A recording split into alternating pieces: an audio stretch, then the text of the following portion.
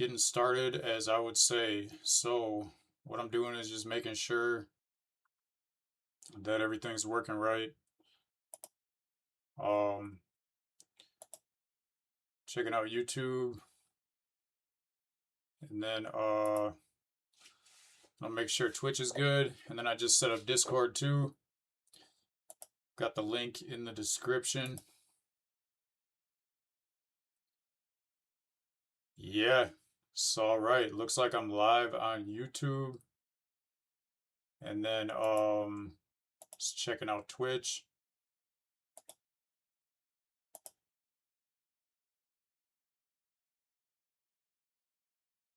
And let's see. Yeah, awesome. All right. Yeah, everything's good. Just got my new setup. Everything's good. Just got a desktop, so now like hopefully you notice a difference at least the quality of the video. I think things will be running a lot faster now and a lot smoother. It was definitely a process setting everything up, but I learned a lot. Just switching over. Like files and stuff from from the laptop to the desktop. Definitely ran into some issues, and I had to figure it out.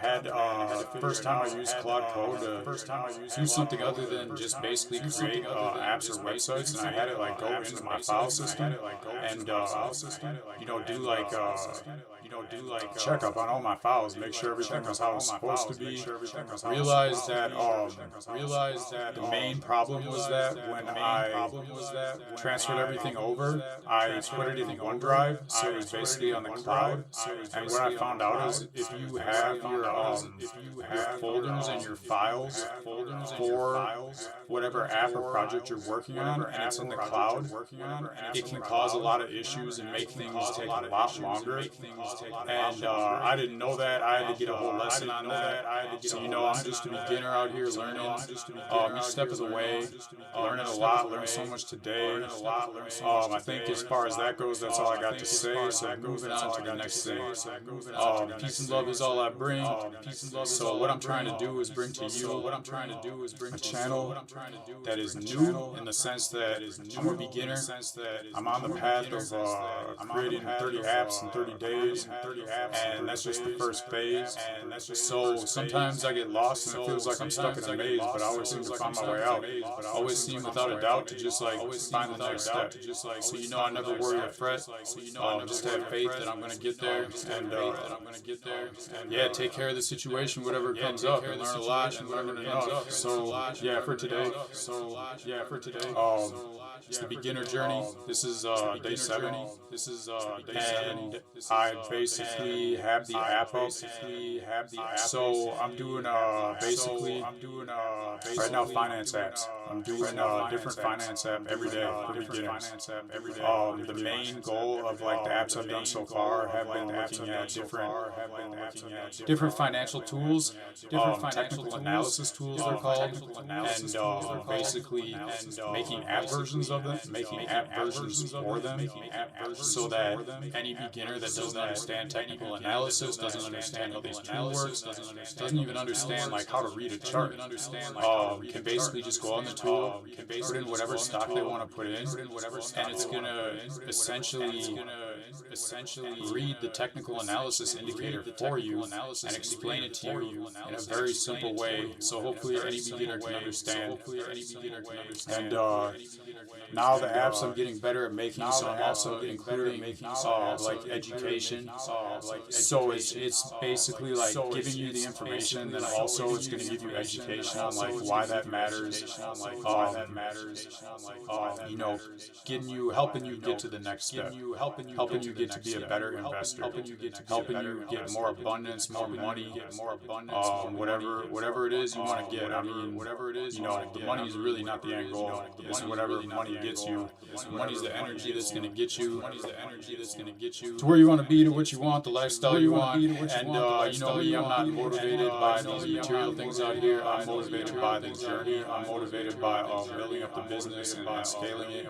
And I'm motivated by living the lifestyle that I want to live. You know, it's like my wealth comes from life. You can't buy life, money can't buy health. So give thanks for health and strength every day. Abundance mindset, as I would say. So you know, there's enough out here for everybody, more than enough. Everything is great. Just gotta believe and you can achieve. Whatever it is that you want.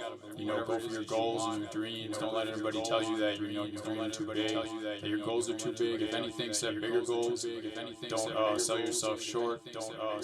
So what I'm doing is this challenge, and basically, I'm gonna show you the app I made yesterday, and that is gonna be.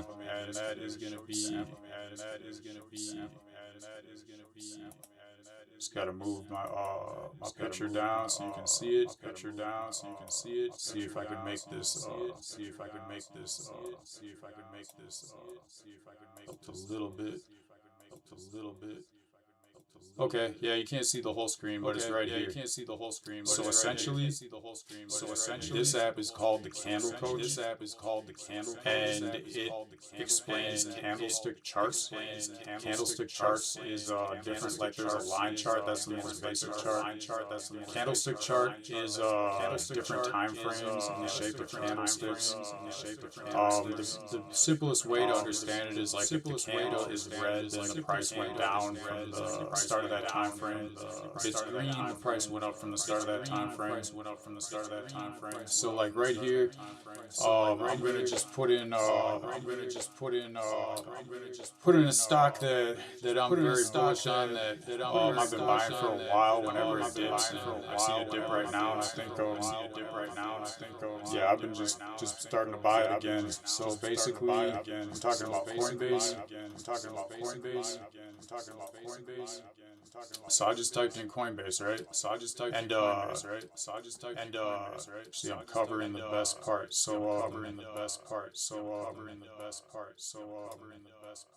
Yeah, I'm gonna have to look into this. This is like, I don't know how you guys are seeing this, but on my screen, it's kind of like inverse or like backwards.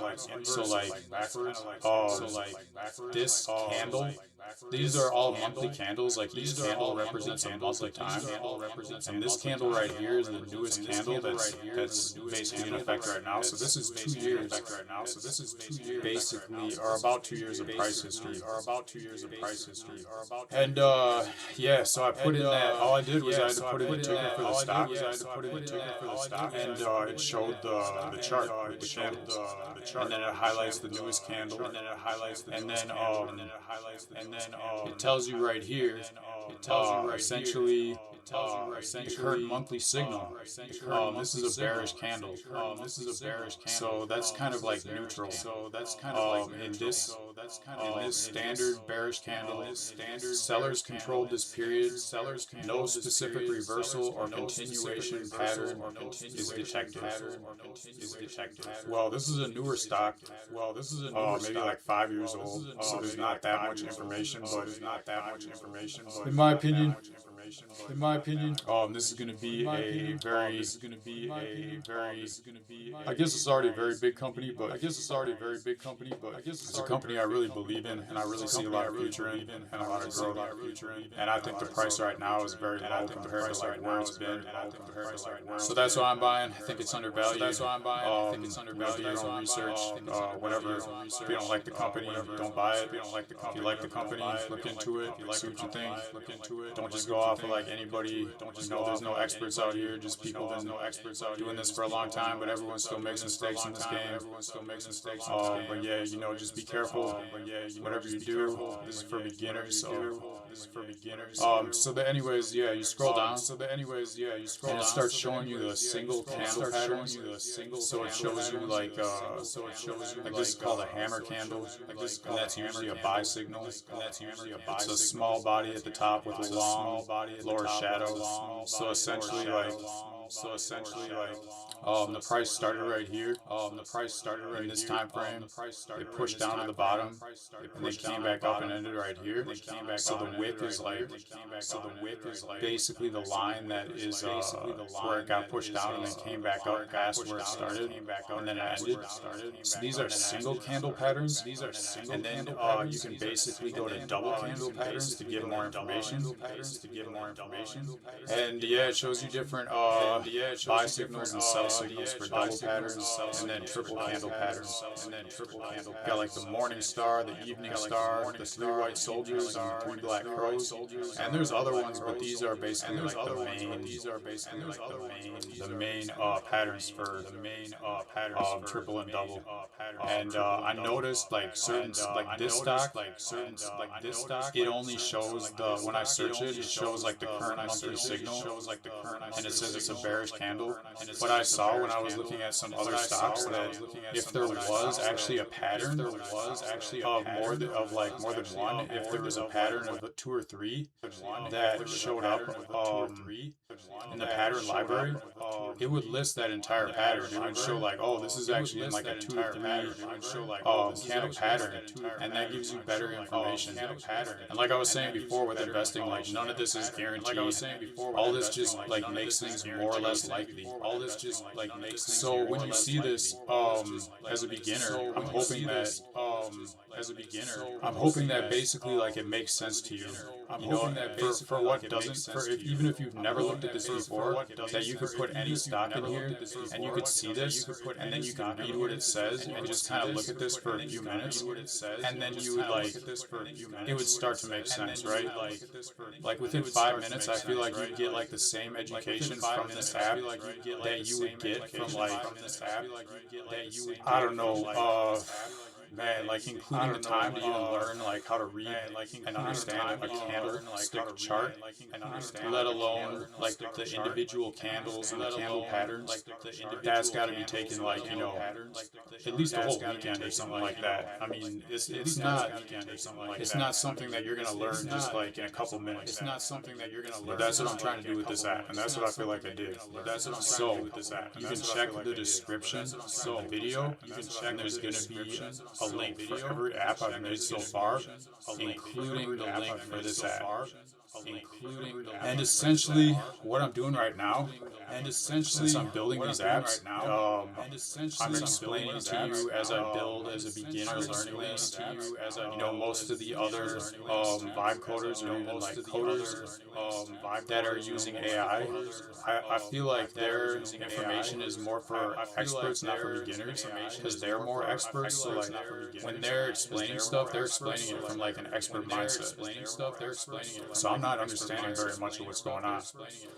So this is like my journey, like just from beginner. Like I built like one app and I spent like a month learning this stuff. I knew nothing about this stuff before I started this challenge. And I'm really just like going through and trial and error. And I'm seeing people have been very helpful.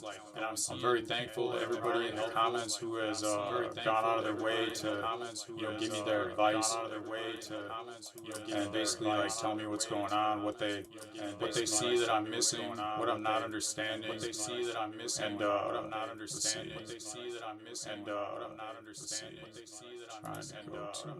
chat. All right, cool. So yeah, check out the description and check out all the apps there.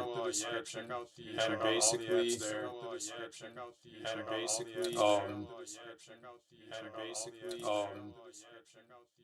basically, I think that's about it. For the introduction. So, yeah, that's the newest app I made last time. Now I'm about to start the process. Making the next one, and yeah, it's gonna be fun. So yeah, here we go. Going with the flow, staying. Here we go. Going with the flow, staying. Here we go. Going with the flow, staying. Here we go. Going with the flow, staying hydrated. And I'm just gonna erase everything I did last time. And I'm just gonna erase everything I did last time. And I'm just gonna erase everything I did last time. And I'm just gonna erase everything I did last time. And I'm just gonna erase everything I did last time.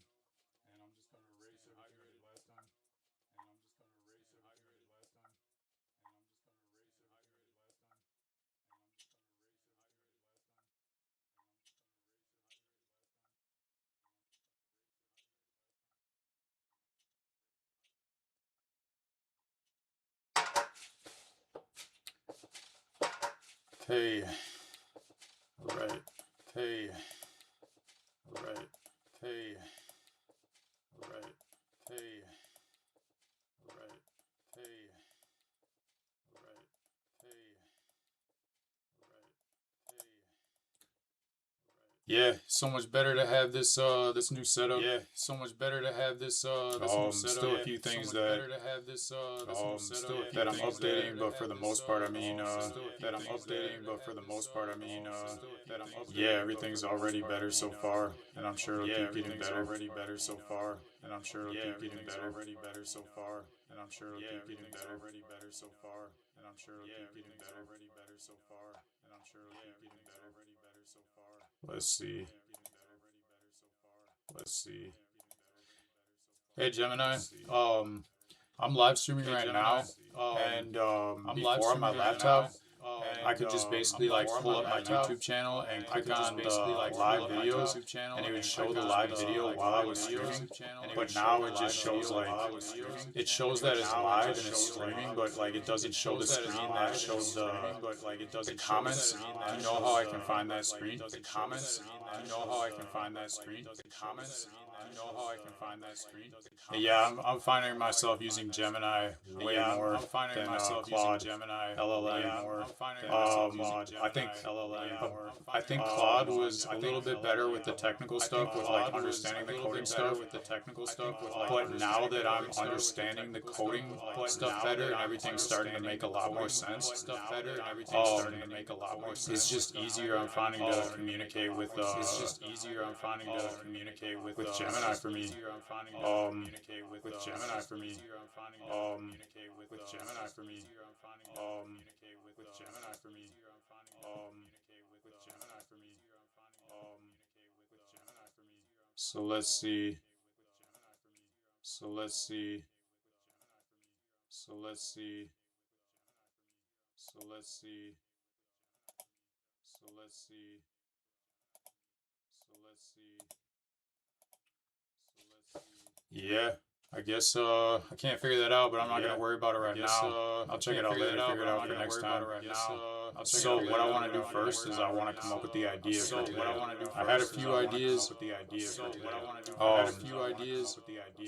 I was thinking kind of like the next logical step of as far as like value for different trading indicators or so I mean it could be for trading or investing or like buying, and I think beginners probably shouldn't really be like trying to trade.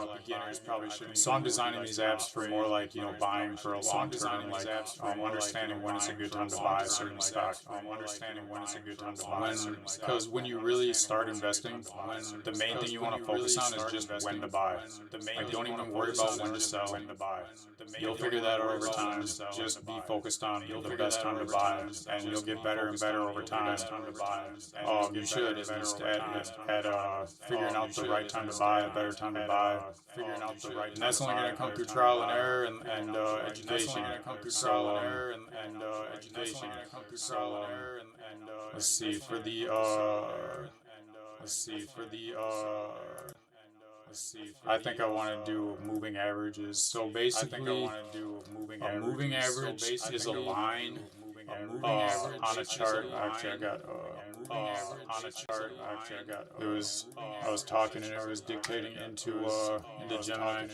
I'm just trying to talk to the stream right now. So if you look at a chart like I just showed you that candlestick chart, for example, a moving average shows up as lines on the chart. And it's usually like a 200-day moving average. I think is kind of the main one. There's a 100-day average, there's like yearly. So like that's going to be an average of like how the price has been moving over time. And a lot of times what happens is these lines will cross, and that's usually like major signal to buy or sell for investors. Not only that, but say the price is like on top or below of a line, it usually tells you like what trend it's in. So like a lot of times, like when something's going up, it'll stay above like a certain moving average, or maybe even all the moving averages. And then when it starts to go down, it breaks through the moving average. So then you know, okay, it just broke down across this moving average, and that's another signal a lot of people use to know when to buy or sell. So what I want to do is I want to create. Basically, I think I'm going to start talking to Gemini now for this part. Hey Gemini, I'm ready to start making the next app. Gemini, I'm ready to start making the next app. For the next app, I want to do something with moving averages. My idea right now is where someone can type in the name of a stock, type the ticker, and then I'm not really sure yet exactly how this is going to work, but I would like it so, maybe it shows the chart, preferably a candlestick chart, and it shows different moving averages. I'm guessing the 200 day is the most important.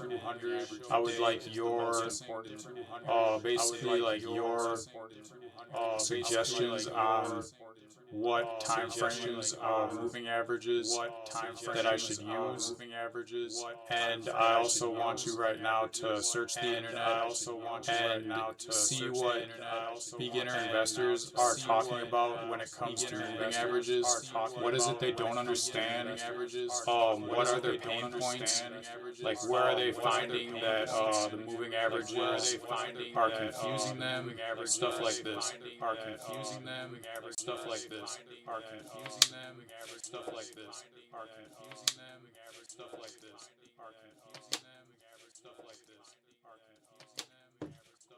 Alright, Gemini is saying, this is an excellent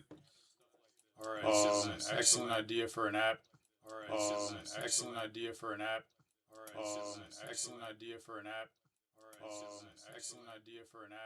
And let's see.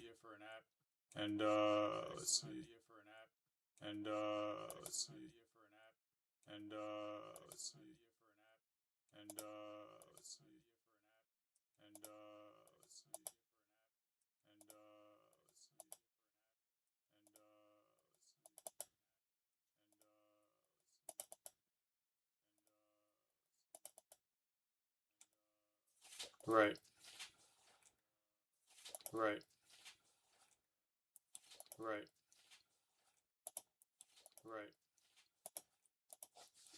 Moving averages are the bread and butter of technical analysis, but most beginners use them wrong.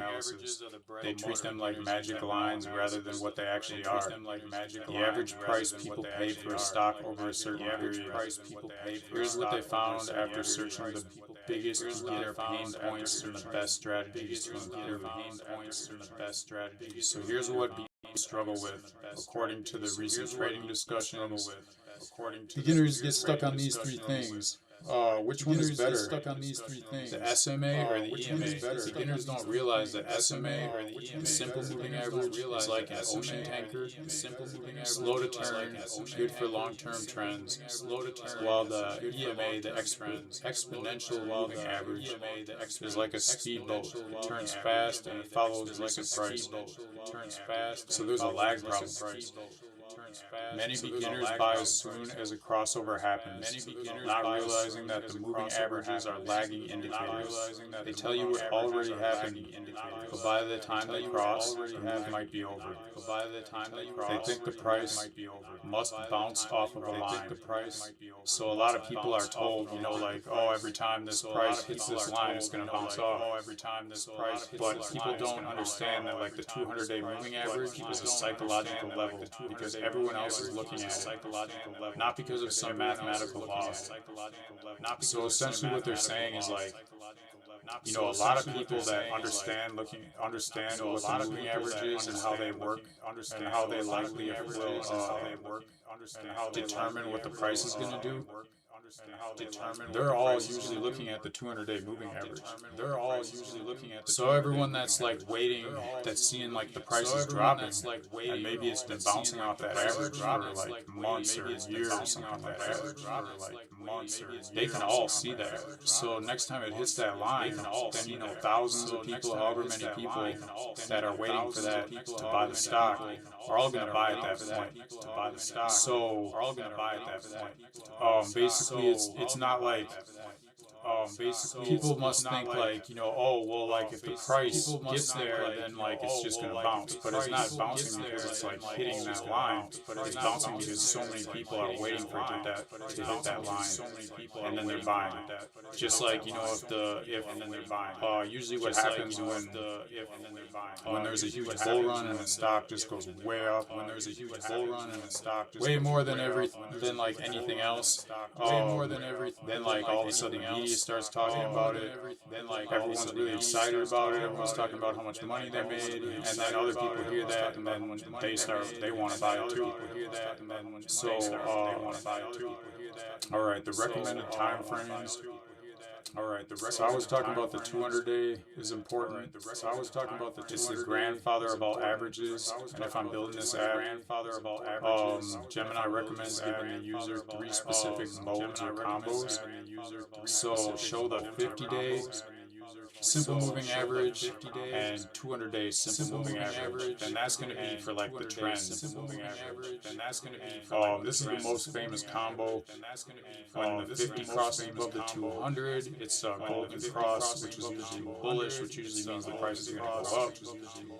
When it crosses below, it's known as a death cross, and that's usually bearish, meaning the price would usually go down. And they're talking about using the EMAs for trading. So for like the swing trader or the day trader. However, because this is a beginner tool, and I want to keep things as simple as possible for beginners, I'm only going to do the SMA. So that made me decide right now. This tool is just going to show the 50-day SMA and the 200-day SMA, and I wanted to like give some education, and maybe even, if possible, some kind of back testing. And what back testing is like it could look at the stock in the past and determine similar like moving averages crossed, or you know, say a price hit a moving average, like what percentage of the time did the price react to that? What percentage of the time did the stock bounce off of that line? What percentage of the time when the lines crossed did it actually mark change in the trend from like, you know, a long time going up to a long time going down, or vice versa? And Gemini's suggestion for the app, and the moving average master is the name. That's not bad. It's better than a lot of the other names, because with the name I want it to be simple so people understand. But I think I would want to change this name so that it indicates like that it's showing you a trend. Like it indicates that it's about moving averages, and I want the name to indicate that it's going to help you identify trends. So to make this better than just a random chart, we should add educational overlays that explain what's happening. They want to do like a golden cross or a death cross alert. Instead of just showing the lines, have a pop-up or a label that says, you know, this is a bullish signal, or this is a bearish signal, And for another feature, they're saying do a distance from the mean. And for another feature, they're show a stretch meter. If the stock is 20% above its 200-day moving average, it's overextended like a rubber band. And for that, I think that's going to be like, maybe I'll incorporate it later, but I already did an app for Bollinger Bands. and the link is in the description. And that's essentially like Bollinger Bands. So essentially like I think it'd be better, easier for beginners to understand if they just like use that app in addition to this app. So you could go on here and like I've got like I don't know 5 or 6 apps so far, and I mean you could put the same stock into like each app, and it's going to give you, the more apps you put it into, the more tools it is going to explain. It's going to give you a much better idea of what's most likely for the future of the stock, essentially when you want to be buying it. And another note is that with all these tools, I'm using APIs that are free right now. So these APIs are essentially like the data I'm getting for like the chart, for the technical indicators, and when it sends the information over, the free version only gives me a certain amount of times I can search per day per app. And that's cool right now because like these are all free. Like as you guys, whoever is viewing, whoever is in the audience right now, I'm just letting you guys use these apps for free right now. And as I build them out more, I mean my plan is to monetize this when I get them right. And I'm hoping that in exchange just for being able to use these, if they provide you some value, or if you're confused about something, or if you want something extra or want something different, just leave a comment.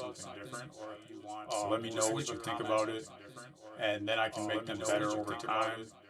And once I feel like they're all really dialed in, and I can, probably get them all in like one platform, and maybe links them together. I'm not sure. I'm not there yet. But then I would go about monetizing it. And you guys are early to see what I'm doing, so it's free for you guys right now.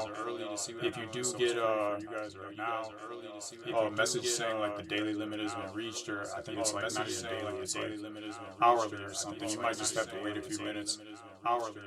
And then try again. And I'm thinking also too, what I did for this last one is if the daily limit's reached, it'll just give you like fake data. It'll say on it like the daily limit's reached, here is fake data, just so that you can just get an understanding of how the tool works, and like an education on how the different technical indicators work and can help you. Okay, so yeah, Claude is saying, does this sound like a good starting point? If I like the power combos idea, I can give you the prompt to start building the classic candlestick chart with the 500 and 200 day moving averages first. Yeah, that's what I want to do is like start with the main feature. And one of the biggest mistakes I've made with previous apps is trying to do too much at once. What I found out is like, the more background information that you give the AI about what you're trying to do, the better it's going to be. However, you'd want to give it a ton of information about like about the simplest thing, like one thing at a time. Like start with the main feature, give it as much information you can about that, have it make that, make sure that that works right, then add the next feature. Because otherwise, you get charged tokens, essentially when you're Vibecoding and when you're building. So what I was doing before was like, trying to do the whole app would take a long time, not even to do the whole app, like 10 minutes was like a long time for me, because usually the apps, like I was building these features in like 2 or 3 minutes, like Vibecoding. So I was like, whoa, this one's taking like 10 minutes. And it's taking up like, maybe 2 to 3 times the amount of tokens that it's usually taking up. So I was like, that's strange. And then what I found out was like, okay, it's trying to do the whole thing at once. It ran into a lot of problems. I had to fix a lot of bugs. And then like the app wasn't even like how I wanted it anyway. So I had to go and like delete things that I already paid tokens to make, and then that cost me more tokens just to delete things, and then put things in different spots. So essentially, Yeah, it just took a lot of extra time and a lot of extra tokens. You just learn it as I'm going. And explaining you how it's flowing, so that you can be knowing how to get there too, and do what I do. And like I'm saying, this is I'm only like a little bit more than a month into this journey. So everything you see me doing, if you're a beginner, you're really only like a month behind me. And I mean, I know I learn quick. I'm always like, I'm like spending the majority of my time always for so many years, just like learning stuff. I already knew like technology. I've been like investing for a little bit over 10 years now, I would say. And I've been like definitely getting better every year.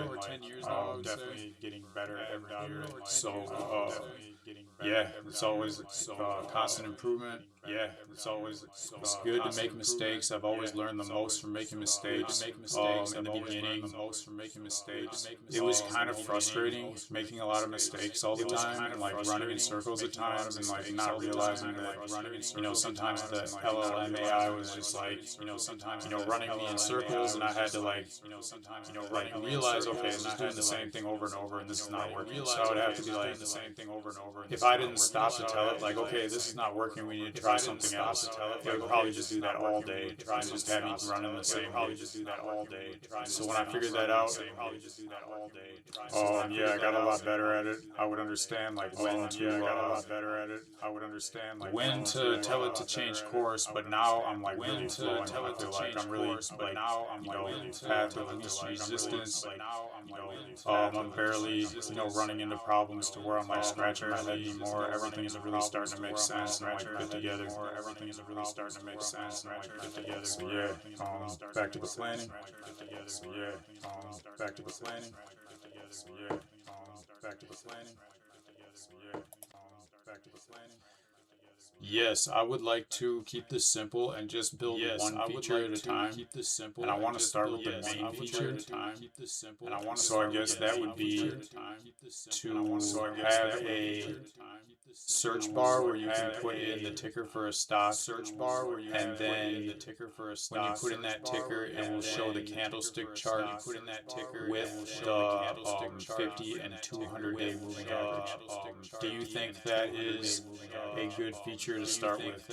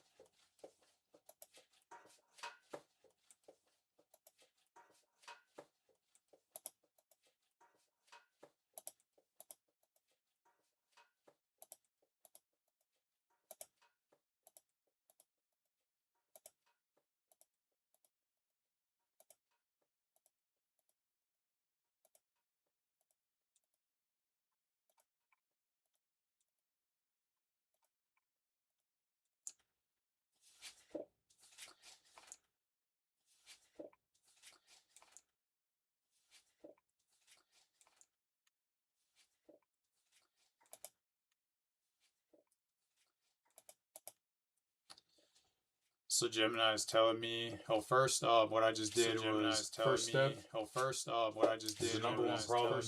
So beginners are confused about moving averages. This is like the home base for the whole app. And if you can get a user to type Apple, you can instantly see the 500 and 200 day lines crossing. You've already solved 80% of their confusion. So based on the research, the biggest aha moment for users is seeing where the lines cross.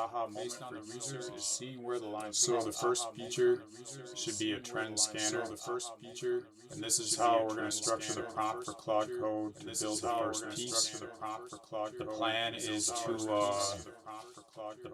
have a search input, a clean bar at the top for the ticker, candlestick chart using lightweight charts, the gold standard for speed, two overlays, a blue line for the 50-day, simple moving average, which is like usually represents the short-term trend, and an orange line for the 200-day SMA, which is usually known as the institutional trend, and then auto calculation. That will fetch the price data and calculate the averages on the fly. Not really exactly sure what they mean, but I think that is calculate the averages. Yeah, I don't really understand what they mean by that.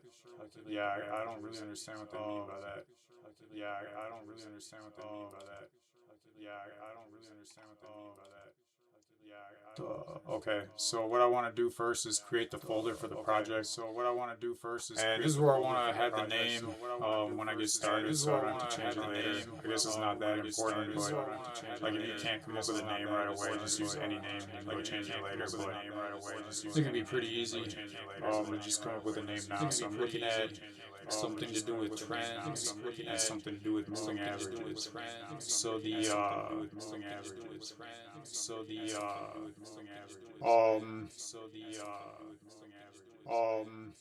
like I like trend friend. Yeah, that's a business name right there, like the trend friend.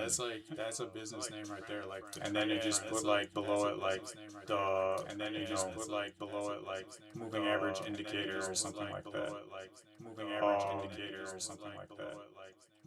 So yeah, I just want to clarify that last thing about the auto calculation and let Gemini know about the name. Alright, Gemini. Gemini, can you hear me?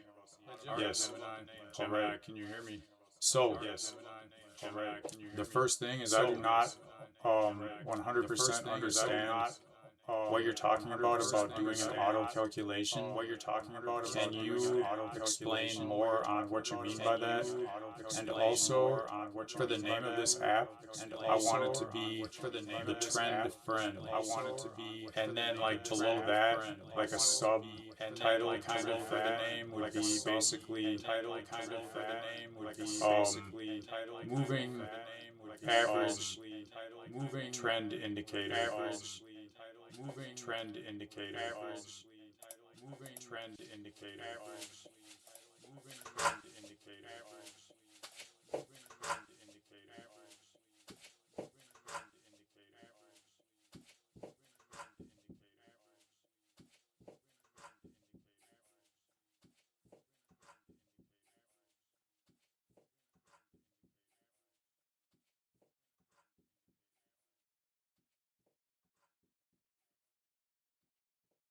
Uh, the vibe was the vibe was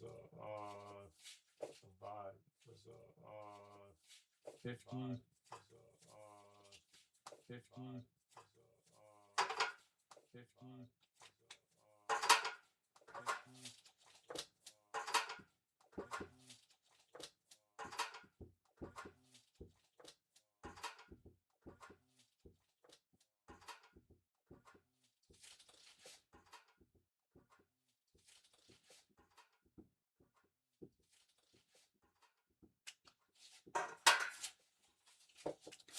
Okay, so I wrote down the vibe, and that's basically. It's going to be like a 50 and 200-day like a moving average indicator. The name I wrote that down. And also for the vibe, I do have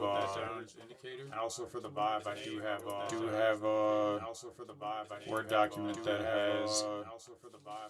Need to move these over to like a Google Drive or something. Yeah, that's another thing I should do is make like a is kind of like a Google Doc on probably Google Drive, so it's like just saved on my Google account, and it'll have like all the different prompts that I'll have for like the design stuff mainly, so that all these apps can kind of like share the same design, so that when I do get to the point where I'm like, linking them together, that it all kind of flows together. Linking them together, that it all kind of flows together. Linking them together, that it all kind of flows together. Linking them together, that it all kind of flows together. Linking them together, that it all kind of flows together. All right. So if you're just joining in,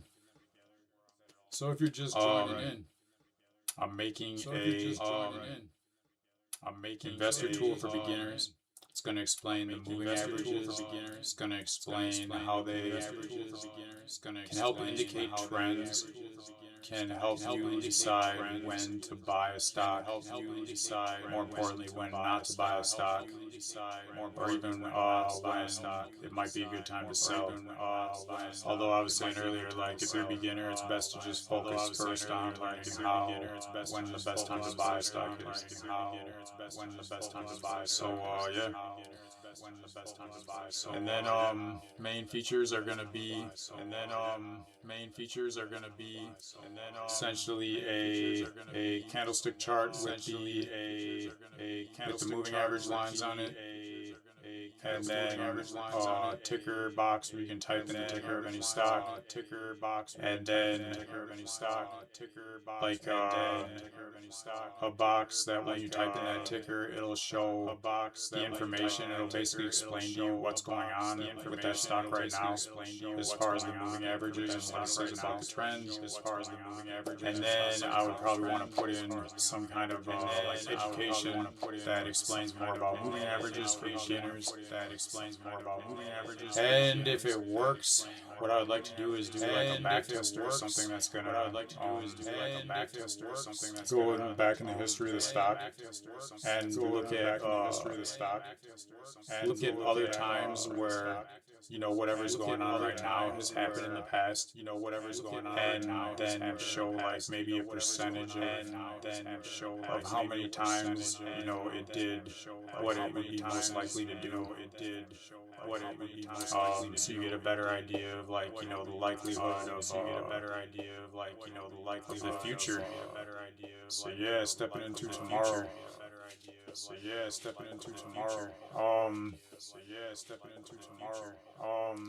Okay, Gemini's saying trend friend is catchy, friendly, and exactly what a beginner needs. Subtitle: moving average trend indicator makes it clear to anyone searching for tools what exactly this app does. And the auto calculation that I didn't understand what they're saying. So like the data you get from an API, like Yahoo Finance usually only gives you the raw numbers. The price when it opened for the day, the high for the day, the low for the day, and what it was at the end of the day when the market's closed. It does not give you the moving average lines. Auto calculation means you write a small piece of logic that does the math for the user automatically the second the data arrives. I mean, yeah, that's what I was already. I kind of feel like that's the first. The same thing as the first feature. So think of it like raw data. Imagine you have the last 200 days of Apple stock prices in a list. Find the day's 200 stock prices in a list. To find today's 200-day moving average, the app adds up all 200 prices and divides by 200. Oh, I think they're just saying like how they're getting the. I think they're just saying like how they're getting the. How they're getting the. Okay, I see what they're saying. So what they're saying is like my API that's going to hook up to like a financial site that's going to give me the information. Most likely does not have the actual moving average information.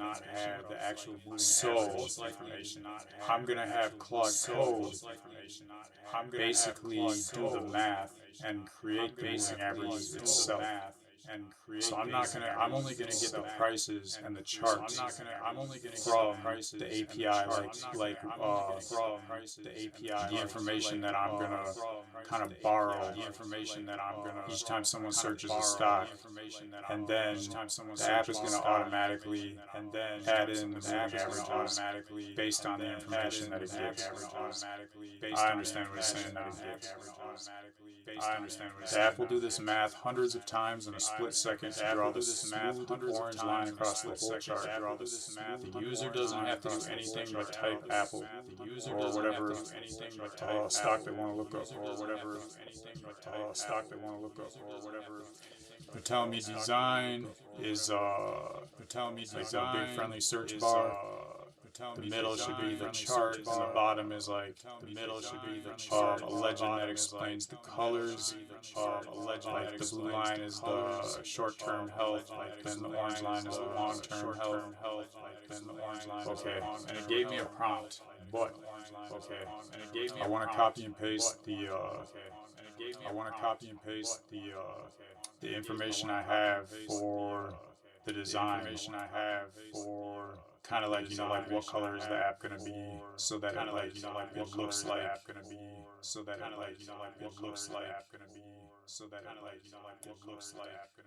looks like the other apps that I've made, so they all kind of like fit together.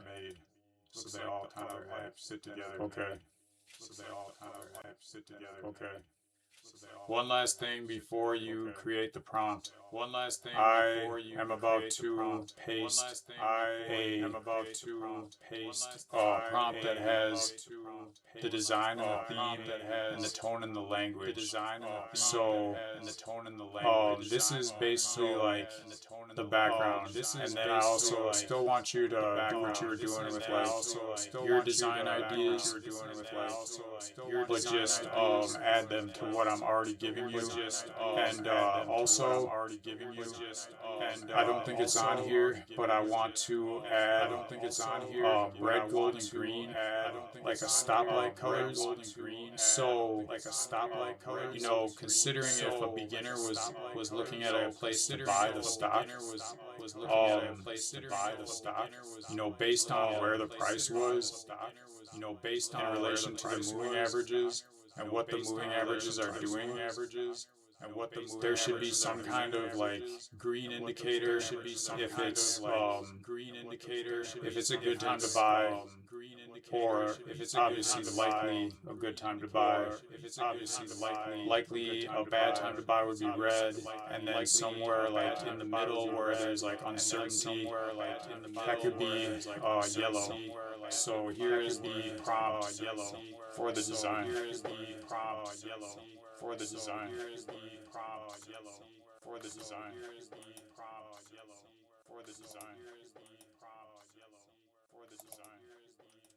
And also in this prompt, like the tone and the language, the main thing that I'm trying to do here is make sure the beginners understand that like these tools do not definitely like 100% tell you what's going to happen in the future.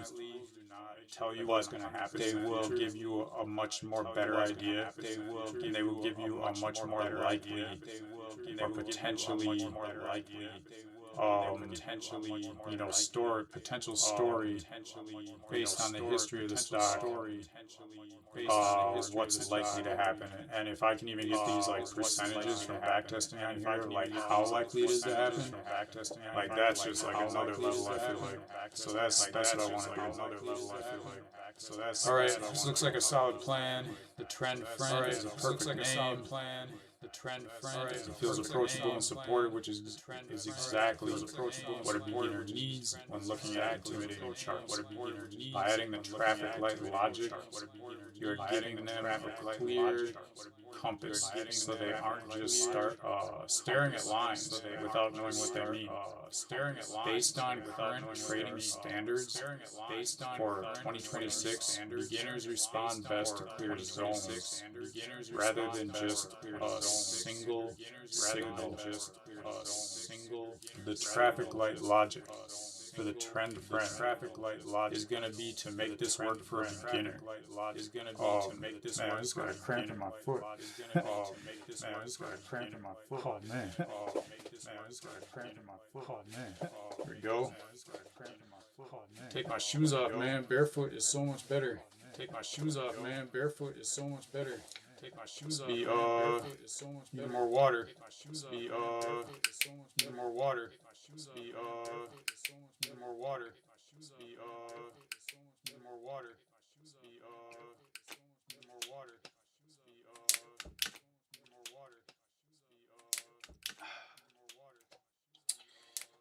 So yeah, the traffic light logic.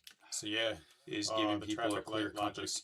So yeah, is this way they aren't just staring at lines without knowing what they mean. This way they aren't just staring at lines without knowing what they mean. This way they aren't just staring at lines without knowing what they mean. So yeah, green is going to be likely bullish if the price is above both 50 and 200-day lines, and the 50-day is above the 200-day line. That's another major thing. Is that's the 50 days above the 200-day. 50 days is usually more likely that it's going to continue to go up. So for yellow, if it's uncertain or neutral, so for this is usually when the price is between the two lines. So for this is where the lines are just crossed and are tangled. And for red, likely bearish, is when the price is below both lines. Or the 50-day has crossed below the 200-day, known as the danger zone. Okay, known as the danger zone. So here's the fully refined prompt for the build.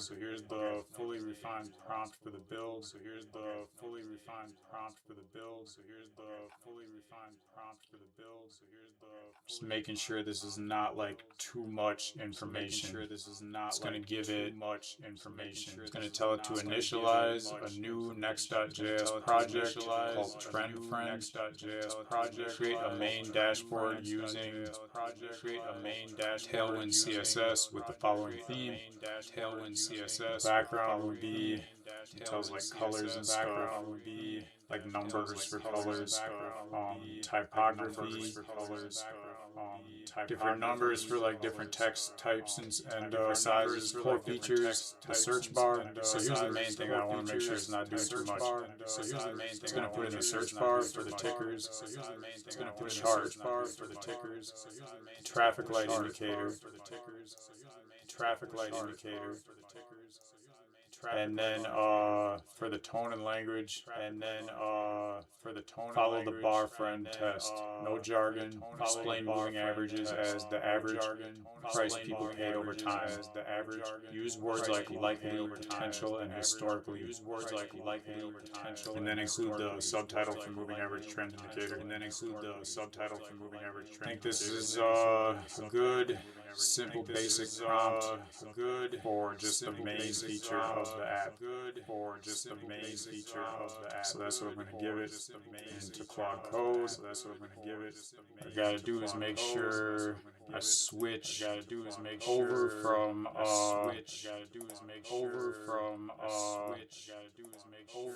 the last project I was working on, which that folder is still open in Cursor. And yeah, I'm also finding that like when I first got Cursor, I would switch between Cursor and Claude Code. Here's the Cursor window. Cursor is much simpler. Like it explains things slower and more for a beginner. Claude Code moves a lot quicker. And it doesn't really explain so much of what it's doing, or even when it does, it moves kind of so quick it's hard to read to see what it's doing. But now I'm finding really like way quicker than I thought. I'm just barely even using Cursor anymore, and I'm almost always using Claude Code now. And I feel like once I really feel like I've got Claude Code down really good, then I'm going to start trying like Codex from ChatGPT and some of the other ones out there too. But I just want to like learn them one at a time. Feel like I totally understand it, and then when I like start the next one, I'll have a much better idea. Basically, like how they compare, than like switching between different programs right now. been like switching between different programs right now. Oh yeah, I just gotta close the right now. Oh yeah, I just gotta close the right now. Oh yeah, I just gotta. So I'll close this folder. Oh yeah, I just gotta. So I'll close this folder. Oh yeah, I just gotta. So I'll close this folder. And then gotta create a new folder. Gotta create a new folder. It's gonna be trend friend. Gotta create a new folder. It's gonna be trend. So yeah, and they instructed me like a way better. Like I just had all these. Instructed me like a way better. Like I just had on my desktop before. And Gemini, I believe it was explaining to me the way like a professional web developer or app developer, any kind of developer essentially, would organize their folders. And they're saying do it on this PC, the C files in the operating system, and all the folders are in a main folder called dev. And then in that folder there's a folder called apps. And then in the apps folder is like all the apps I'm making. So each time I add a new folder, I'm putting it in that folder. So each time I add a new folder, I'm trend friend folder. So each time I add a new folder, I'm trend friend folder. So each time I add a new folder, I'm trend friend folder. So each time I add a new folder, I'm trend friend folder. And then I can just drag that. See, so you can see this. Yeah, I can just drag that right into cursor. And now cursor is in the folder for trend friend. That reminds me, should I have it create the file folders with Claude Code before? I think in the past the first thing I'd always do was have Claude create all the different file folders. But I'm wondering if that's even necessary. If I can just have those created as I'm building it. So I'm gonna ask Gemini. I just remembered that usually when I start, the first thing I do is have Claude Code create all the like the subfolders, I think they're called. I just created the main folder called Trend Friend, and that folder is now opening cursor. So do you think that before I give it the prompt to get started building the app, I should give it a prompt to create all the necessary folders first? And if so, can you create that prompt?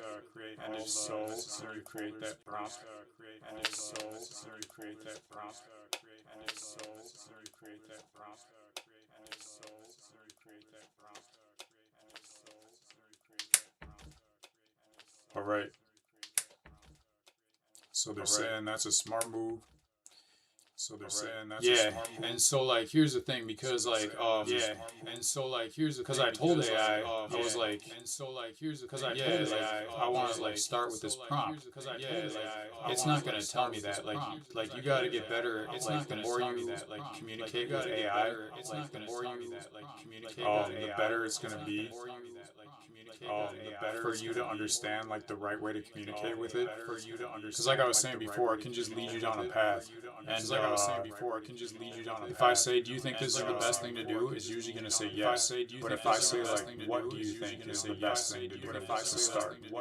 Then it would have probably told me, here's a prompt to create the folders.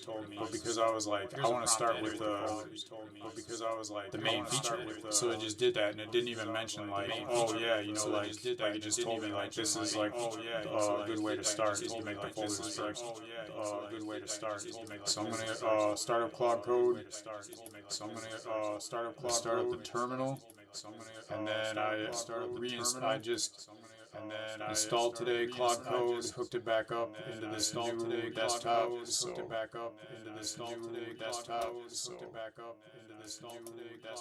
type Claude, Claude, and it said welcome back, Nate. See, gonna give it the folder structure prompt.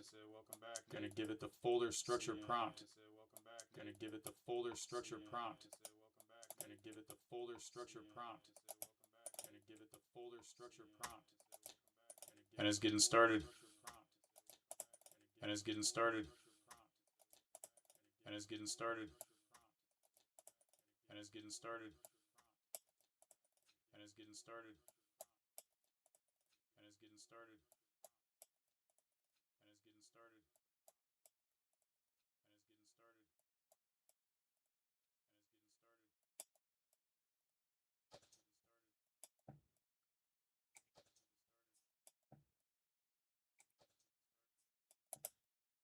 And it'll just like stop after like one task, and it'll just like see, it's showing me like different tasks, and it'll just like see, it's showing me like, and it'll be like, stop. Do you want to proceed? Yes. You can also hit yes and don't ask me again until like this whole prompt kind of thing is done.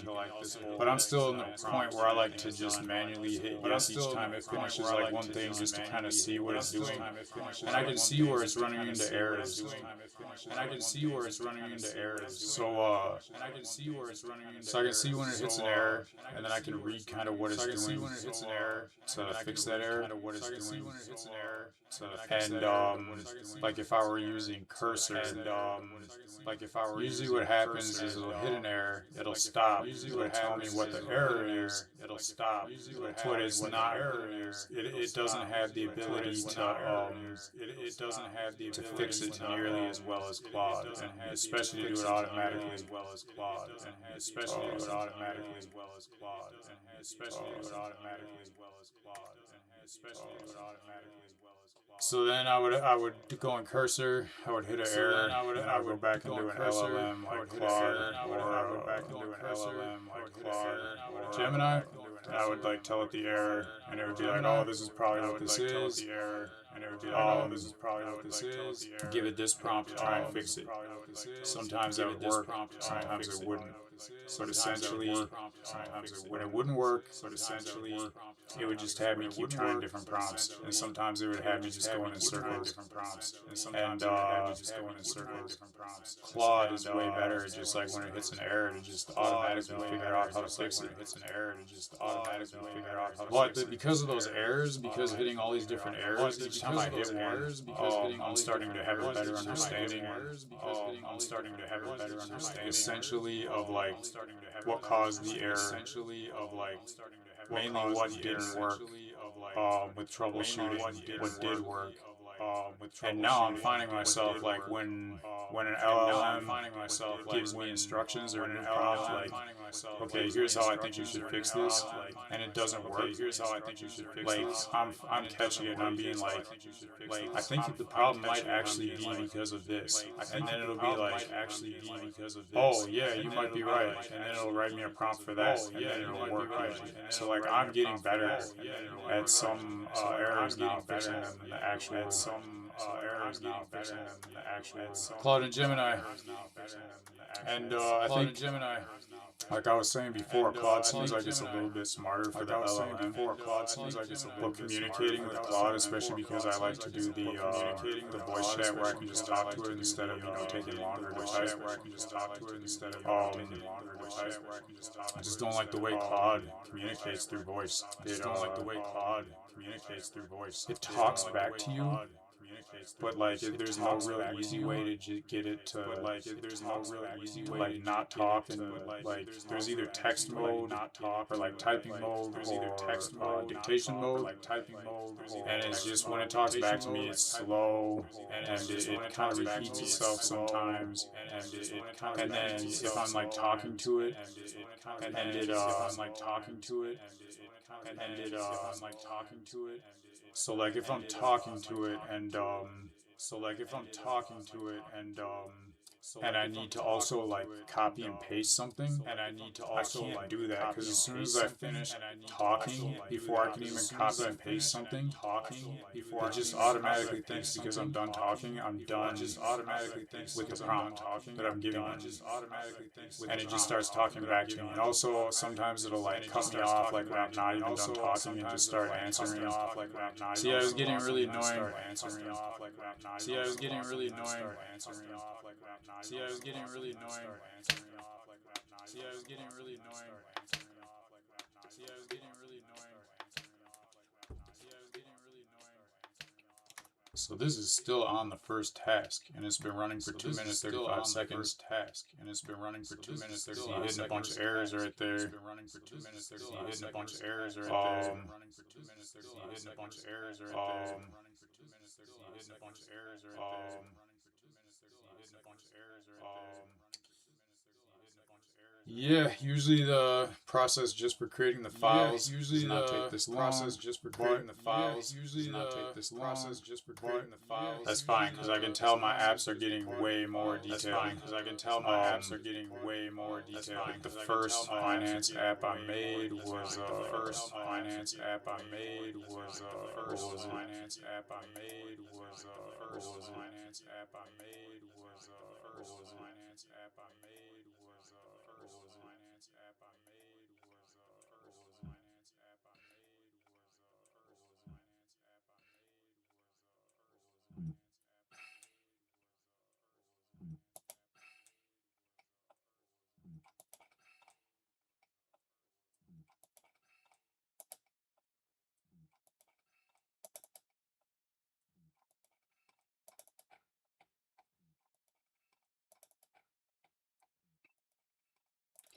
So the stock hype checker, and that was for relative strength index checker, and that was for relative strength index checker, and the relative strength index is the RSI tool. Is the RSI tool, and that tool is essentially going to give you like a number. Is essentially going to give you like it's very simple. You just search the name of the stock. It's very simple. Give you the RSI number. It give you the RSI, and then it would tell you like green. That's usually a good thing. Yellow. That's kind of like indecision. A good thing. Yellow. Probably better to wait. And red. RSI is not looking too good. Red.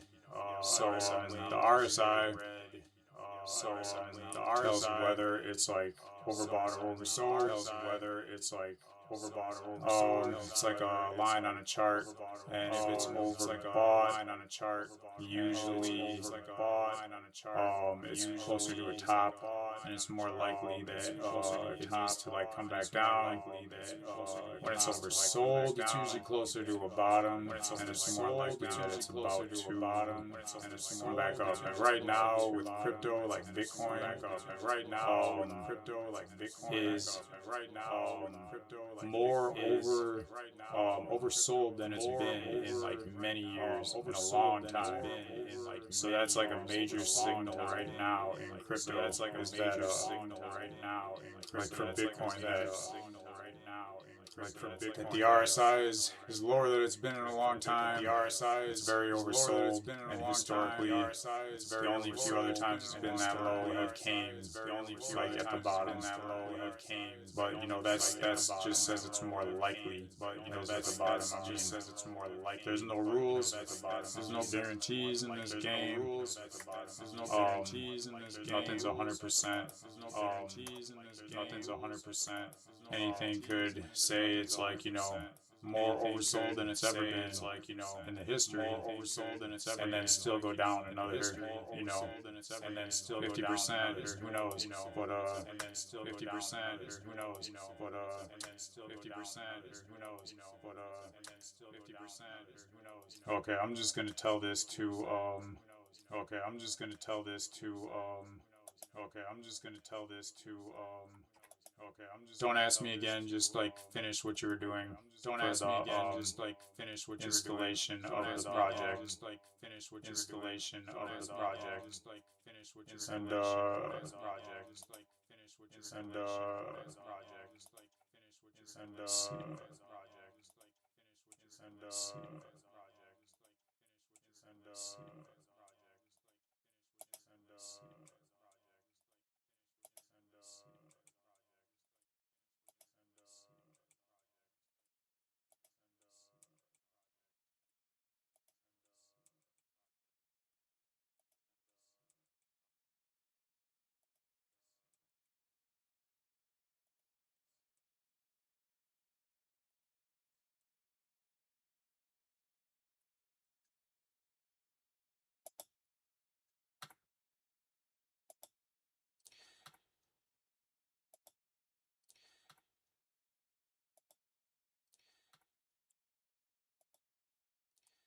I see what it's doing, why it's taking longer. So it's building different files for different features.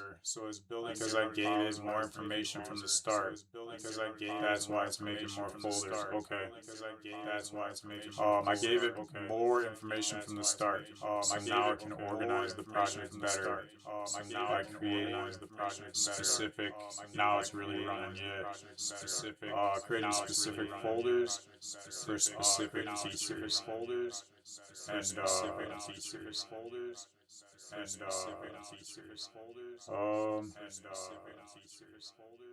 talking about the research it did,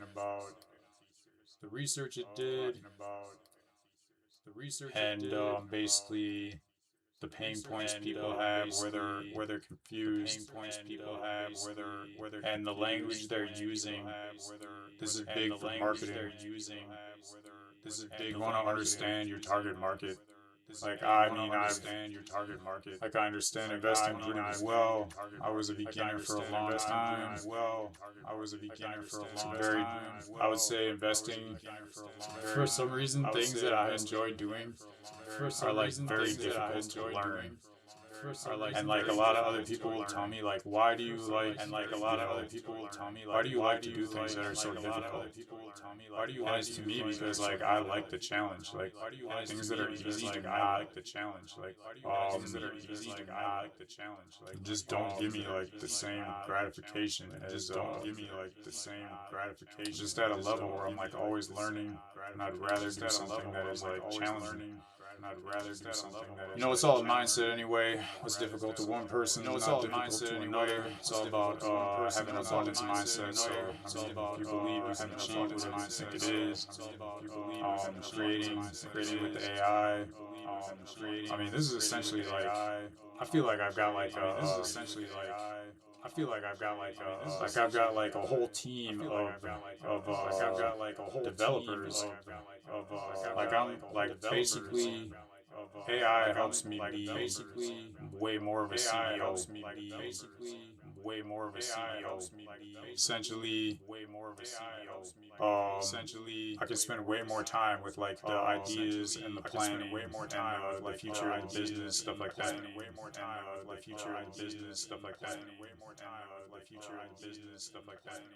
Okay, open the browser, Control Shift B. Okay, open the browser, Control Shift B. Okay, open the browser, Control Shift B. Okay, open the browser, Control Shift B. All right. All right. It says enter URL above. Or instruct the agent to navigate and use the browser. So it's not showing up, so I'm gonna quick ask Gemini. Hey Gemini, the hey Gemini, Gemini, hey Gemini, Gemini, hey Gemini, hey Gemini. Hello, Gemini. Okay. Hello. It says it's done creating all the folders. It's telling me to open the URL that it gave me for the localhost 3000 in my browser to confirm. I've got the browser tab up on on cursor. It says enter the URL above or instruct the agent to navigate and use the browser. Try entering the URL. Or actually, there's no space on top to enter the URL. Or how big the browser is. Can you give me a prompt to have Claude open this localhost in the browser on cursor? In the browser on cursor. In the browser on cursor. In the browser on cursor. In the browser on cursor. In the browser on cursor.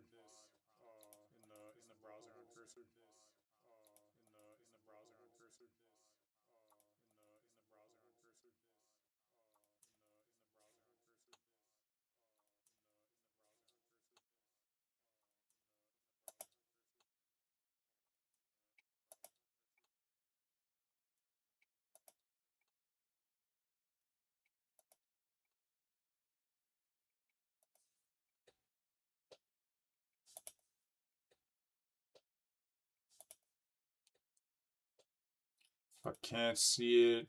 The address bar, it's likely because the agent is controlling the view. It's likely because the agent is controlling. To get Claude to navigate to your app, you don't need to find a space to type. You just need to give it a direct instruction in the terminal chat. Or it's already working. Okay. Or it's already working. Okay. Or it's already working. Easy.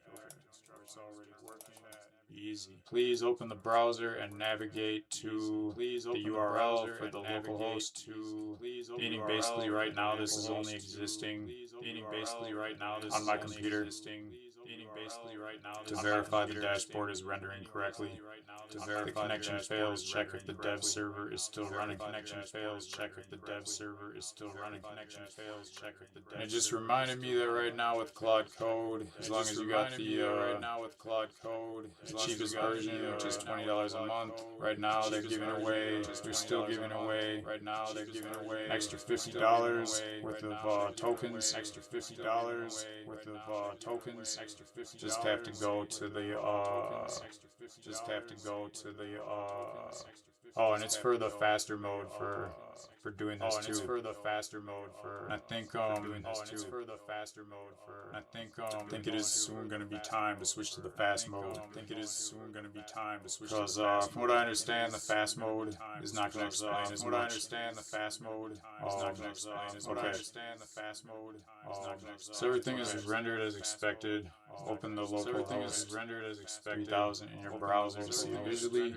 3000 in your browser to see it visually. Try copy and paste. Try copy and paste. Try copy and paste. Try copy and paste.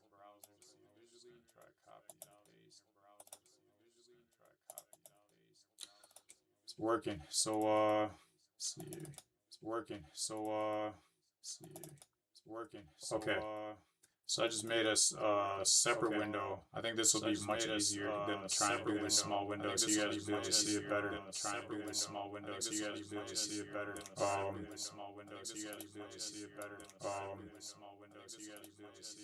Yeah. Here is. Yeah. Here is. Yeah. Here is. Yeah. Here is. So yeah, I don't know if you guys see it backwards on your screen. I don't think it was doing that before my old setup. That's another thing. I gotta check that out for later. That's another thing. I gotta check that out for the note. That's another thing. I gotta check that out for the note. That's another thing. I gotta check that out for the note. That's another thing. I gotta check that out for the note. That's another thing. I gotta check that out for the note. That's another thing. I gotta check that out for the note.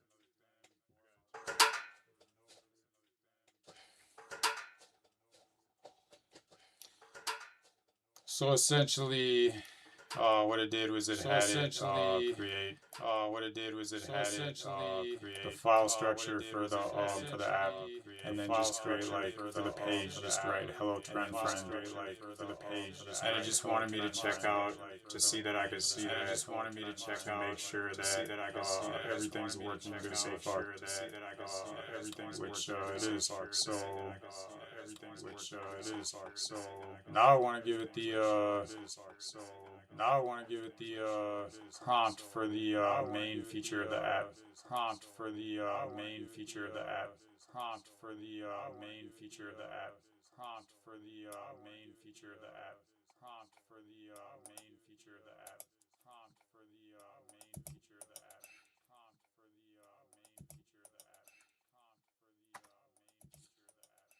Okay, so I'm telling Claude Code to initialize a new Next.js project. Called Trend Friend.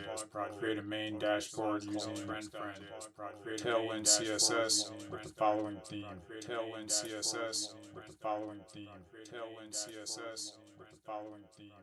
Tailwind CSS with the following theme. Tailwind CSS and and and and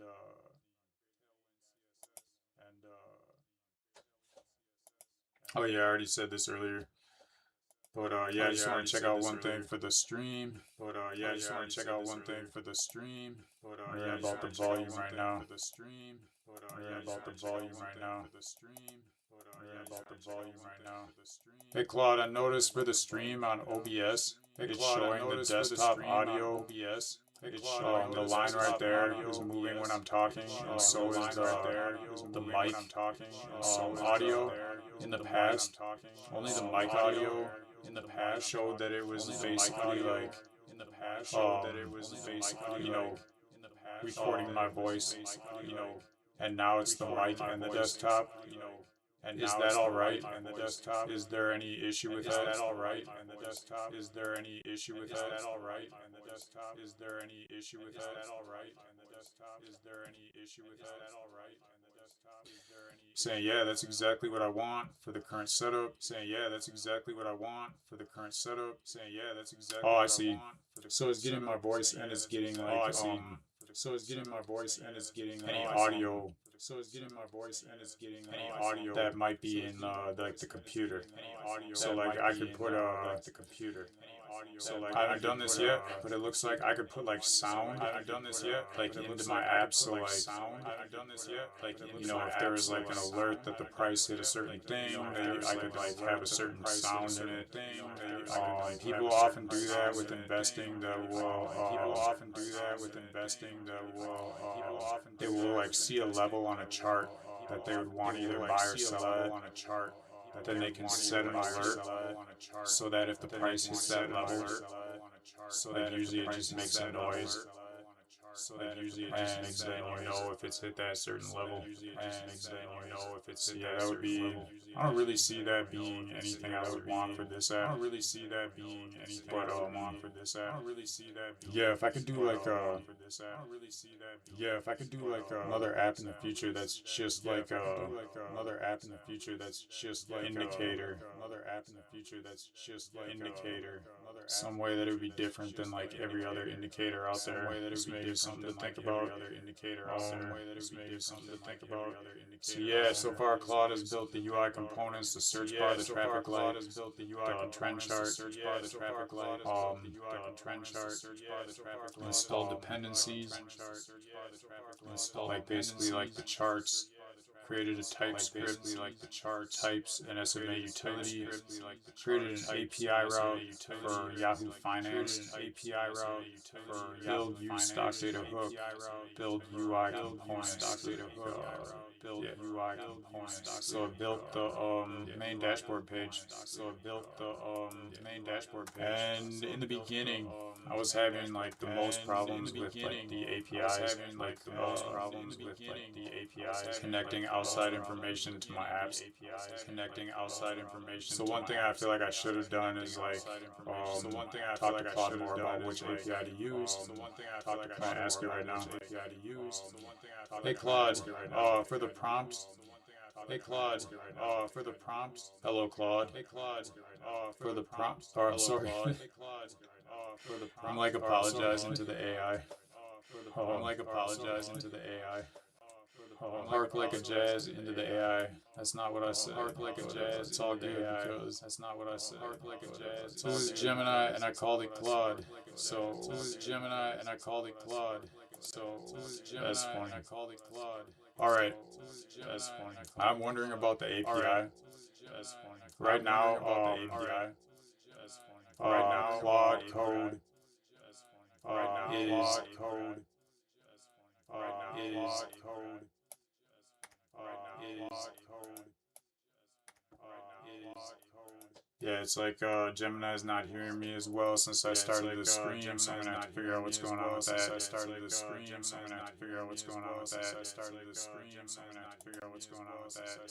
Sorry, I didn't finish what I was saying.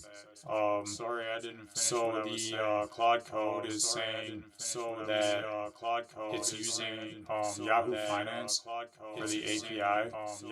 And you were also talking about using the alpha. You were also talking about something for the API.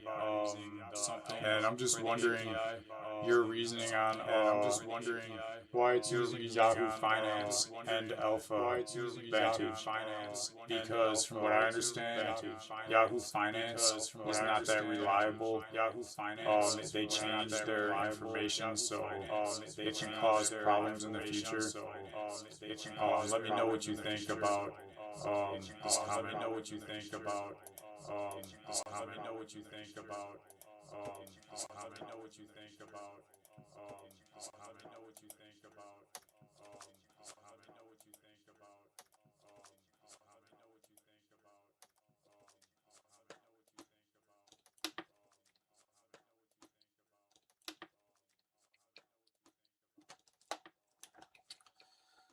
Says I'm spot on to be skeptical. Says my BS detector is working perfectly. My BS detector is I don't know what that has to do with I already knew that, but I don't know what that has to do with this. I already knew that. Anyways, Yahoo Finance is often called in 2026 for dev tools. Yahoo Finance is often called building on sand. Here's the breakdown of why developers still talk about both. Here's the breakdown why I'm right to want something better for trend friend. I'm right to want something. So Yahoo Finance does not have official public API. In a way that's good because I don't need an API key. In a way that's good. What I found is like there's not limits like the other APIs. What I found is free. There's not limits like the other. So there's not limits like the other. So okay, Yahoo Finance. When code uses Yahoo Finance, it's usually using a scraper, like a piece of code that pretends to be a person visiting the website and copies the data. So the risk here is like if Yahoo changes its website layout by even one pixel, the app can crash. It's unreliable for anything beyond a quick 5-minute prototype. And yeah, I think I only used Yahoo Finance in one app, like the very easiest first app I built. So why Alpha Vantage is better? It's a legitimate official data provider. Unlike Yahoo, they provide a contract and an actual API key. They won't randomly change their data format and break the app. The beginner catch. They are free, but they limit to 25 searches per day on the free tier. And then essentially I'm finding that they're only giving me one or two APIs per email address.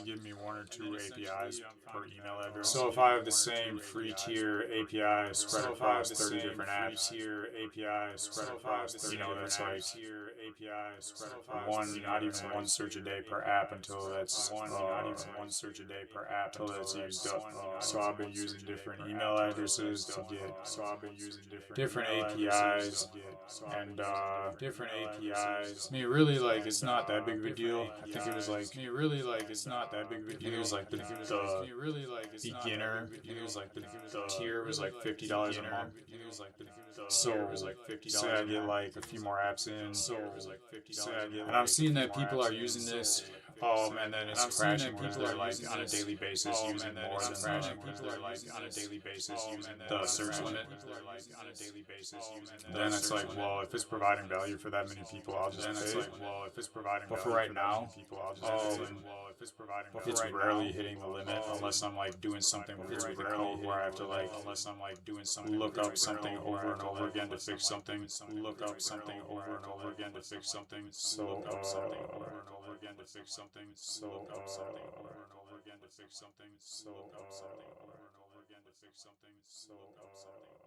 okay.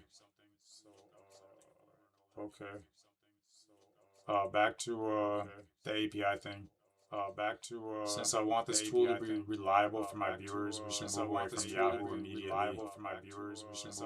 That's what I'm saying. See, I'm glad I caught that, and I wouldn't have caught that. If I hadn't already been building, and then it would have been much more difficult to go over the whole app and change it later than to change it right now.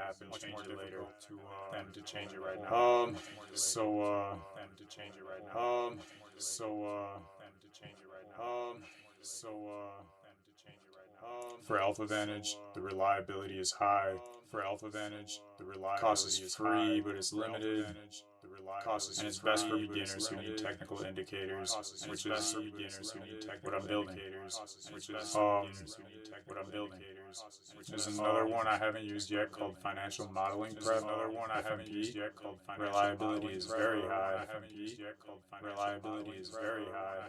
And it looks like they have a free or paid version.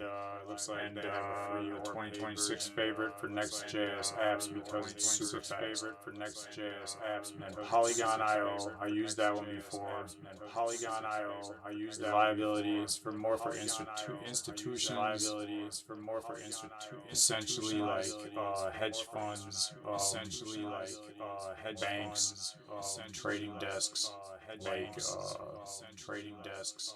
Companies or setups that are trading with like millions of dollars, if not much more than that. That really like the data has to be like really like the data extremely fast. They said no fail. Extremely fast. And I swear I used Polygon one other time, and it was a free API. And it was so that doesn't really make sense what they're saying, but yeah. So I'm wondering about FMP API, but I think that FMP, since Gemini's recommending, that I use Alpha Vantage for this, I'm gonna use Alpha Vantage. I'll just take a note to check out the FMP API later. To check out the FMP API later. To check out the FMP API later. To check out the FMP API later. To check out the FMP API later. To check out the FMP API later. To check out.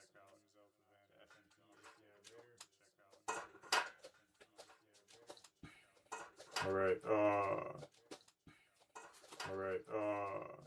So now I think if I go to the browser, the local host, if I go to the browser, the local host, if I go to the browser, didn't even have to update the window. Don't like the design so far, but I can change that. I feel like it's not what I was telling it. The main thing was I wanted like the black background to go with the other ones. So you can't really see the name of it. You can't really see the name of it. You can't really see the name of it. Can't really see the name of it. Yeah, that just looks bad. I want to have it centered too, but like that's. I think the main thing is just like making sure the main thing is just like the functions work first, and then I'll go back over it later and tell it like functions work first, and then what design changes to make. Functions work first, and then what design. So like I search for Apple. So like I search for Apple. Wow, yeah, that's pretty good. Wow, yeah, that's pretty good. I like how it's doing daily candlesticks. Yeah, that's pretty good. Yeah, that's major because you're looking at the long-term trend. Yeah, that's major because you're looking at the long-term trend. Yeah, that's major because you're looking at the long-term trend. Yeah, that's major because you're looking at the long-term trend. Yeah, that's major because you're looking at the long-term trend. Yeah, that's major because you're looking at the long-term trend. Yeah, that's major because you're looking at the long-term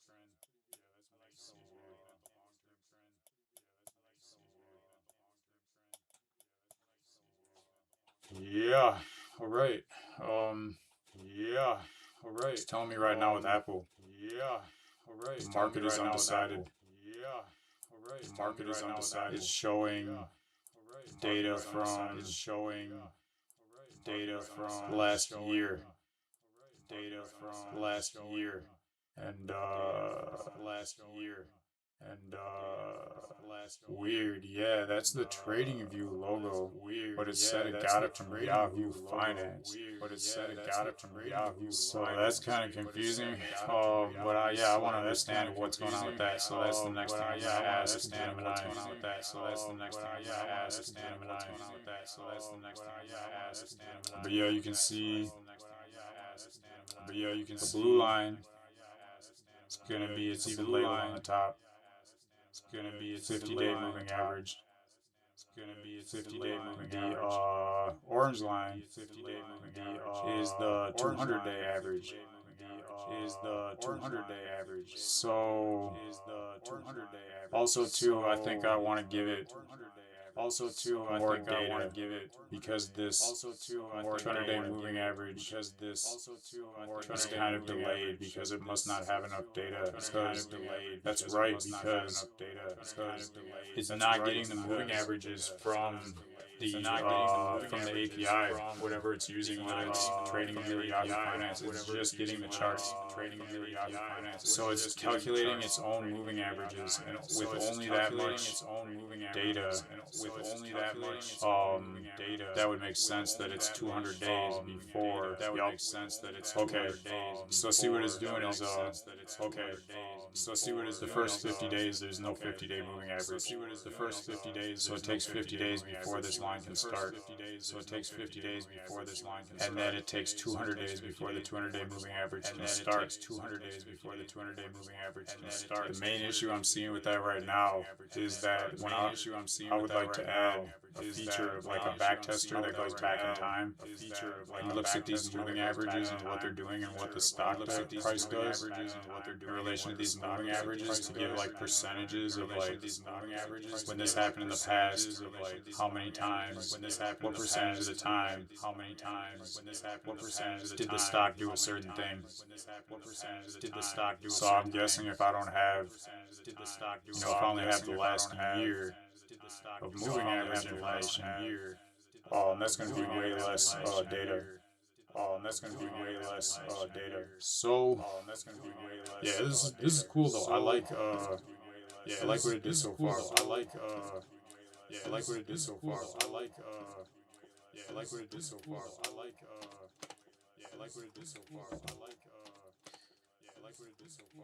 Yeah, and I'm about ready to sit down.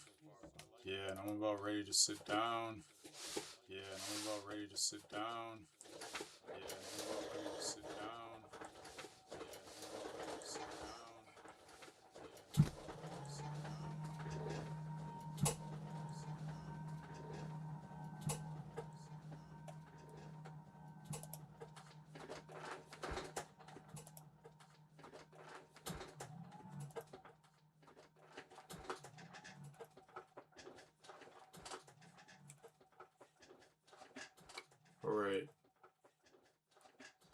Alright. So what's okay? I think what's next? I think what's next? I think what's next? I think what's next? I think what's next? I think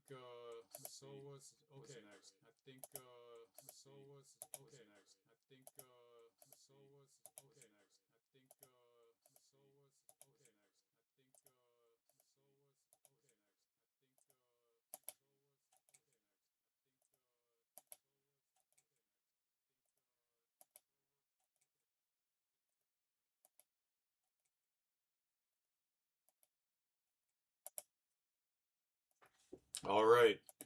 The first feature is created. I have a few questions. Before I give it the prompt to switch to Alpha Vantage, I noticed there's a trading view logo on the bottom corner. And I thought that Claude Code said that it was using Yahoo Finance. So I don't know, maybe TradingView is associated with Yahoo Finance. Do you know why? That TradingView logo is there? I'm assuming that it's getting all, if not, or some, if not all of the data from TradingView.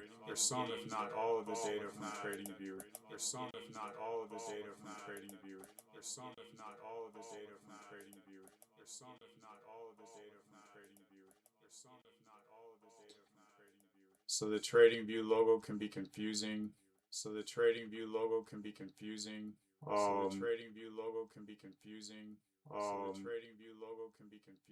See. Yeah, I think what I'm gonna do is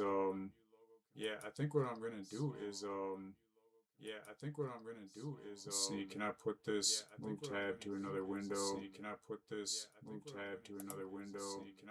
Yeah, okay. Yeah, okay. So you guys can see. So you guys can see. So you guys can see. I have it so you guys can see what it's telling me to. I have it so you guys can see what it's done. I think like it might be showing up backwards, so that might be, unless you're dyslexic, that might be difficult. Yeah. Unless you're dyslexic. Anyways, yeah, I gotta get that fixed if it's doing that. I'm not sure. If it, let me know in the chat if it's doing that. I'm not sure. If it, let me know in the chat. If you're seeing what I'm seeing on my screen, that it's if you're seeing what I'm seeing on my screen is like backwards. So it's like writing backwards. So it's like, well, basically it's telling me the TradingView logo is there because I'm using the lightweight charts library. This is a coding tool, a library built by the team at TradingView. They give it away for free to developers like us, but their license requires that their logo stays in the chart as attribution to show we built the charting engine. It is not a data source. So it's like it's not an API, I think is what they're saying. So it's like it's not an API. Think of it like this: if you use a Sony TV to watch a Netflix movie, you'll see a Sony logo on the TV frame. You'll see a Sony logo, but the movie is still coming from Netflix. But the movie is still coming from Netflix. But the movie is still coming from Netflix. Dude, these analogies, like, I barely watch Netflix, but I'm pretty sure that Sony TVs don't have Sony logos. Oh, on the TV frame, not on the screen. Okay. Oh, on the TV. Yeah, obviously. Like, okay. Oh, on the TV. Yeah, obviously. Like, okay. Gemini, your analogies are very strange and confusing. Gemini, your analogies are very. So anyway, TradingView is the TV, Yahoo Finance or Alpha Vantage is the TV, Yahoo Finance or Alpha Vantage. TradingView associated with Yahoo Finance. Generally, no. Their competitors. Generally, no. Well, because TradingView's charting tools are so good, many developers write custom code to plug Yahoo data into TradingView charts. This is exactly what Claude Code did for me. It grabbed data from Yahoo and painted it onto a TradingView chart. Oh, I see. So TradingView is just the chart, Yahoo's the data. So TradingView is just the chart, Yahoo's the data. But Yahoo Finance is notorious for changing its backend without telling anyone, and when they change that, scrapers that used to get that data often break immediately. TradingView pays millions of dollars for professional direct data feeds. The free library we're using doesn't include that data. That's why we have to go find it ourselves from places like Alpha Vantage. So since I'm building this for a live audience, switching to Alpha Vantage is the professional move. Proves to the viewers that I care about the accuracy. Yeah, I mean, I did that. Care about the accuracy. Small tip for Alpha Vantage. Alpha Vantage is much stricter than you. Yahoo is much stricter than you. They're gonna give me a free API key. So I need to have like the file for that API key, and because I'm on stream, this API key, I mean, it's free, so it doesn't matter so much. Because, like, why would you steal a free API key when you can just generate your own? There's a limit on it anyway. But especially if it wasn't free, or I guess if I were to pay update it in the future, and someone took it right now, then they could use it after I pay. So that's a good idea to keep it in. So anyways, like it's in a special file called env.local. It's like a secret vault for the key. So like when I transfer the files over, to GitHub, that file will not be public. So like people just checking out the code. So like if they wanted to, they're not gonna find that file with the API key in it. And then obviously because I'm streaming and it's showing my screen, I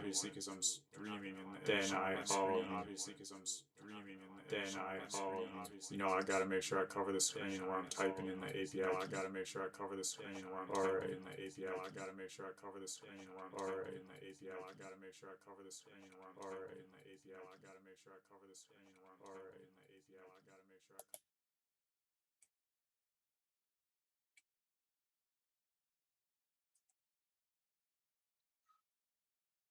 Also, it's telling me maybe there was an echo. So yeah, sorry if there was an echo before. Um,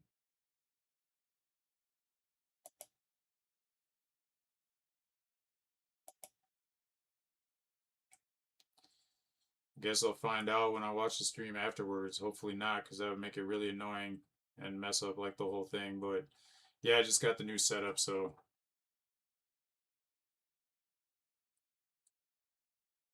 um, wish it would have told me that earlier, but that's AI.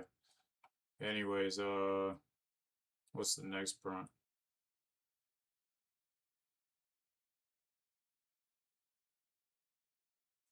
What else did I want to do? Oh yeah. All right, so a few things. First, yes, I do want to use Alpha Vantage. Um, I guess if you still use TradingView, that's okay, but I would rather not have the TradingView logo on the screen. So whatever you think is best for that. Also, I noticed a big problem. This is only giving me chart data for, it looks like, about 2 years. I like that it's showing the daily chart and that it's a candlestick chart, but this is not enough data.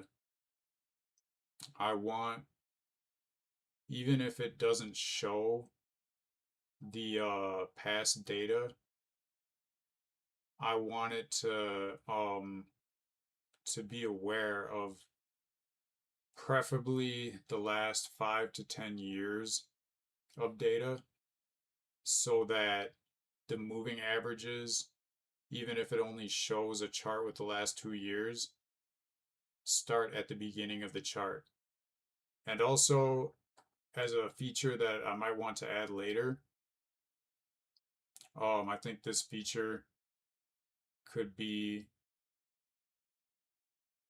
basically like a backtesting feature, that it can go back in time and look at similar situations and give like a percentage of how often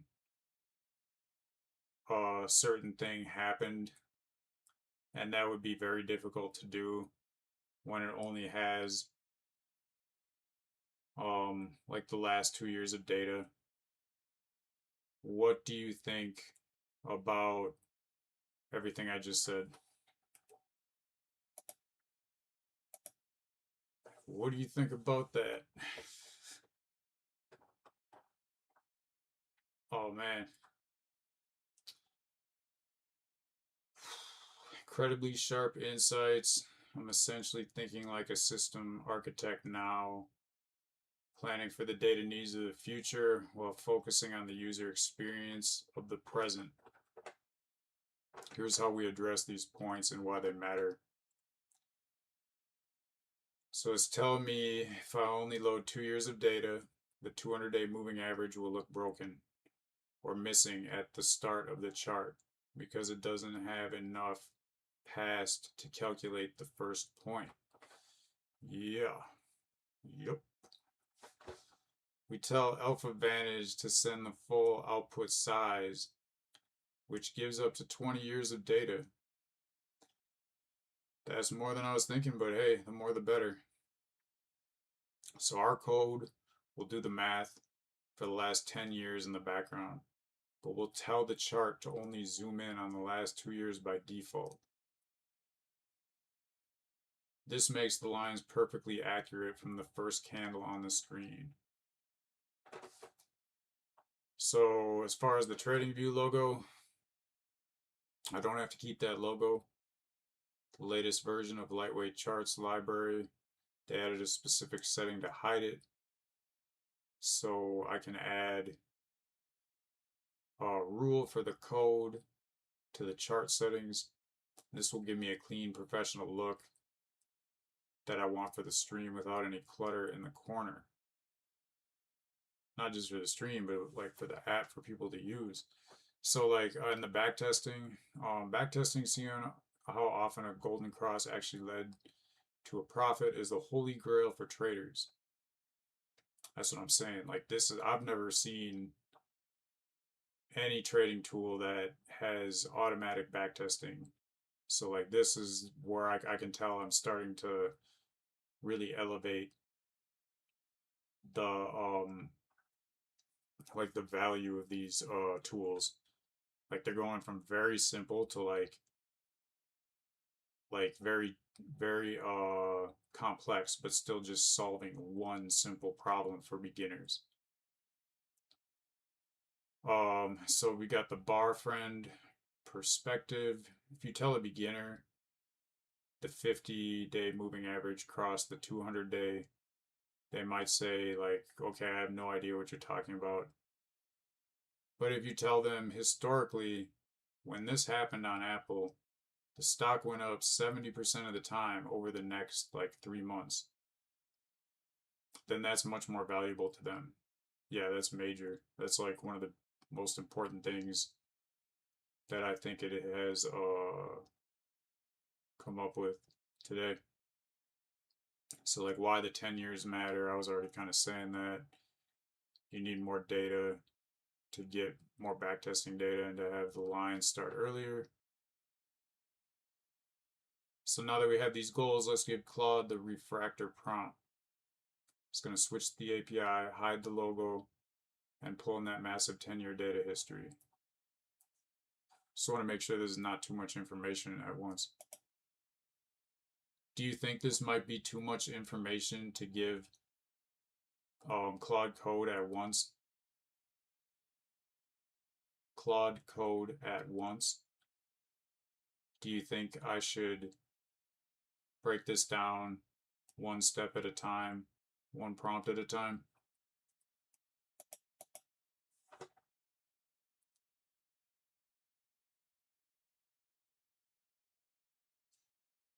So like always is telling me I'm absolutely right, even when I'm wrong. So in the coding world, giving an AI agent too many instructions at once is like trying to eat a whole pizza in one bite. I know what you mean, I try that all the time. Claude Code is powerful, but it performs best when you break the plan into sprints. Here's the best way to handle this one step at a time. So before fixing the visuals or the data length, you need to get the engine, Alpha Vantage connected. Yeah, okay.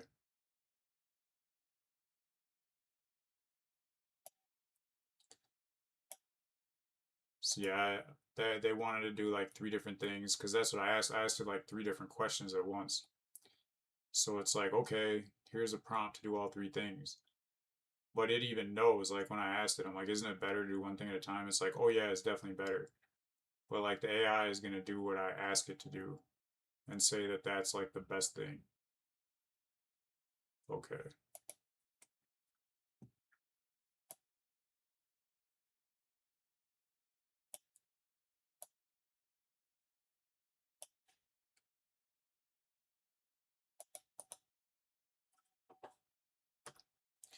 So I'm telling Claude Code, let's refactor the data source. Switch from Yahoo Finance to Alpha Vantage. Create a .env.local file and ask me for my API key. Update the fetching logic to use the time series daily adjusted endpoint with output size equals full, so we have historical data for our calculations. All right. Then after the API is working, we'll tell Claude to handle that 10-year data requirement that I mentioned. All right.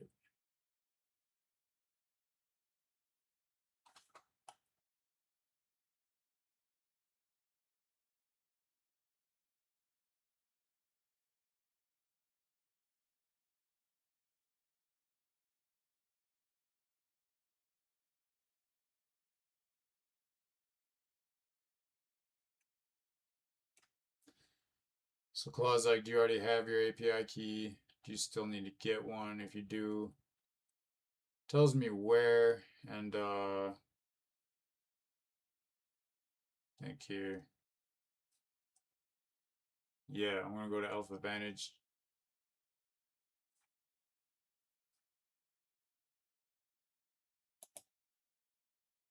And, get the API key.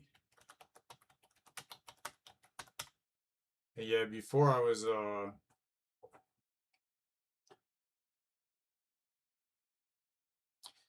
just having Claude create the file structure for the API key and then manually copying and pasting it into the file. And I'm wondering if because I'm on stream, that's the best thing to do because then it might show the API key. So I'm going to ask Gemini about that real quick. Claude Code is asking me to paste the API key in the text box. I can cover the screen while I do that since I'm streaming. I'm just wondering if I do that, will it show up like on the text that Claude Code generates? Like anytime in the future now that I would have to, consider not doing that so that people on the stream can't see it.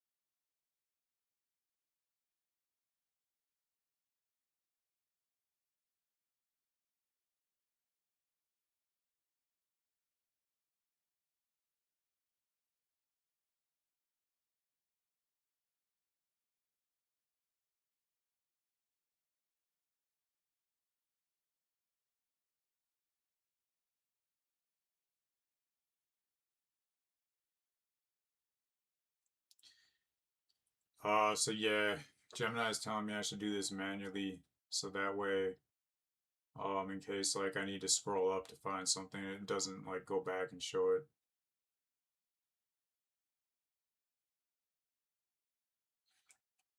See if the files are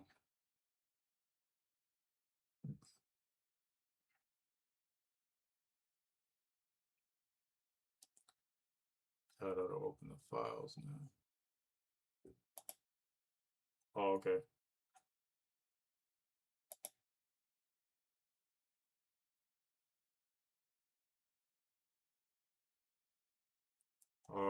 ENV local, okay.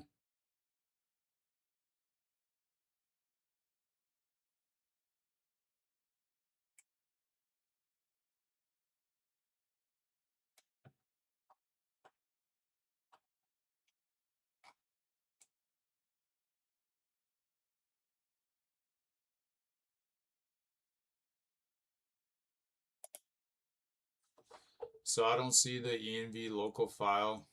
Maybe they did not create it yet. Maybe it was not created yet. I don't know. But I like your suggestion. Create a prompt to make sure the AI doesn't accidentally read the secret keys because I'm streaming.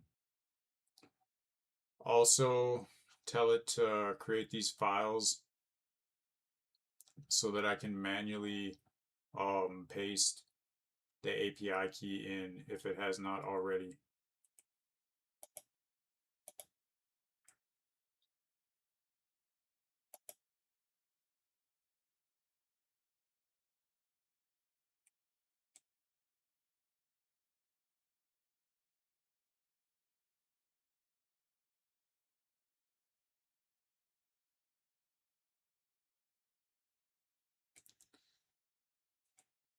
Right. Uh,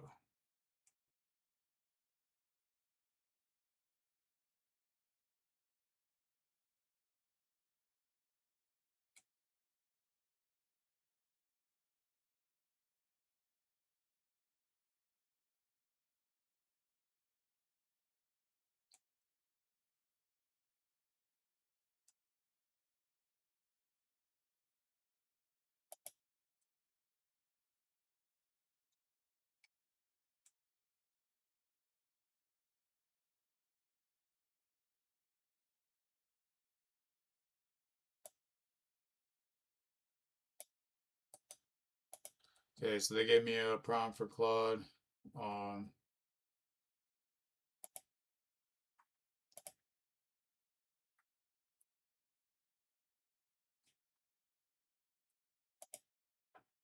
awesome.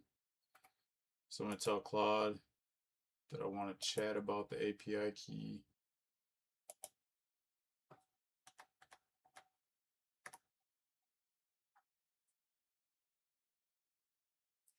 It's asking me what would I like to clarify about the API key.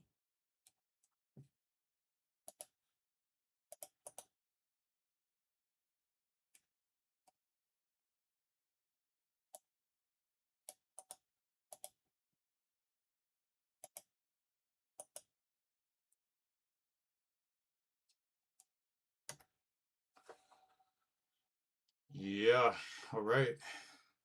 So now, like, I'm catching the problems before they start. I'm getting way better at troubleshooting, understanding the file structure way better. Okay, it's already done.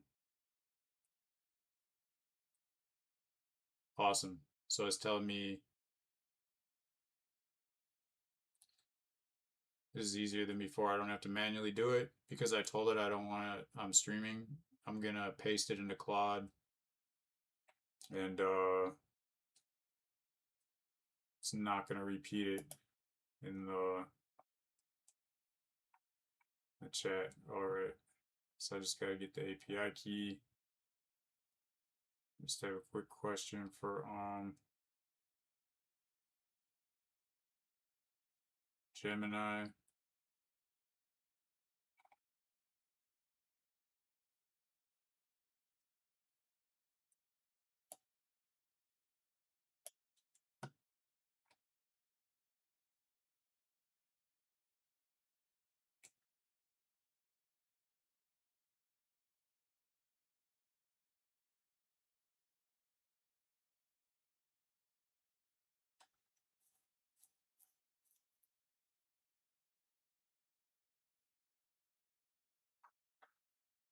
Okay.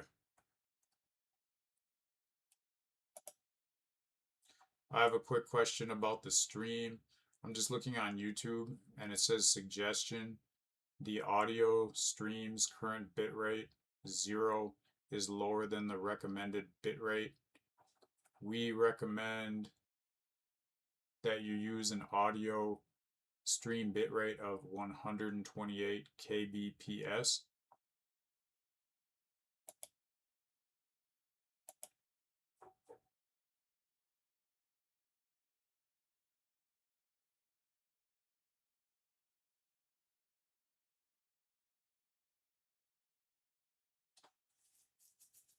Yeah, I had a feeling something was wrong with the audio.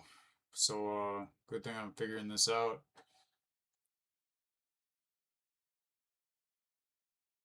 Essentially, I should have checked that, but I would have never like thought to even do that.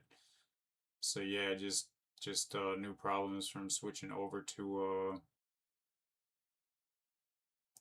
the desktop.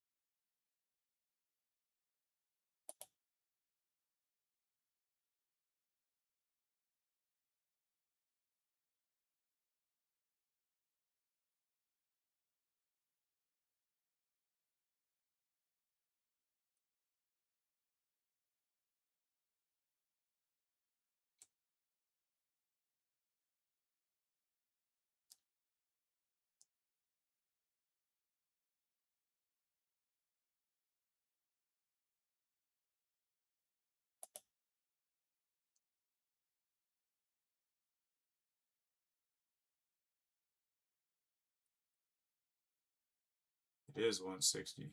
Huh. All 160. That's weird.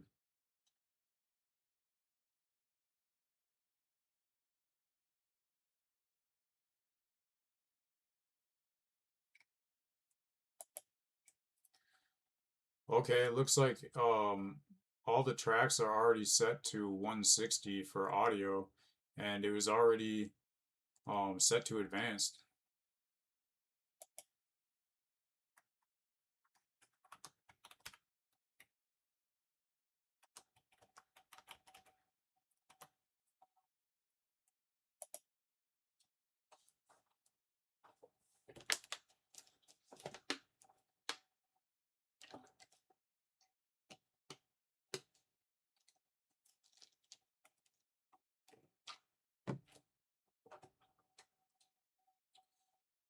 Okay, yeah, I see what it's saying. Because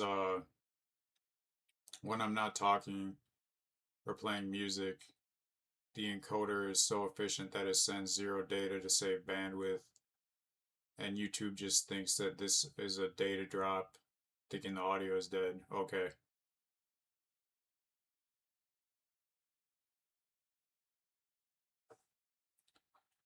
So hopefully, yeah, I mean, I'm not going to spend too much time on this right now. I'll just have to go back when the stream is done and like check that. I think the audio is the main thing, but yeah, check the audio because this is all brand new setup.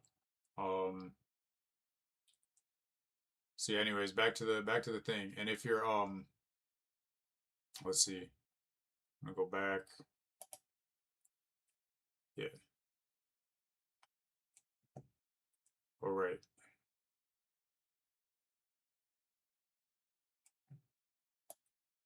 So I got to get the API,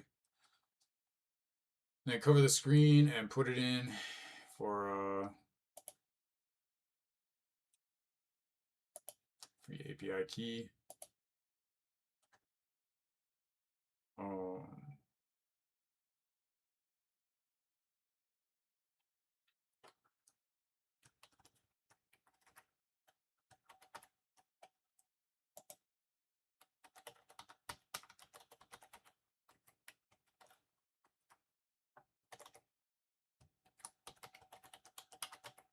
yeah, it's pretty simple. I just got to give AlphaVantage my email.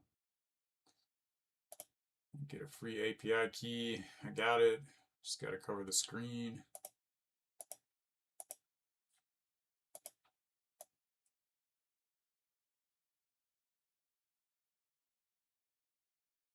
Oh, duh. Gotta be able to see it too. All right. Here we go. That's what I need to do. Cool.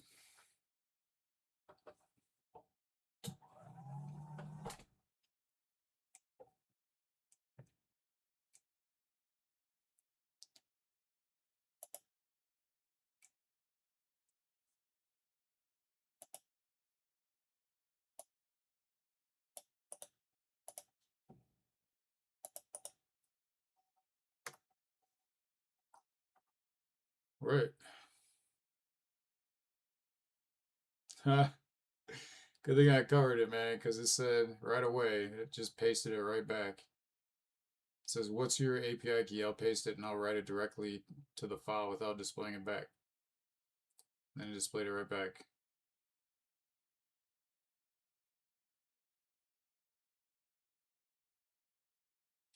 So now it's asking, does it want me to uninstall Yahoo Finance? Yes, I do. That will save a lot of problems.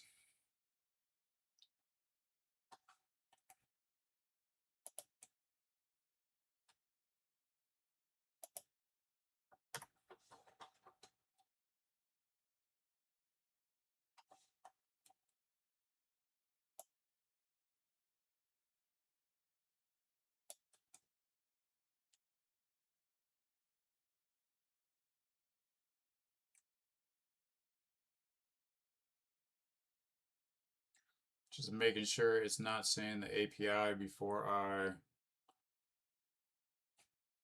show the screen again.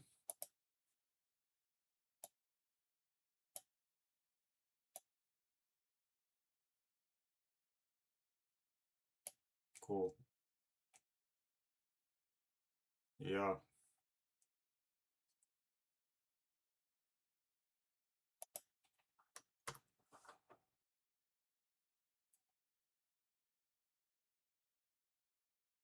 Yeah, so see if I had like tried to create the whole project from the start, um, I would have like realized that, and then it would have had to go back and like change the entire project, go through all the folders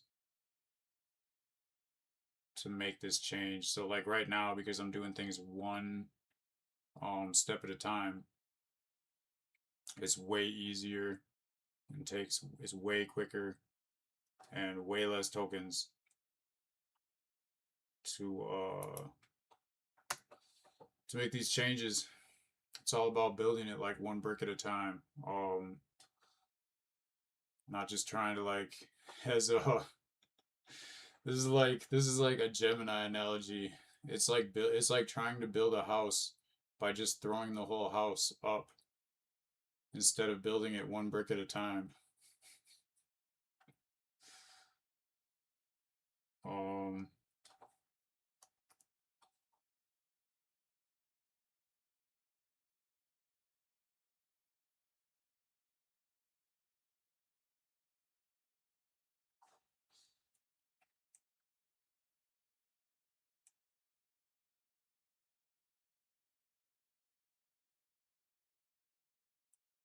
let's see.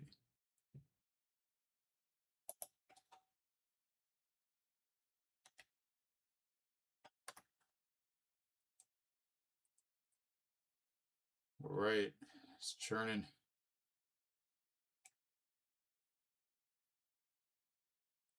It's working.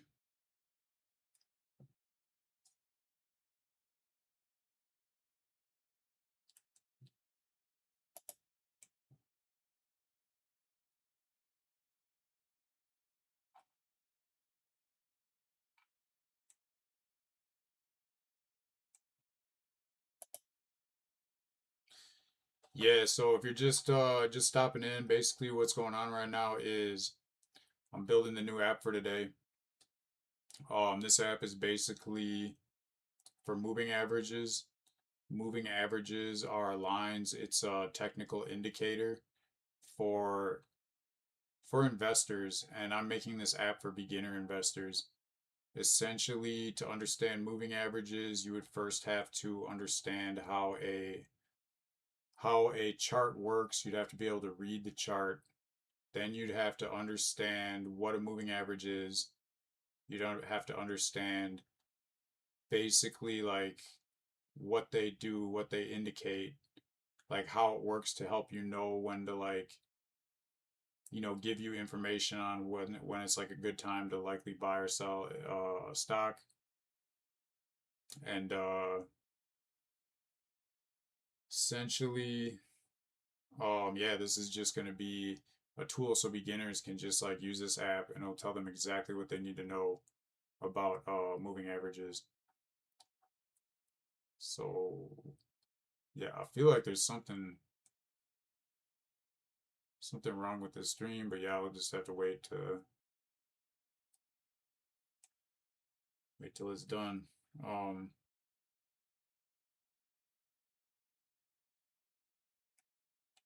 so it's asking me to commit and initialize the Git repo, which which is good because now I'm like that's another thing is after each step, whenever it works, it's best to save it and initialize a Git repo. So I'm um basically it's like backing up where it is right now. So if I add another step and something's not working and I like run into problems troubleshooting, I can just go back to the version where it is right now.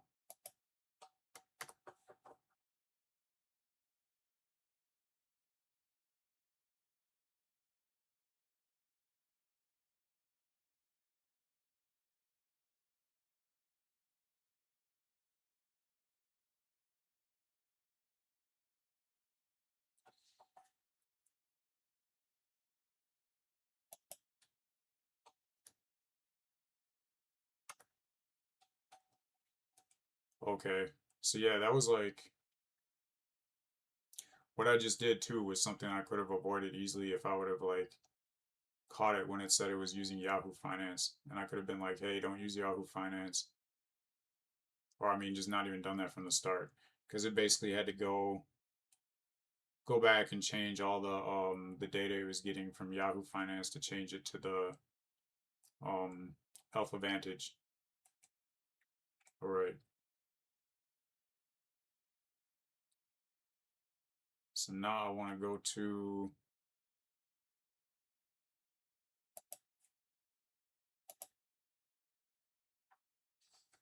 the local site, and I'll show you on the screen.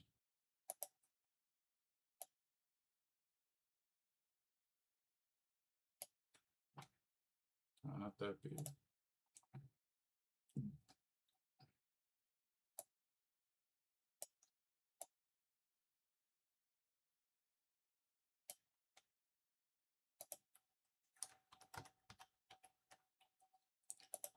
I'm gonna search NVIDIA.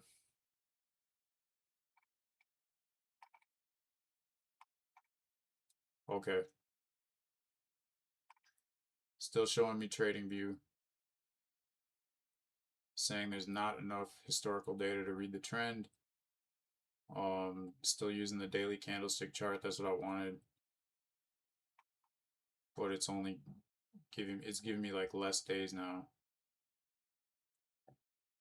So that's interesting, but yeah, this is not enough data. So that was the next step anyway, was to make sure that I give it more data. So I think the next prompt is going to be to make sure it gives it enough data so that it can, because it's right now only enough data to show the 50-day. Last time I had like 2 years of data.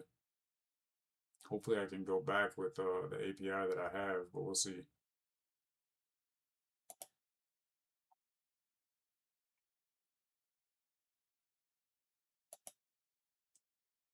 All right.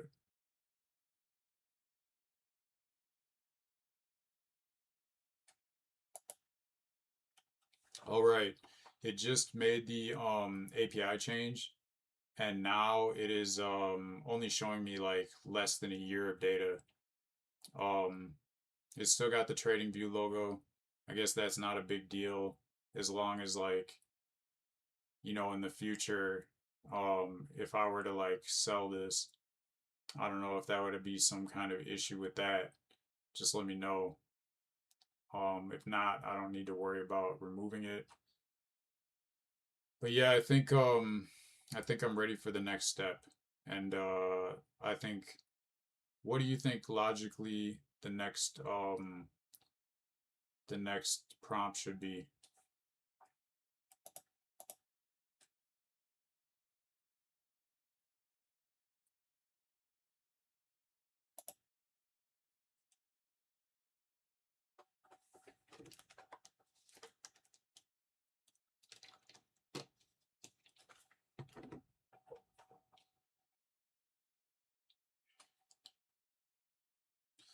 It's a great sign that the data is flowing. Regarding the TradingView logo, it's not a big deal right now. Awesome.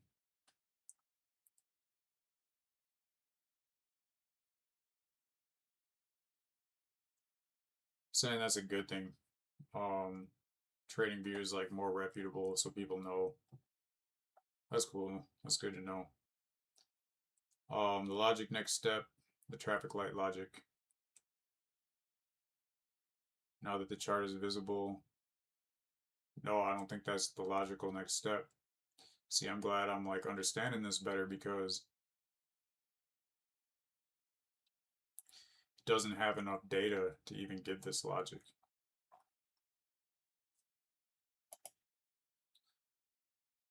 Um, I was wondering if that is a good next step because it is not showing even 1 year of data.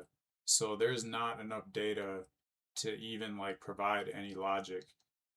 I think that the best next step would be to get I think you were saying 10 years of data if that is possible. That way, like right now, it's not even showing the 200-day moving average line. Do you think that this is the best next step?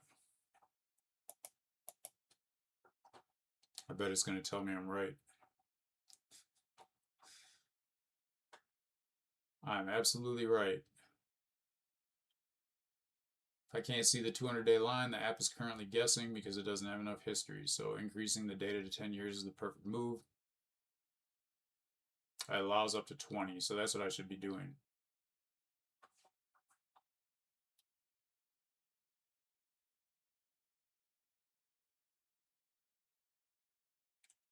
So yeah,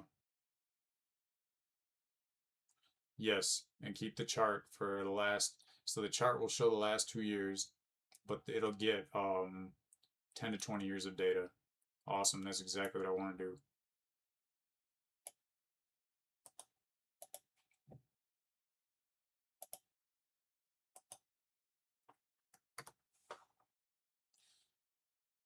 Okay, so I want to update the API to make sure that I'm getting 20 years of data.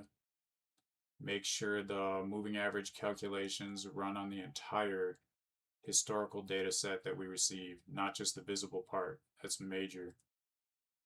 So even though we have 10 to 20 years of data now, keep the chart's initial zoom set to the last 2 years so it's not too crowded for a beginner. And once the data is loaded, I want to verify that both the blue 50-day and orange 200-day moving average lines are visible from the very first candle on the left side of the chart. All right. And it's so awesome that I'm finally understanding this. Like, I was really, like, I had no idea what I was doing. Like, that first app I did, I was just like, I had no idea why anything was working. I was just going by what the LLMs were telling me, and I was always getting stuck in the loops. Like the LLM was like, "No, do it like this," so I would do it like that, and it didn't work. And then I would like switch back to a different LLM, and then it would hopefully give me a different answer that would help me. But yeah, if I hadn't made all those mistakes, I wouldn't have learned. It's like, man, the amount I learned from these mistakes and the errors is like so much more than I learned from just like building. And like, if it just worked perfect every time, my understanding level right now would really be like probably not even half of what it is right now. So yeah, give thanks for everything, good and bad. It's all abundance. You know, um, gotta go through situations to see what you don't want, to know what you do want. So just be thankful of like a situation. You know, we all got a lot of value in our own way. We all got so much value we can give. Just gotta live up. Just gotta live the life you love, and you know, if you feel like you're in a situation where people don't appreciate you or the value that you bring, I mean, life is too short to be having to play yourself down um, to make other people feel comfortable. Even just like I've noticed, like setting big goals um, can make other people uncomfortable. So yeah, that's good though, because then in life, you know, it's like okay, I'm setting these goals. Other people think like, oh, your goals are too big, you know, stuff like that. It's like okay, well, then that means that I should probably surround myself with other people that are setting big goals because they're not going to tell me that, you know, try to like discourage me like that, stuff like that, or even just like, you know, have that kind of like mindset that like, what is this guy doing thinking that he can do this? Who does this guy think he is anyway? Uh,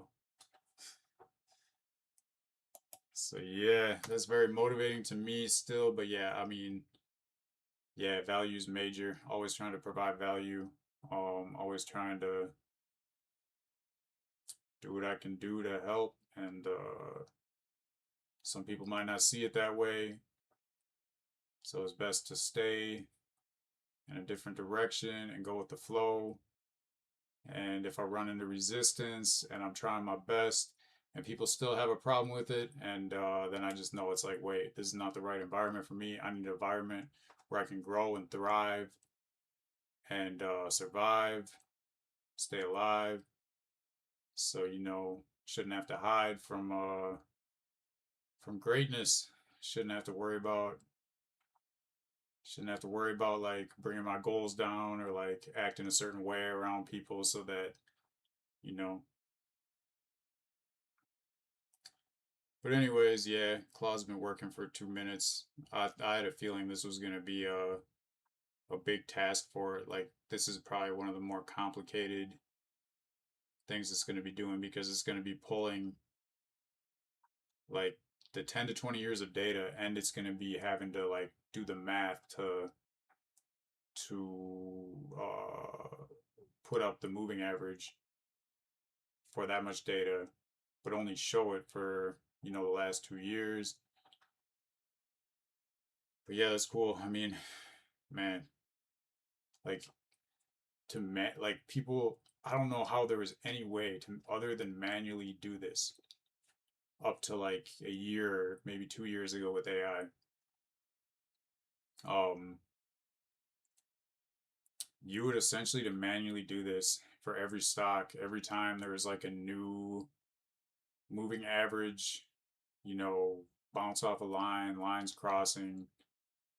You'd have to like get that time frame, and then you'd have to go back in time, look at every time that happened in the past, look at what the result was, and then to do what I'm doing, you would have to like, go and like do the math of like, how many times did this happen? How many times did that happen when this happened? And then that would have given you what I'm going to be able to have this app do in like 2 seconds. So yeah, trying to create massive value for as many people as possible and increase abundance everywhere. All right.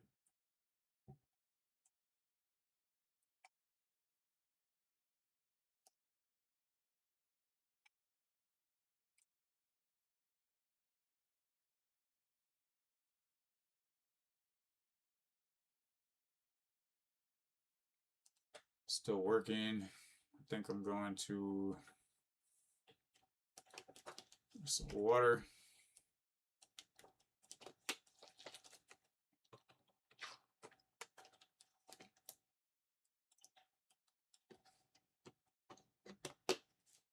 Yeah, I like now how looking at these streams and it's saying like the quality is excellent.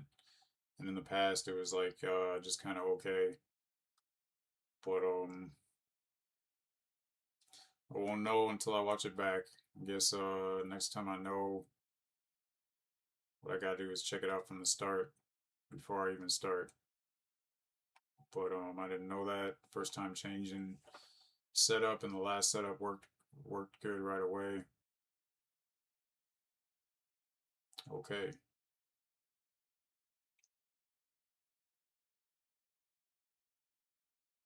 Yeah, and another thing I'm noticing is even though this is taking longer, um it's using way less tokens. So like when I would give it like more detailed instructions, um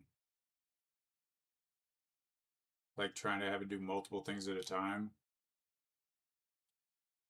basically like 5 minutes of working would have taken at least like 10K tokens.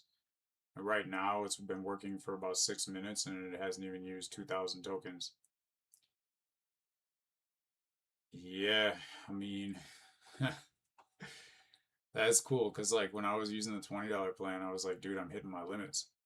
Like quick, like I was hitting them quicker and quicker each time.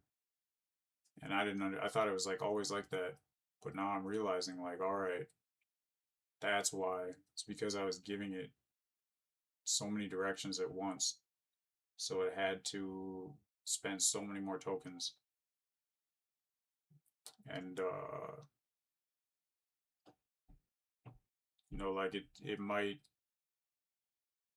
take longer to build it like this, like I would think, like that's what I was thinking before, like, well, why don't I just give it the whole plan? But it might make it quicker, but then it's most likely going to be issues that I'll have to go and fix that are going to end up taking a lot longer and being a lot more difficult than if I would have actually just if I would have actually just done it one step at a time.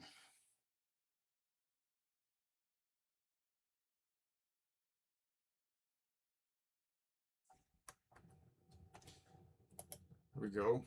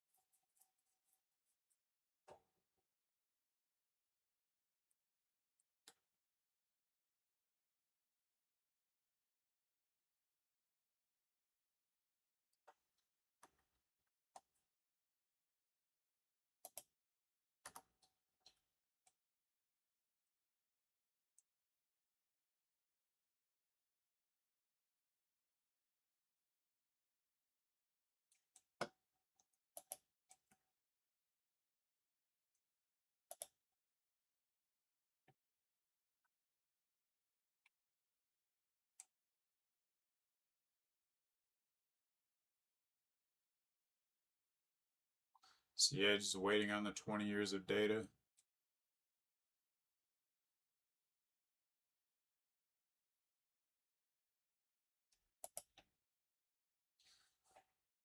All right, I noticed something that was not there when I had this stream set up on my laptop. It's like Gemini's not hearing me as well. Now it is weird.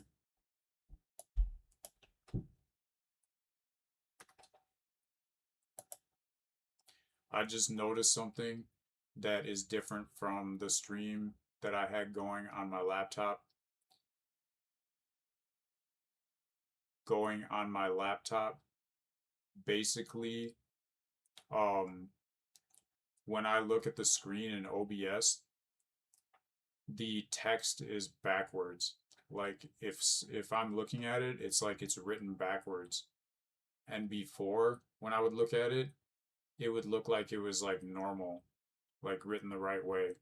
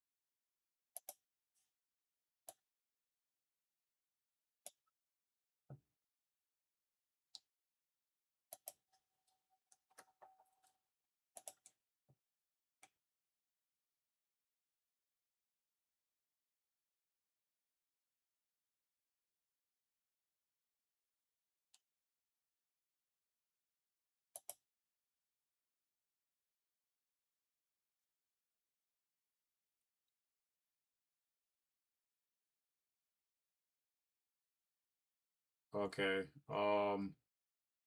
So yeah, basically, Claude is telling me that for Alpha Vantage, they only can give me 100 days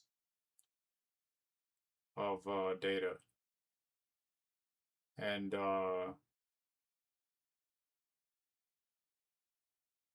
they're recommending that I switch back to Yahoo Finance.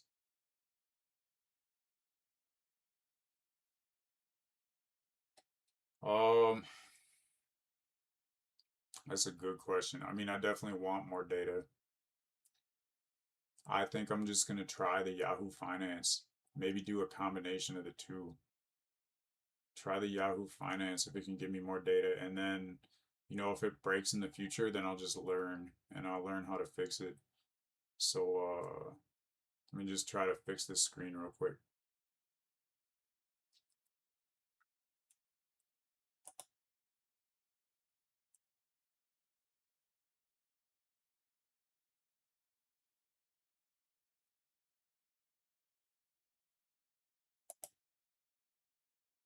There we go. All right. That was so easy. I should have done that earlier. Anyway.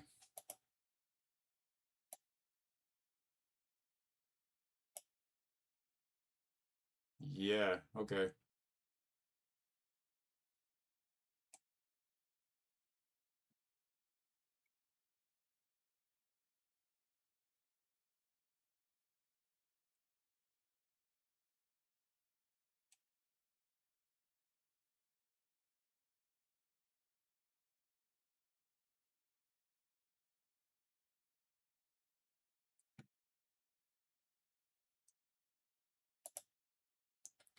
All right. Claude let me know that Alpha Vantage can only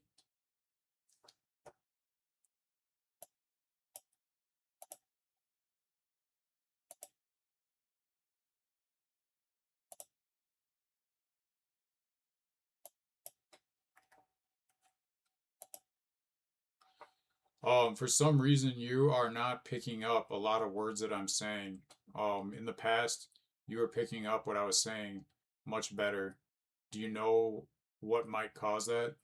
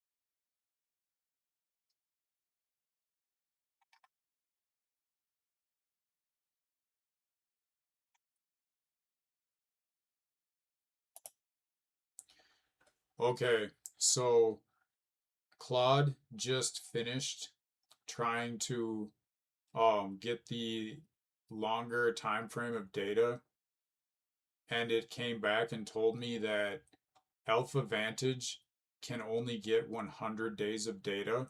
So it's asking me if I want to switch back to Yahoo Finance, which they recommend, or if I want to use both sources to try Alpha Vantage first and fall back to Yahoo Finance if the data is insufficient.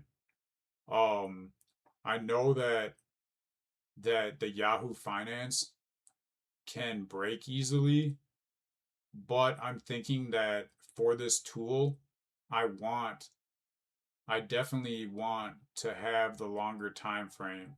So, if it breaks in the future, then I think I could just figure out how to fix it. What do you think I should do?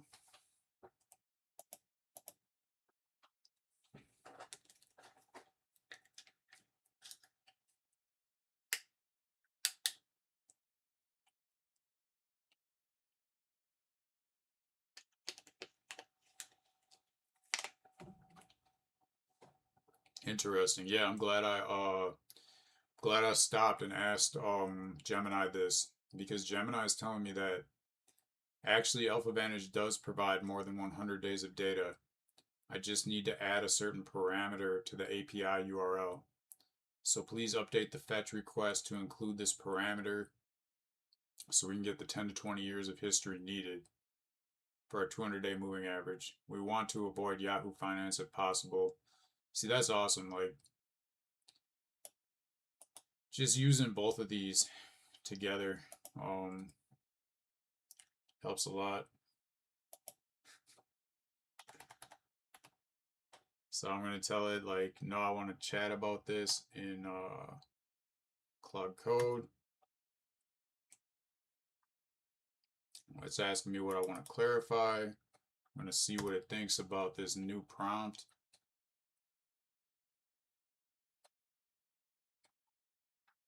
And yeah, like I was saying, this is using that Yahoo Finance. They're saying it's just a matter of time before they change something, and then it'll like break the app.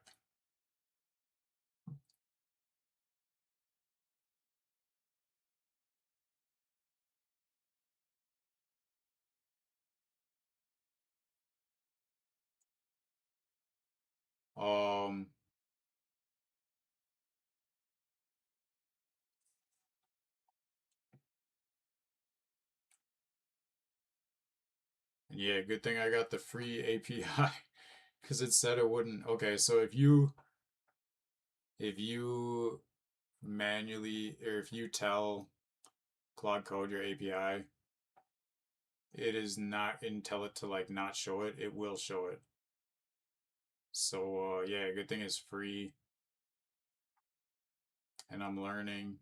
The code is correct. The blocker is on Alpha Vantage's side.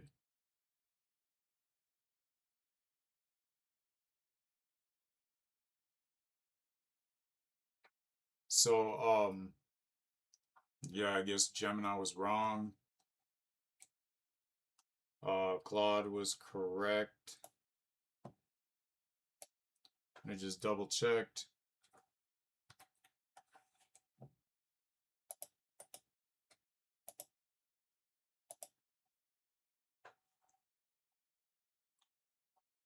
Wow. Yeah.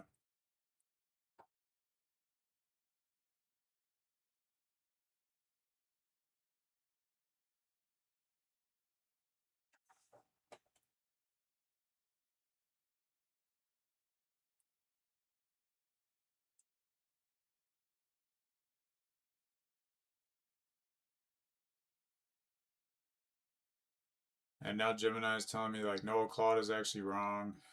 And here's a new issue that I'm learning about right now. So which one of these is right?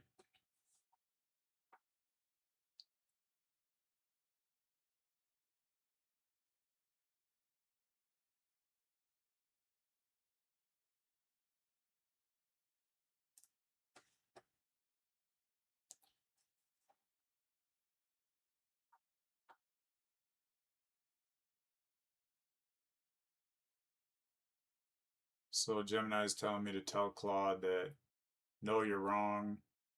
It's just that we're probably hitting the 5 calls per minute limit, but that's not what Claude was saying. Claude was saying that there's a blocker, doesn't have access until I upgrade.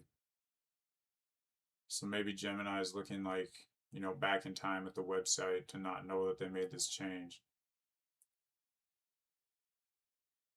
So maybe have Claude Code cache the data, mean kind of like save the data in the browser, but then it's going to have to do it for every single stock, which is,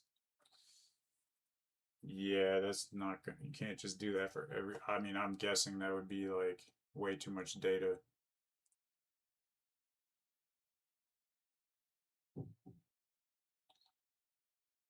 So they're saying the best move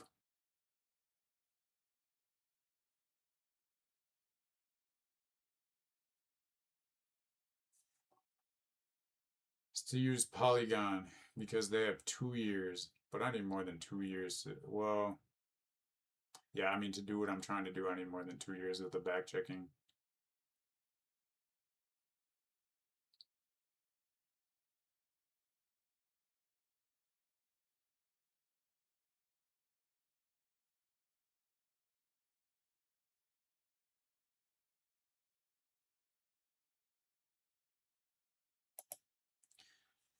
I did manage to flip the screen in OBS. So question is, my question now,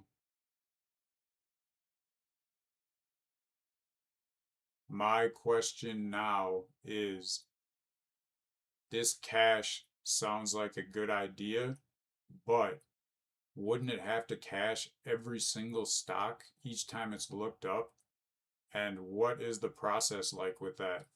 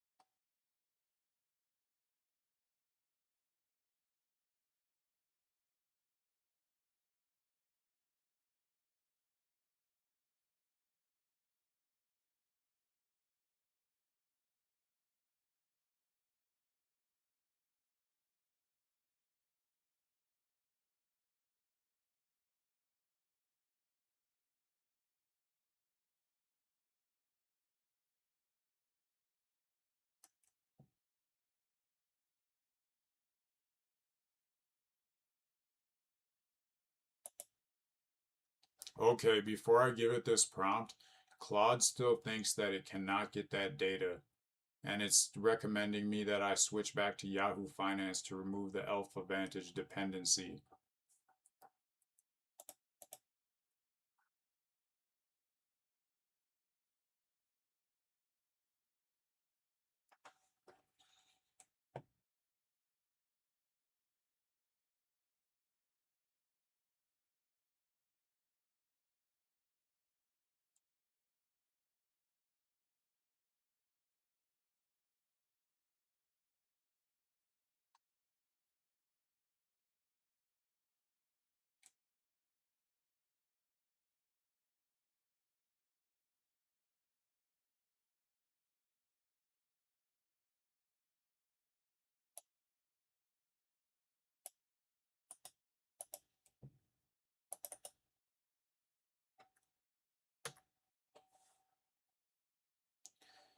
So I just told Claude that I understand the frustration with the API limits, but I want to stick with Alpha Vantage for its stability.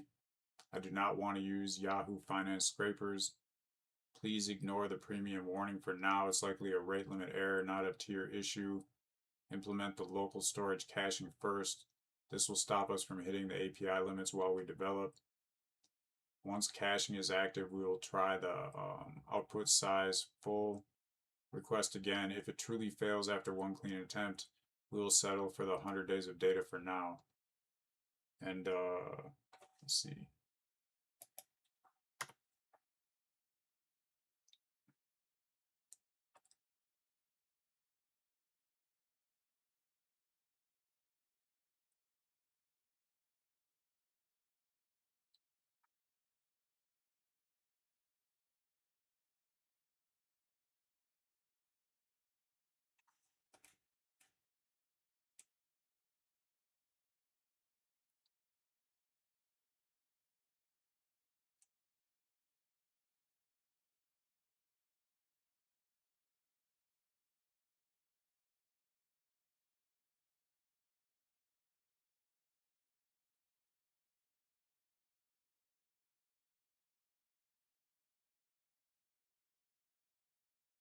That was quick. Yeah, it looks like it's already done it.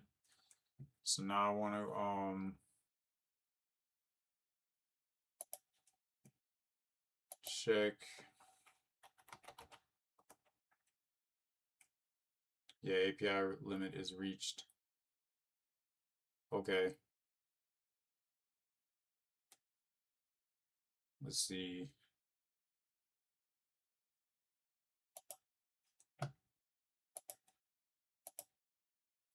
All right, the API limit is already reached.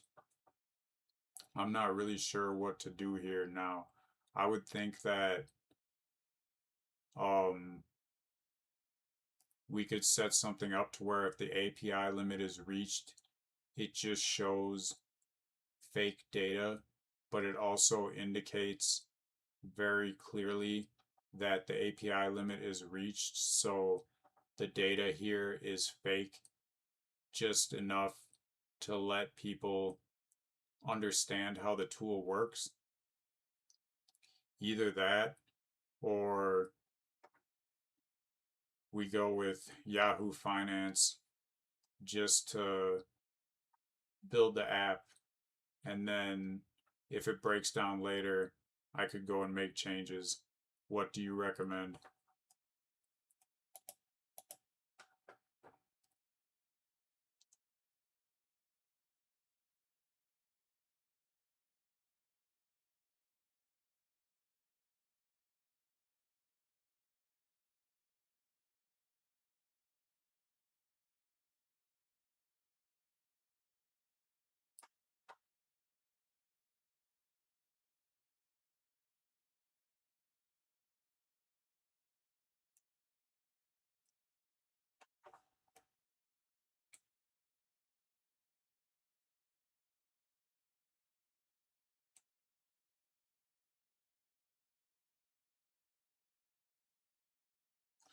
All right, so this is something I did not think about.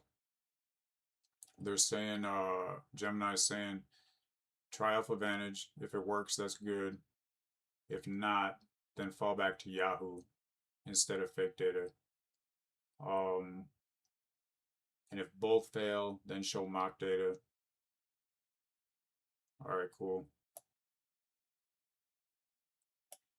It's a good idea.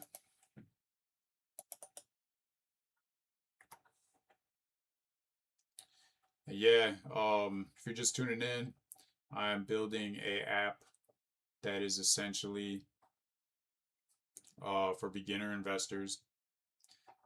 It is dealing with moving averages. So if you're a beginning investor, you probably don't understand what moving averages are, how they work, or how to read them on a chart. You would have to learn how to read the chart. Then you would have to learn what the moving averages are, how they work, and how that would help you as a beginner investor, which is basically, in your case, going to be about if it's a good time to buy, because beginners should only be focusing on when to buy. And what I'm trying to have this, or what this app is doing, is it is going to take the moving averages, and it's going to automatically calculate them. You're going to type in, search for a stock. It's going to show the chart with those moving averages, but it's also going to interpret what that means for you in regards to being a good time to buy or not. And it's of course, everything with investing is like likelihoods. So it's going to tell you like if it's more likely that it is or is not a good time to buy. And I want to add some more features to it as well to be able to do something called backtesting. And essentially what I wanted to do is I wanted to be able to go through the history of the stock, whatever stock you're looking at, and look at the moving averages and how they have acted throughout history. And then it can look at what it's doing at the current moment. It can go back, check out all the instances where it's done that in the past, and then calculate what has happened afterwards. So it can tell you like, you know, this percent of the time after the moving average was doing this and the stock was doing this, this happened. So it's essentially going to give you more information that is going to give you a much better idea of what you're getting into. And the cool thing with this is I'm getting better with like each of these apps. So essentially,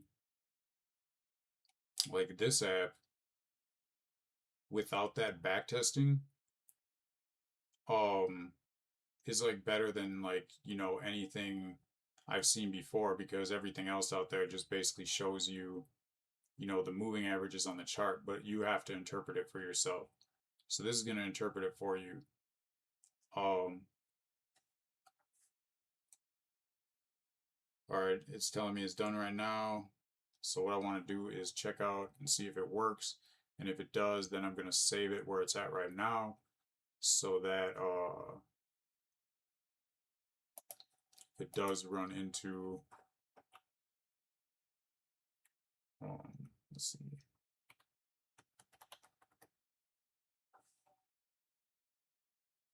It does run into the problems. And I can tell it's taking longer to get the data now because it's getting so much more data.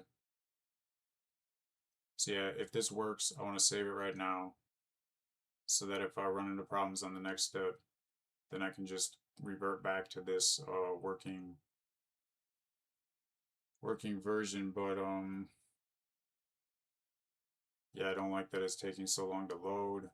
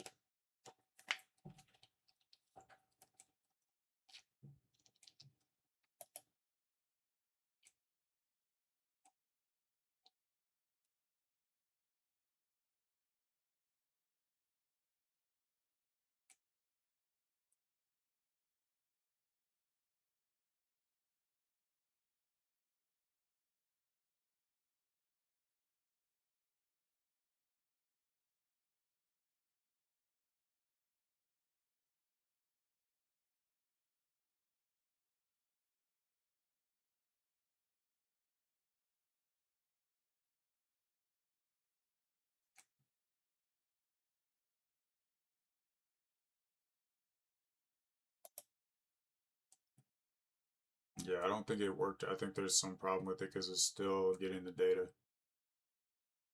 And like, if I wasn't trying to do this back testing, I would have easily been done with this app by now. I think the back testing idea is important, but like that's where I ran into problems because of the amount of data that it can get. So I'm thinking maybe just not do the back testing. It's causing so much problems. I could just put the app out there. If people use it, that's good, and then I could add that stuff later. So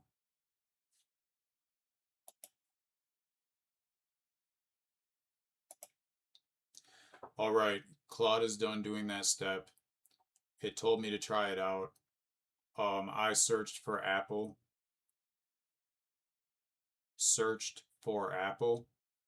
and it has been loading the data for like maybe 5 minutes now. So I'm guessing something is wrong.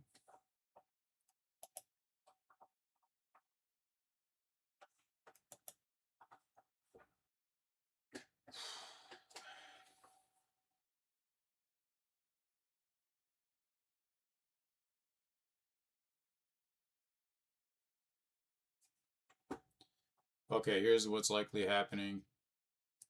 Hit the cores wall. Since I'm calling Yahoo Finance directly from the browser, Yahoo servers might be blocking it for security reasons. Browsers hate it when one website tries to grab data from another website without permission. And if Claude added a loading state but forgot to tell the code what to do when an error occurs, the loading spitter will just spin forever. There's also a crumb problem. Yahoo Finance often requires a crumb, a tiny security token. If the code doesn't have it, the request just sits there until it times out, which can take minutes. So I want to check the engine room. This is the matrix behind the app. So in the browser, the one showing the app, okay, I'll put that up.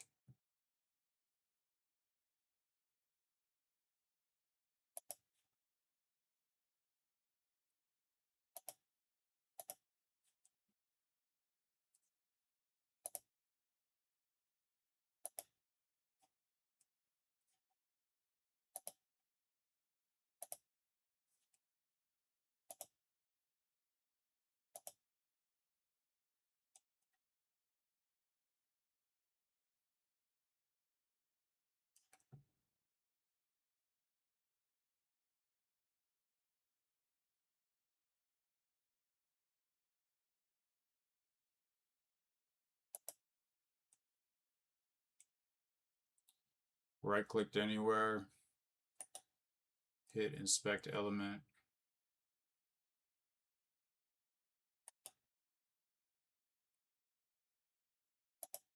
inspect,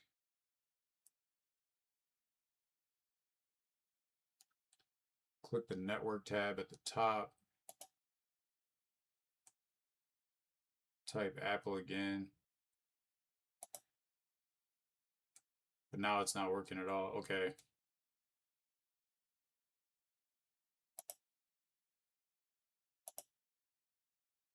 Okay, now that I refresh the browser, it just says internal server error. So I'm not able to type in Apple to see what happens.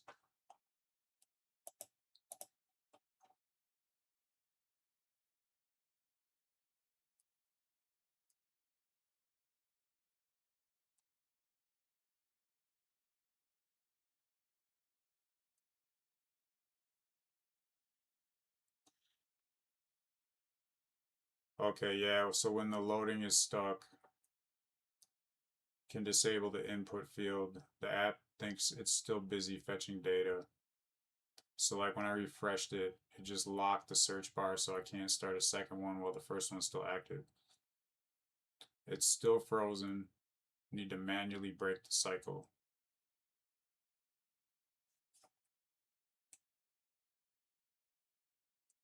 So Control Shift and R.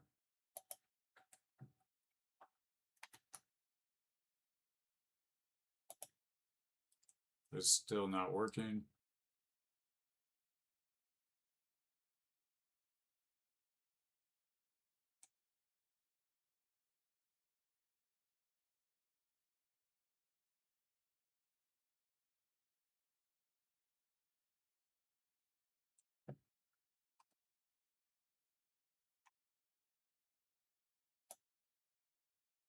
So I'm just gonna give Claude Code. See, first the AI was telling me to first it was kind of telling me to manually do it, but now I'm like, no, I'm just gonna give it this prompt.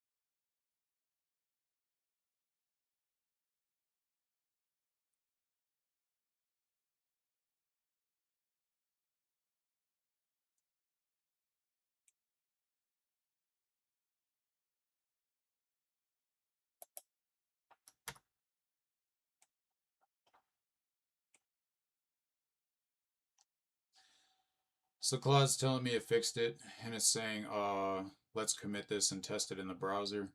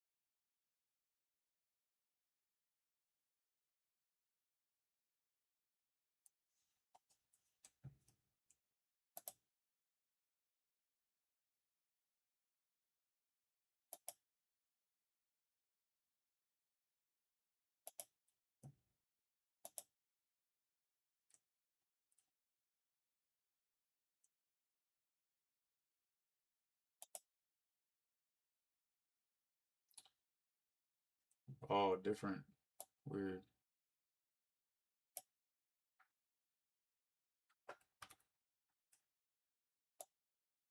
Yeah, and it gave me a different local host. Yeah, I don't know what's up with that. That makes sense. Yeah, so whatever reason it changed the local host. That was something that I would have never noticed like a couple weeks ago. So the local host has a URL for like showing the site up when it's just existing on my computer. It's not on the internet yet. And they just randomly changed one of the numbers. And I would not have noticed that a couple weeks ago.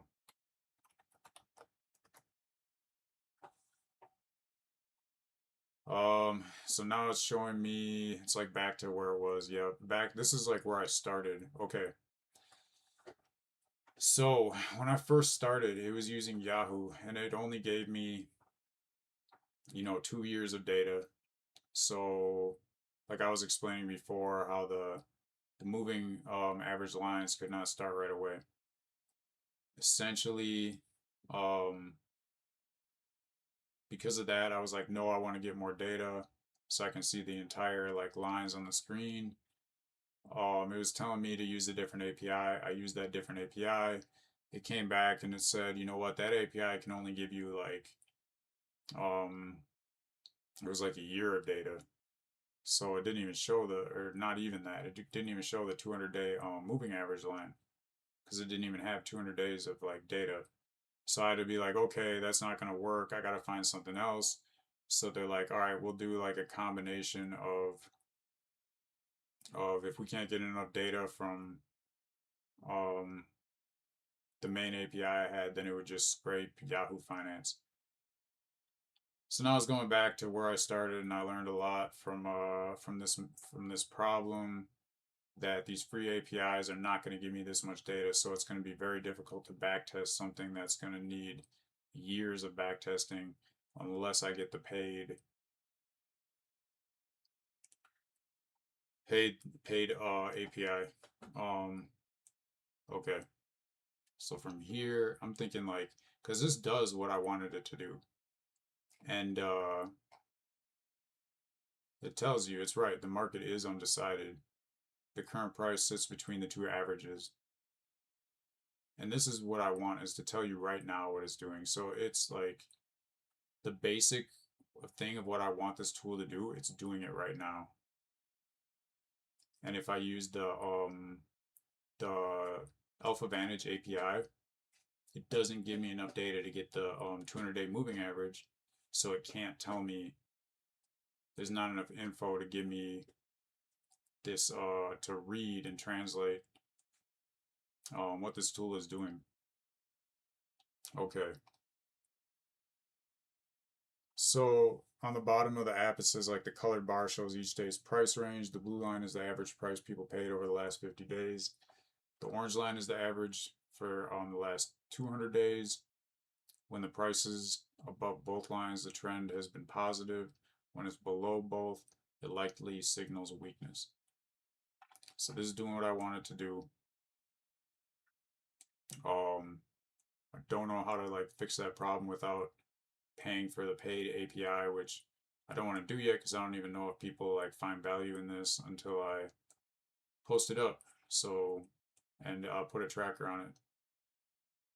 All right.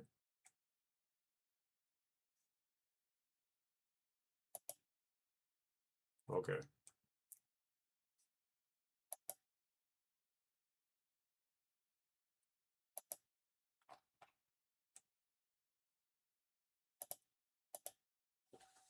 All right. The site is working now, and it must be using the Yahoo Finance because the site reverted back basically to originally how I had it set up.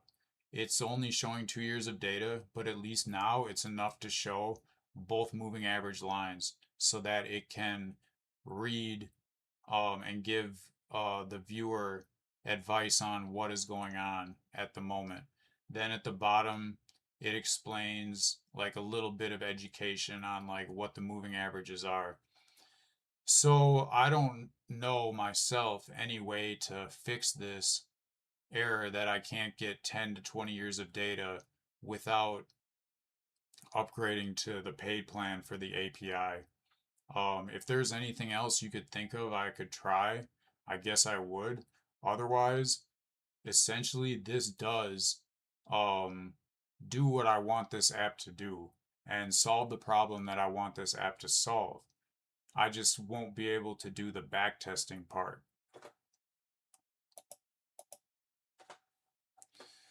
All right. Just want to make it as good as possible. And that's like, if I was just trying to do it simple, I would not have learned. If I would have just been like, okay, that's fine. Like the first version it gave me and been like, no, I don't want to make this better. Like, this is all I want. I would not have learned so much. Okay, it's good that the site is back up and running. The Yahoo Finance fallback was the right engineer move to keep the momentum going.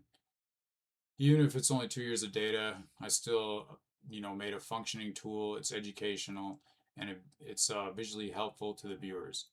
So,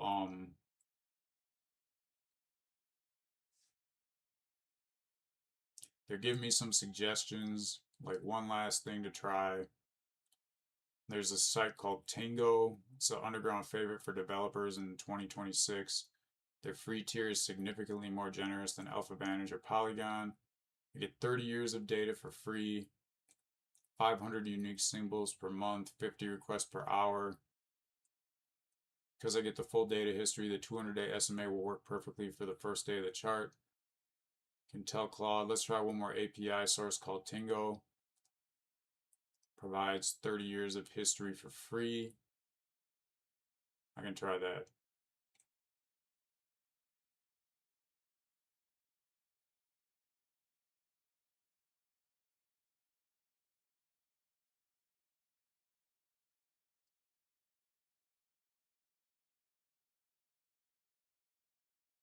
And then the second thing it's telling me to try is that if I still use the same API that I'm already using, it could get data in the form of a CSV file.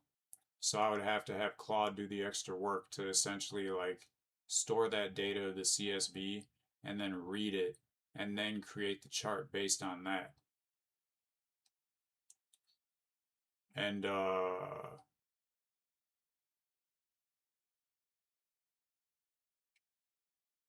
okay.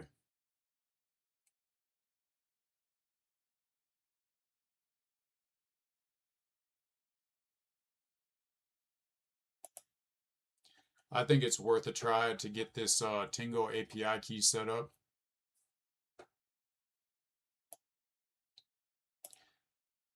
Tingo API key set up.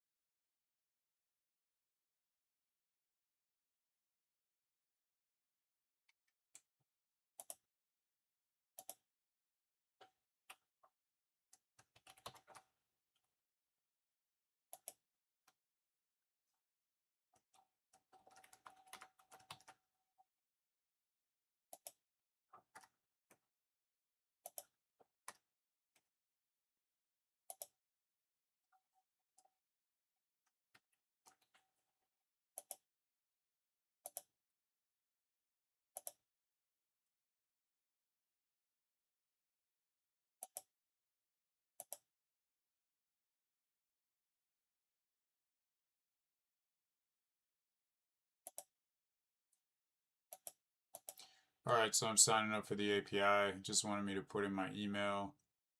Now I have to verify.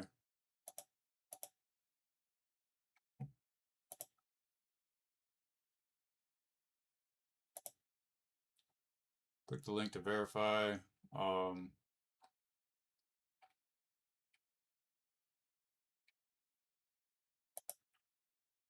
Guess and take me to the documentation.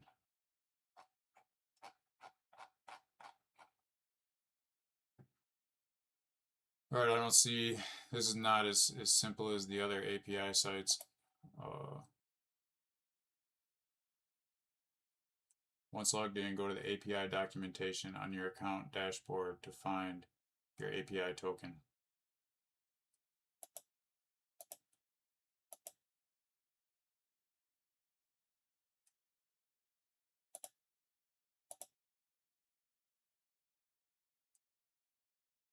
Alright, so I gotta make sure I don't show the token even though it's free, because maybe I'll update it later. Or no, I think it might show it anyway, so I'll just pay for a new one and change the APIs if I need to.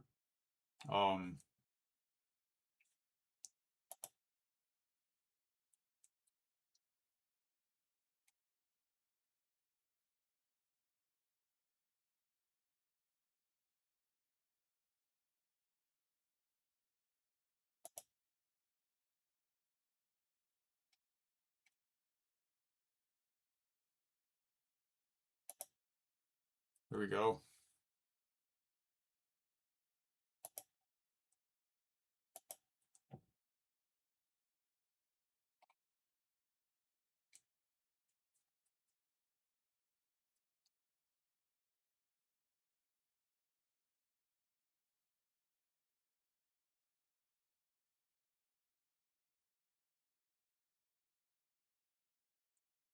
Alright, so yeah, I'm gonna give a prompt telling it try this new API, refactor the logic so we have 30 years of data, keep the cache thing, and keep the fallback so if it doesn't work, it just goes back to Yahoo Finance or mock data. Alright. If this doesn't work, I don't know what else to do, so just keep it as is.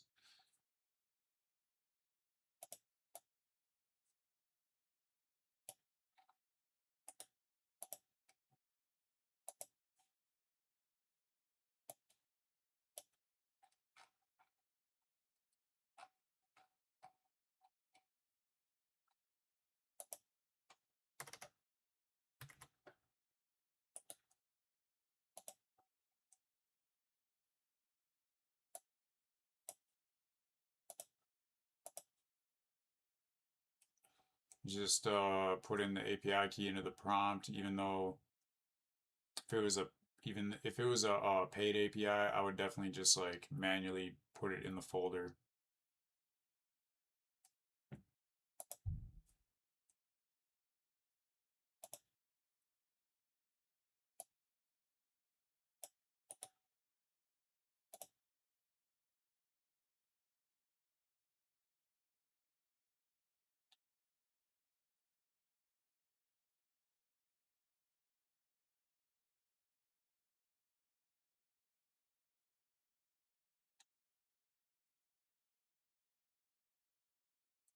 I don't think I put it in the right spot. Okay.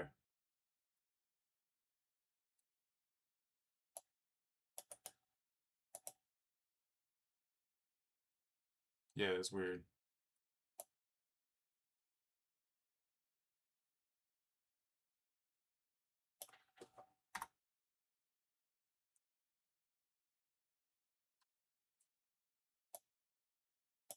Yeah, for some reason the API key just didn't want to go in. Try this again.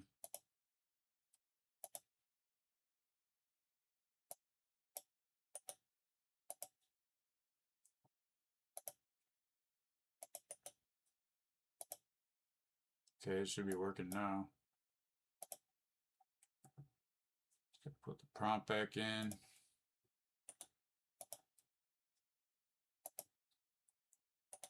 So yeah, I think sometimes it's easier to if you have to like paste something into a prompt, put the prompt on a Word document and then just like paste it on there and then copy and paste the whole thing.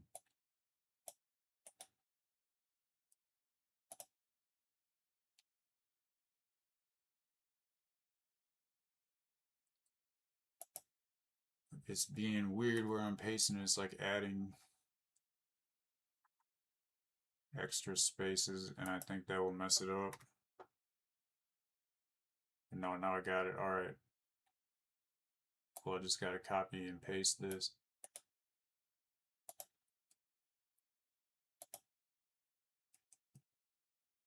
And, awesome.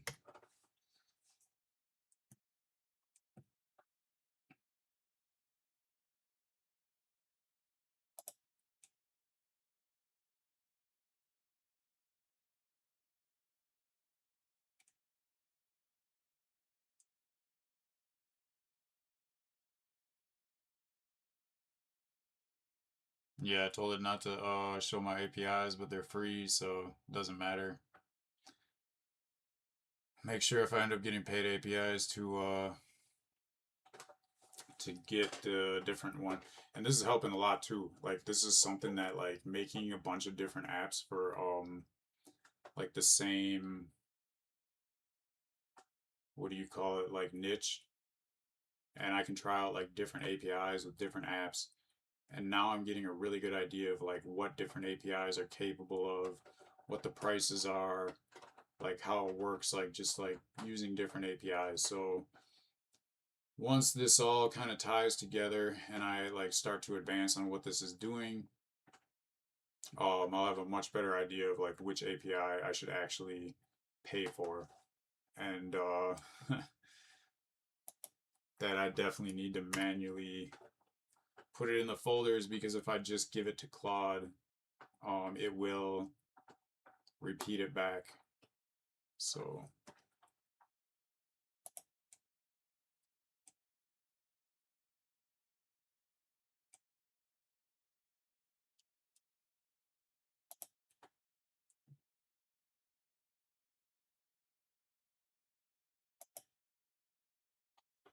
right, it's telling me it wants to restart the dev server and test it basically.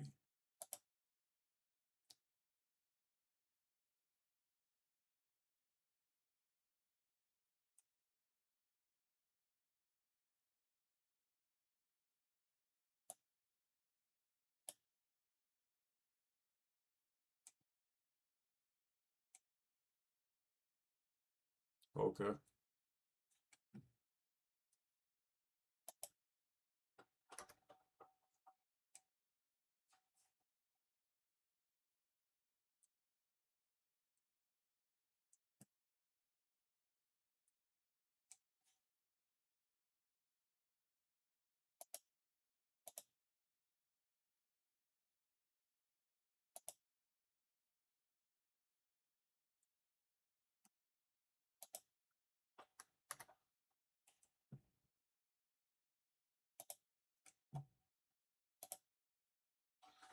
Something I noticed that's very different from this stream and the past streams is that, no, not dream.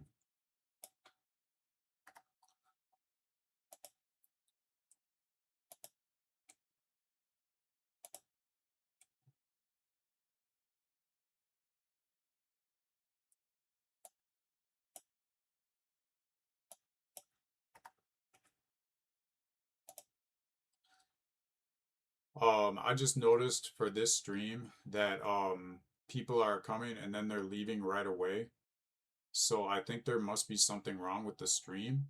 And when I was looking at the what's it called, the Restream site, it says offline for both YouTube and Twitch. But when I go to YouTube and Twitch, it says that I'm live. So I don't understand why it's doing that.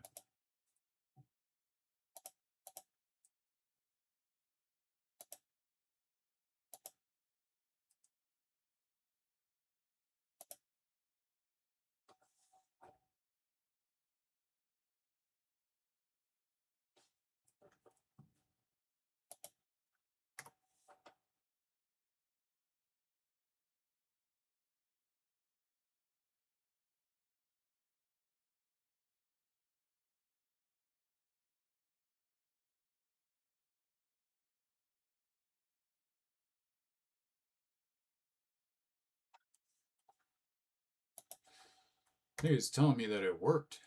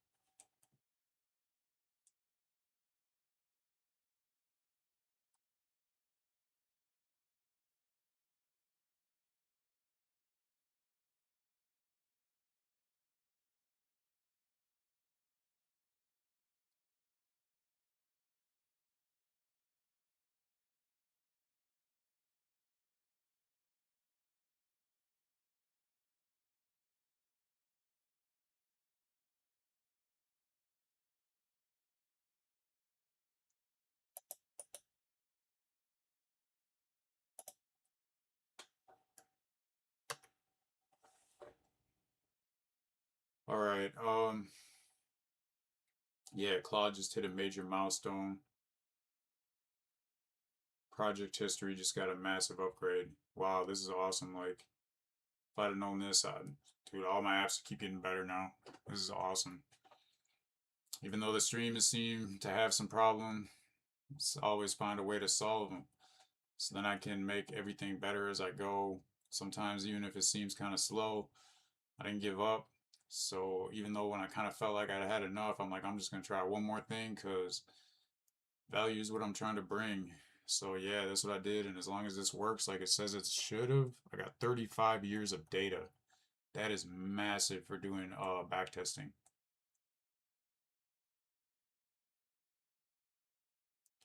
All right, so go to the app page, press F12.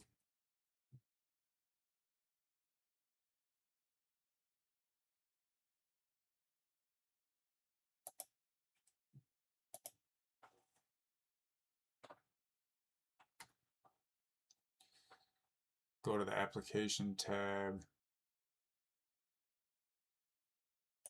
I don't know what that is. I think it's under inspect. Nope. What is the application tab?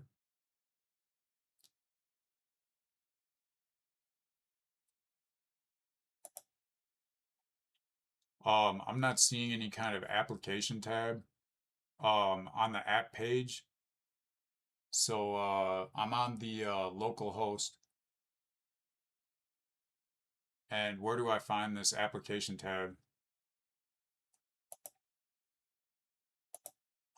And I just remembered they changed the local host.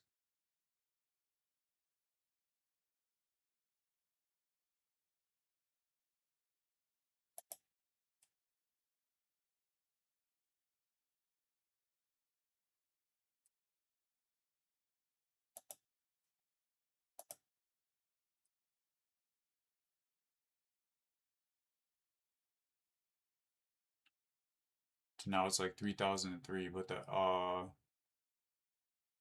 wherever I had written that down, it's not there anymore. Need to, oh, now it's 3004. Okay. It's like going up each time. But that's cool. I understand it now. Get out these rhymes. Ease my mind. So I can find what I'm looking for, and I just did. All right. Just gotta put in the right URL now. Still just local. I've never seen it do that before. I do not know why it's doing that. But hey, it's working. Hey, okay. All right. So I think this is gonna be like the moment of truth. This is like exciting right now. Find out how it's working.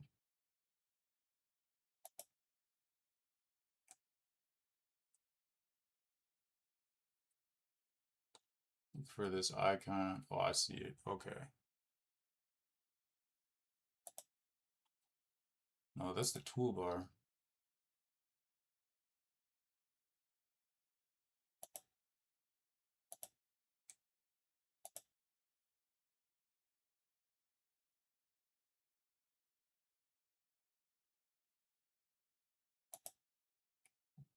The dev tool panel. Okay. Um,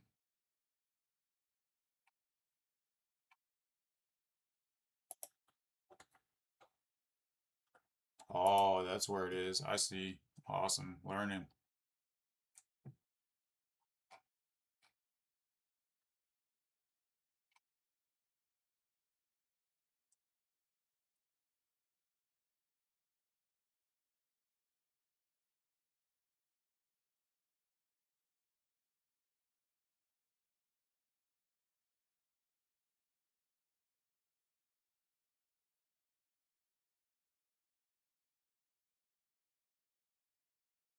Application. Here we go. I don't even know why I have to do this either, but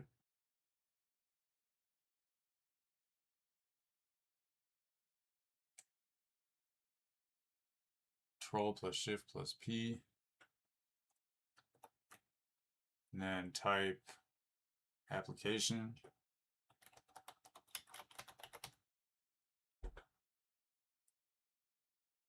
Hit enter.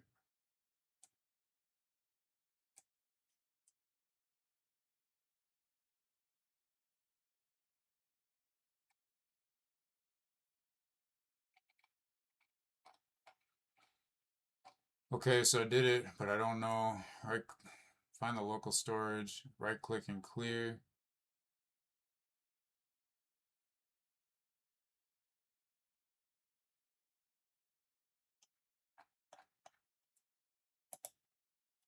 Okay, I typed in application and hit enter, but like I don't know what you want me to do now. They're showing some stuff under application. What should I do?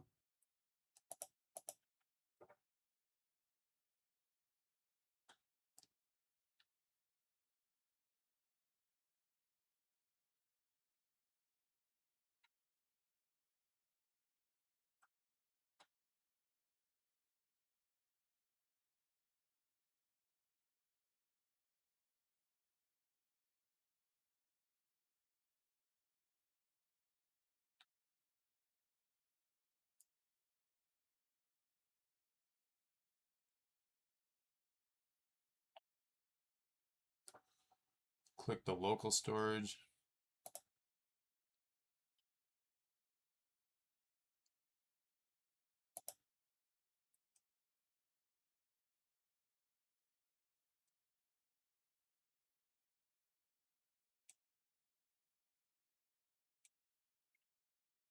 Oh yeah, there's nothing there.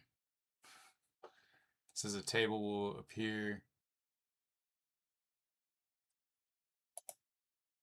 There is nothing on that table.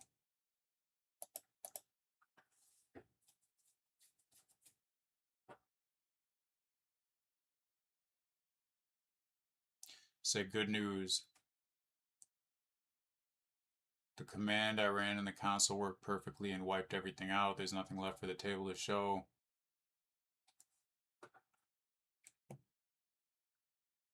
Hopefully I can just test it. Yeah, close this, refresh the browser. Search for Apple. Dude, this is yes. Yes, okay. Alright, learning. I did it. Dude, I almost gave up, man. I was like, I don't think this is possible. I'll just do it. No, this is good. Okay. It's showing. Yeah, now it's showing like 5 years of data. Exactly what I wanted. Okay.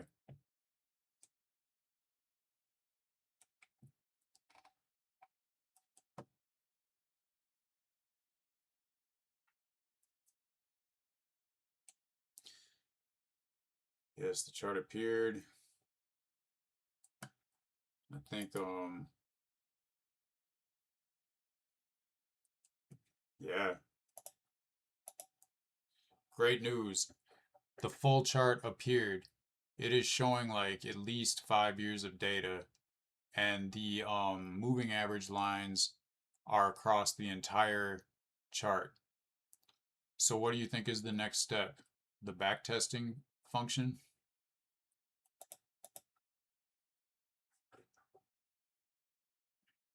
Yeah, I gotta move around for that.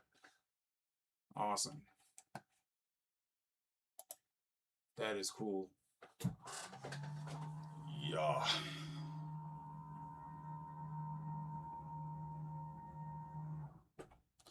All right, movement. Sitting down for like an hour. Yeah. Okay. Yeah, I guess the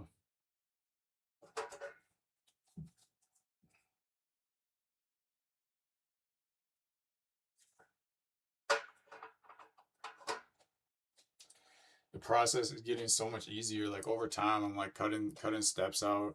I had so many steps. I'm learning it. Oh man, this is money. All right.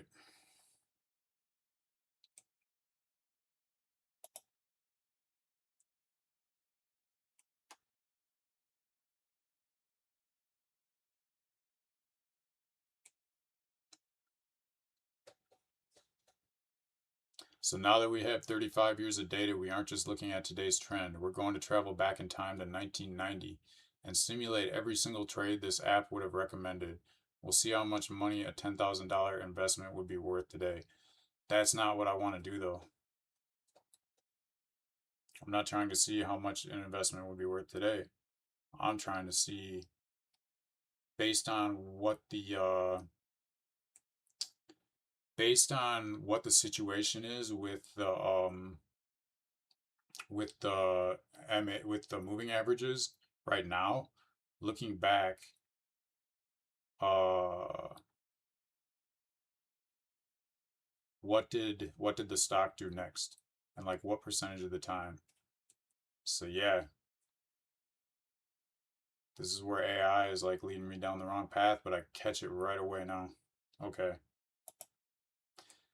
So yeah, if you're just tuning in, essentially what I've done is I have created an app for beginner investors. It's helping them to understand when to buy a stock. So essentially it's like 200-day moving average and 50-day moving average. These moving averages are lines that go across the I'll even show I'm going to pull it up right now. So, yeah, basically these lines, the blue one is the 50-day average of what the price has been doing, and the orange one is the 200-day. And you can see like they cross over each other. Sometimes the stock like goes underneath both of them, sometimes it's in the middle of them. Sometimes a lot of times it's on top. And people who are more advanced, like first, if you're a beginner, you're not even going to understand like this chart. Like this is a candlestick chart. Like you have to understand how to read this candlestick chart first. And once you learn how to read this candlestick chart, essentially, then you can learn how these moving averages work. And after you learn how the moving averages work, then you need to learn like, what it means when certain things happen with them. And all this is going to take a lot of time. Beginners, like, you're not going to figure this out like quick. Like, you're going to have to, like, you know, do a lot of research on like how moving on technical tools. A lot of people find this very difficult. Originally, when I started this project, I had AI search the internet to find what beginners' problems were with these moving averages. They told me what they were, and I made the main function of this to basically tell people, if you search a stock, it's going to show the chart, and it's going to basically translate what an experienced investor would be able to know by looking at this chart with these moving averages. So right now it's telling me that the current price is sitting in between two moving averages. This likely means that the market is deciding the next direction. So it's saying it's in yellow. So it's saying like, take caution. Probably not the best time to like make any decisions whether you want to buy or sell this right now, because it's in between two moving averages. So it could really like, it's kind of up in the air what's going on right now. And that's good to know. Like, if you were a beginner and you just looked at this, like, I don't think you're going to be able to like understand that just by looking at it. So I'm making this tool for beginners. Essentially, what happened? I'm going to tell you about the basically like the progress that I made today. So what happened was when I first made this app, it was only showing me like 2 years of data for the chart. And in this 2 years, it was only giving me like half the moving average, because half the moving average is the lines on the chart.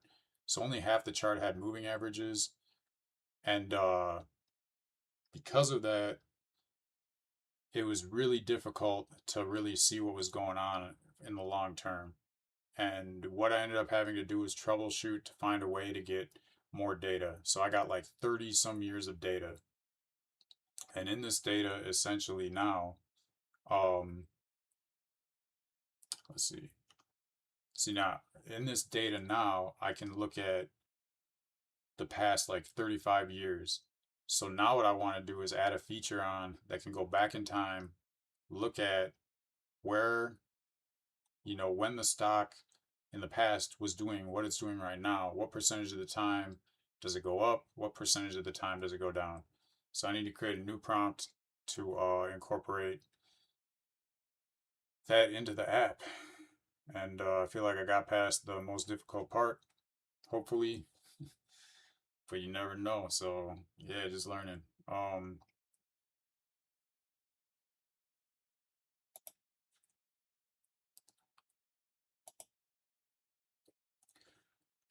Okay, what I want to do is not what you said. What I want to do is to backtest so that backtest.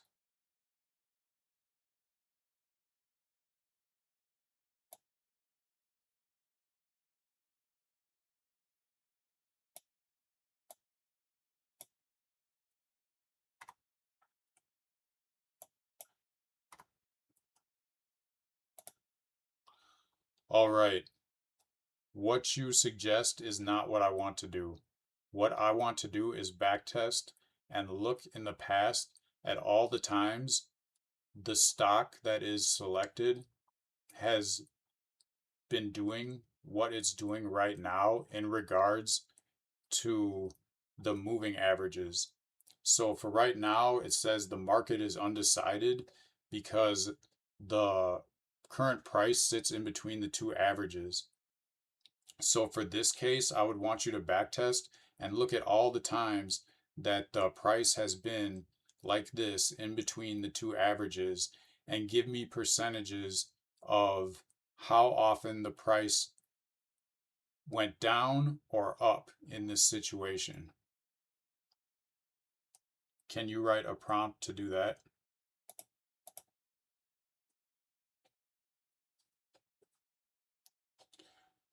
Yes, I know that's very brilliant.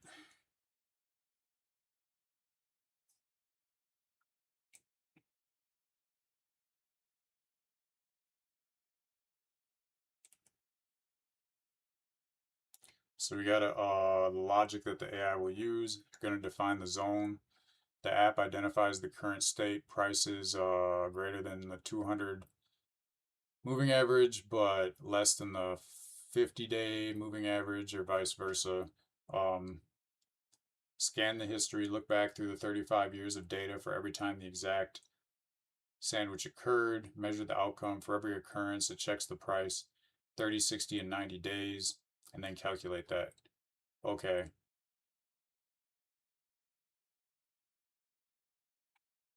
But I also wanted to, I see what they're saying, but I also want to add that it's like not just when the price is between the two lines, but like if it's say it's above the lines, then it should go back and check if like what happened when it was above or below. So I got to tell it to do that. All right, most of what you are saying is what I want to do. The only thing I think that you don't understand is that I don't only want to look at when the price was in between the two moving average lines. Basically, in this case, I want to look at what happened when the price was in between the two moving average lines because that's how the current state of the chart is. But for example, if the price were to be above the two lines, then I would want you to look back for that exact scenario and give the percentages of what happened over the next 60 days. So basically, you should have it look at whatever the current scenario is for the price in regards to the two moving averages and then backtest that specific scenario.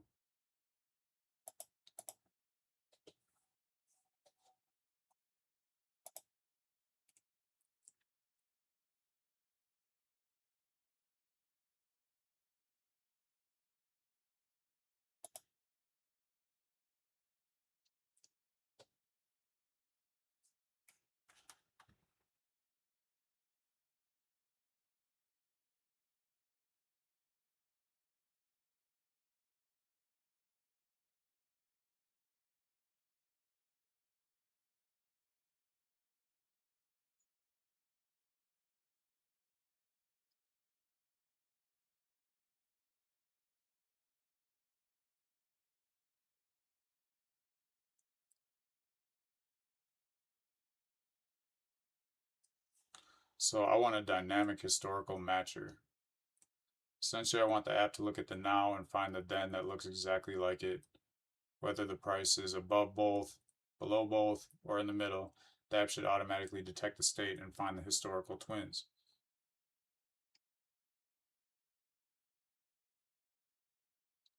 Okay, so here's the prompt.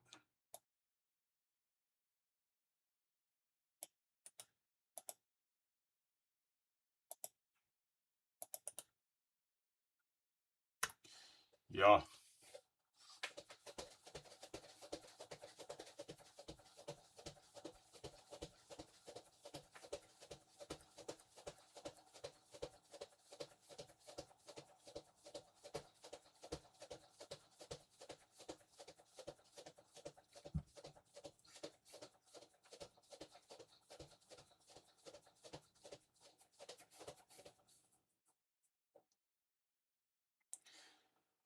All right, so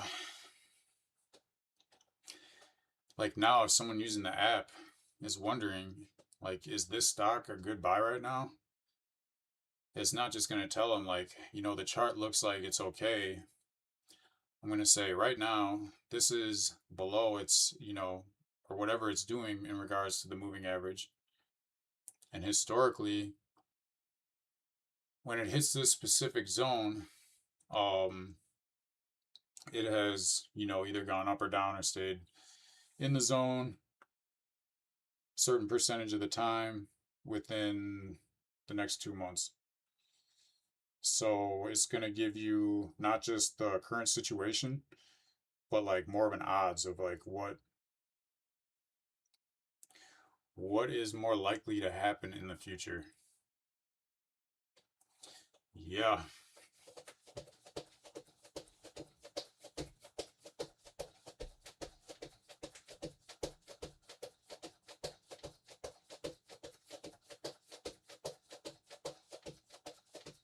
Man, this is so awesome. I'm so glad that this is like, dude, I never would have imagined I would be building these like complicated of apps like this quick and understanding this quick. Like I've gone from like a month and a half from being knowing nothing about coding, seeming like this was one of the most difficult things to learn in the entire world. Like coding language, dude, if like I don't think anyone could pay me enough to like have to actually learn to code and write code and like no, that would not be what I would want to do. Like I could not I did not see myself doing that. But like building stuff and just having these ideas and being able to implement them with like vibe coding like this. Wow, this is like really blessing, man. Like,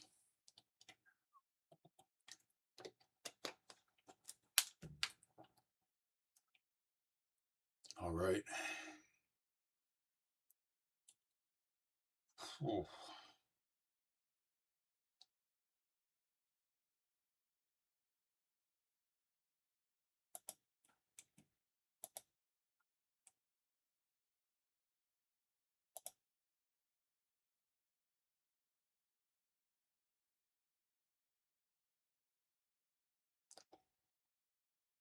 okay. I see how the what you call it? See how Twitch is like current. It's like maybe a couple seconds behind what's going on. Or not even like a second. And then like YouTube is like 5 minutes behind what's going on.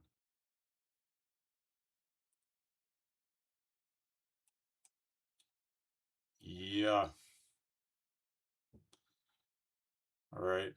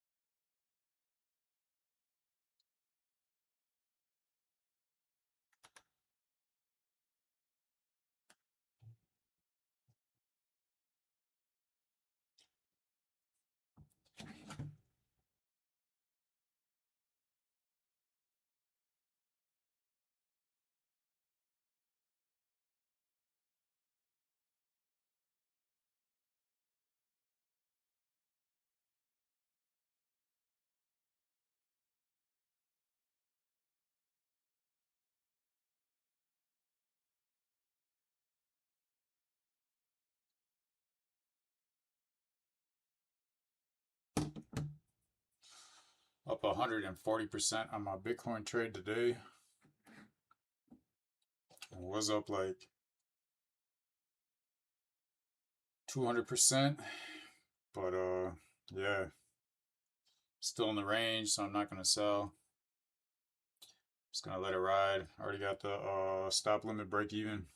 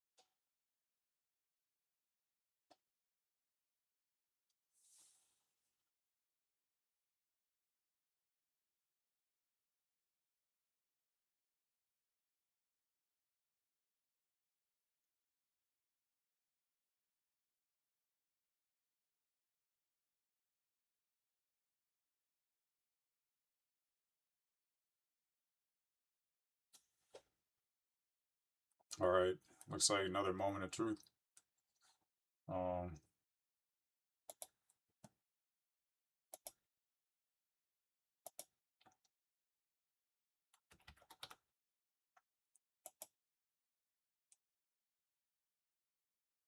yeah.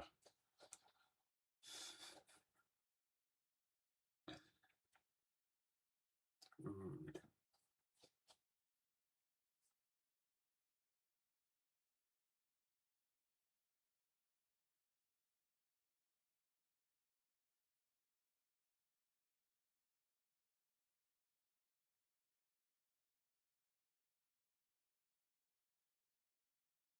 Okay, so this looks very good, except for one thing. Um, Showing the win rate, the average return, and this is for the next like 60 days based on like back testing. So when it was in the middle, it broke up, went up about 63% of the time, and had an average return of about 6% in the next 2 months. The best case, that's what I don't understand. 86.9%, worst case 48.7%.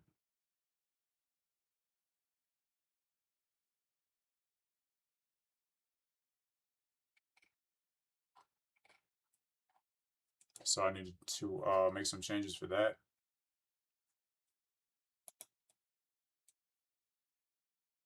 Yeah, it's even telling me like this feature is actually much more advanced than what most retail trading sites offer. You're giving your viewers contextual probability. Exactly. Dude, this is like my fifth or sixth finance app, and I'm already making them like better than like the ones that already exist. Like I've never seen anything that does this, but I was always like, man, now that AI, I wonder if it could do that, and it can. Okay.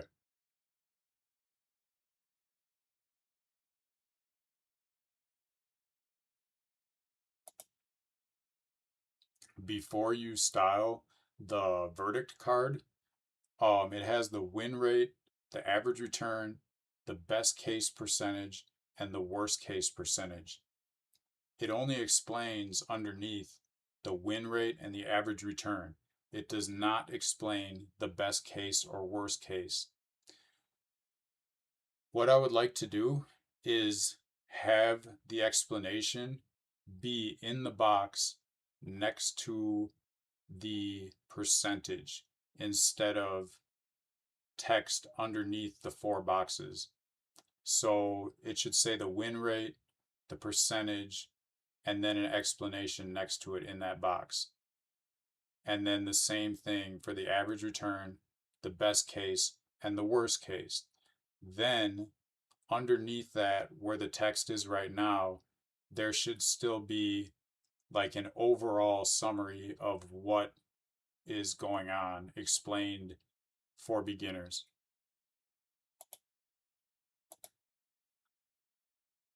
Yeah.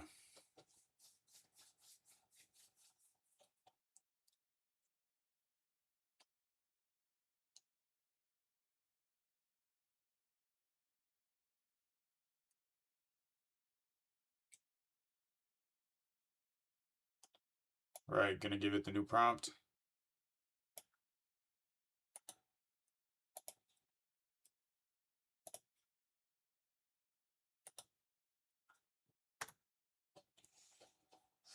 This is awesome.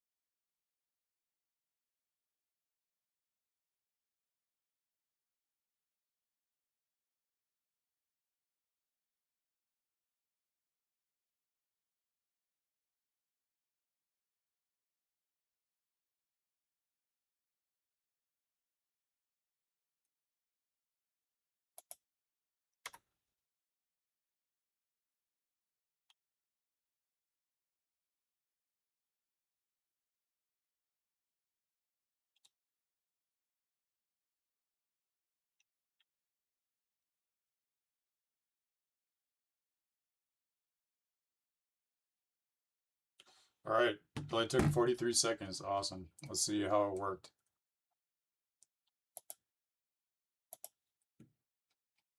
Oh, it's like already updated. I don't even have to refresh it. Shouldn't have done that because now I gotta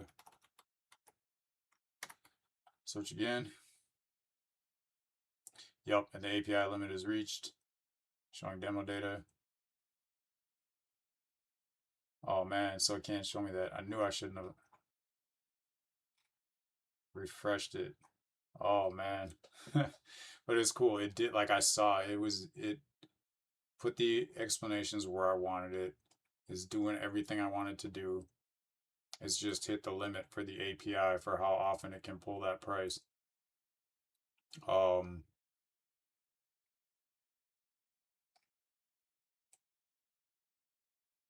so yeah, and it's even showing people like, hey, the API limit is reached.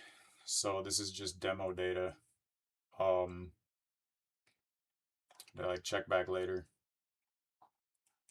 But it did it. I saw like should have just not refreshed it because then I forgot that if you refresh it, you have to run the API again.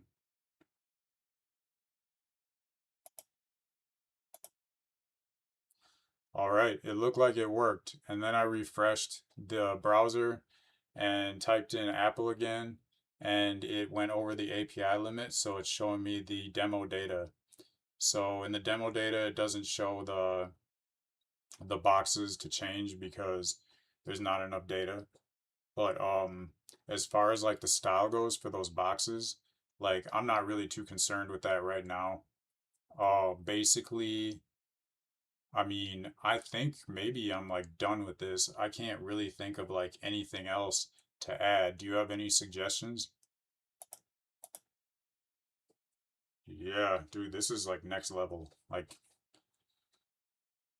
And this is, man, 10 more apps from now, I'm gonna be like, dude. So I've gone from a broken API with no data to a 35-year historical powerhouse with custom logic engine. Um, if you're looking at that for one last thing to make the app feel truly complete, here's 3 high-value suggestions that don't require redesigning the whole UI. Since the app is all about advice and history, Adding a simple visual gauge can be very impactful. Like a semicircle gauge, like a speedometer that moves based on the win rate percentage.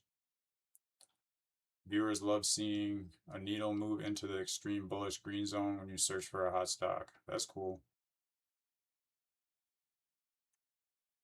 Could do another thing that shows this in relation to the S&P 500.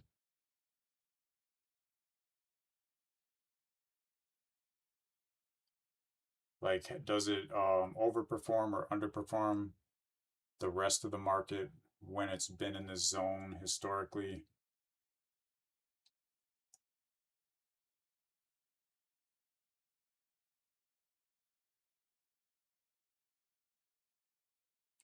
And then a button to share the analysis so they can like take a picture of the chart and the four data boxes. I mean, I guess like you could just screenshot it if you really wanted to. That I don't see. Um,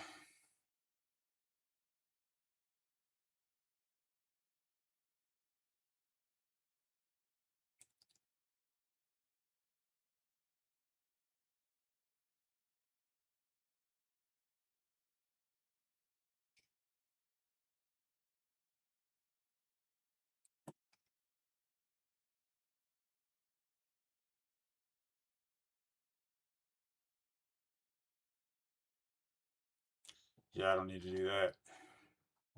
They're saying to like be more specific, like just have color coding for whether it's live data or fake, but it already says like first thing, so I don't think that's necessary. But I do like the gauge, like a speedometer that moves based on the win rate percentage. I really like that. I like the first idea you have about the bull bear sentiment meter.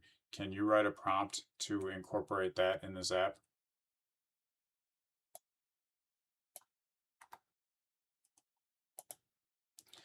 I really like your first idea of the bull bear sentiment meter.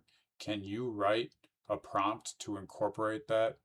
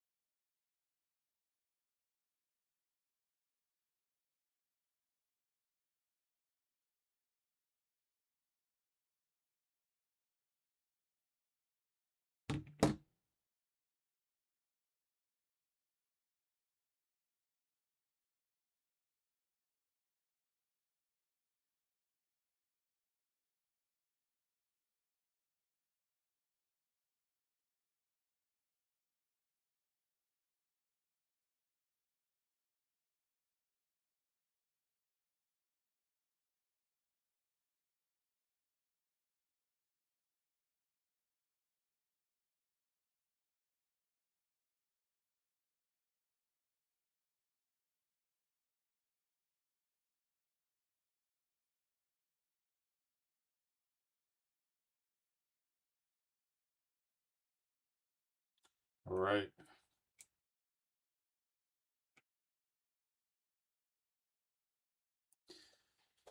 So Claude is saying, let me check what's available in the project for rendering before it builds the gauge. Um,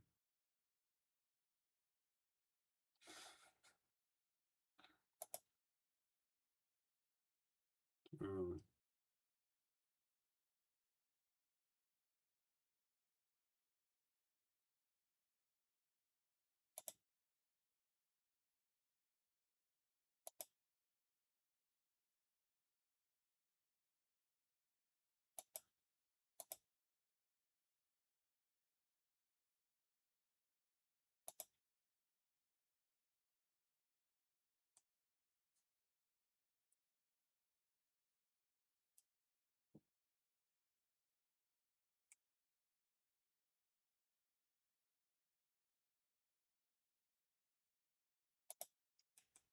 All right.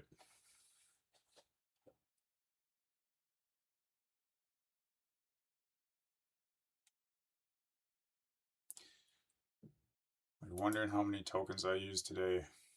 Let's see.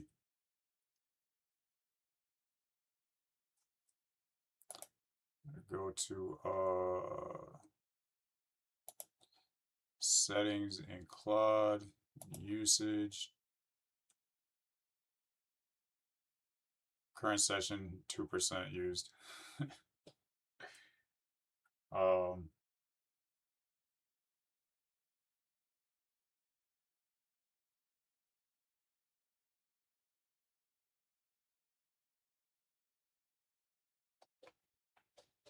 yeah, weekly limit 3%.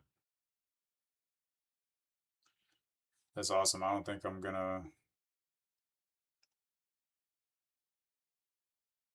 definitely not having to worry about hitting my limit during the stream anymore.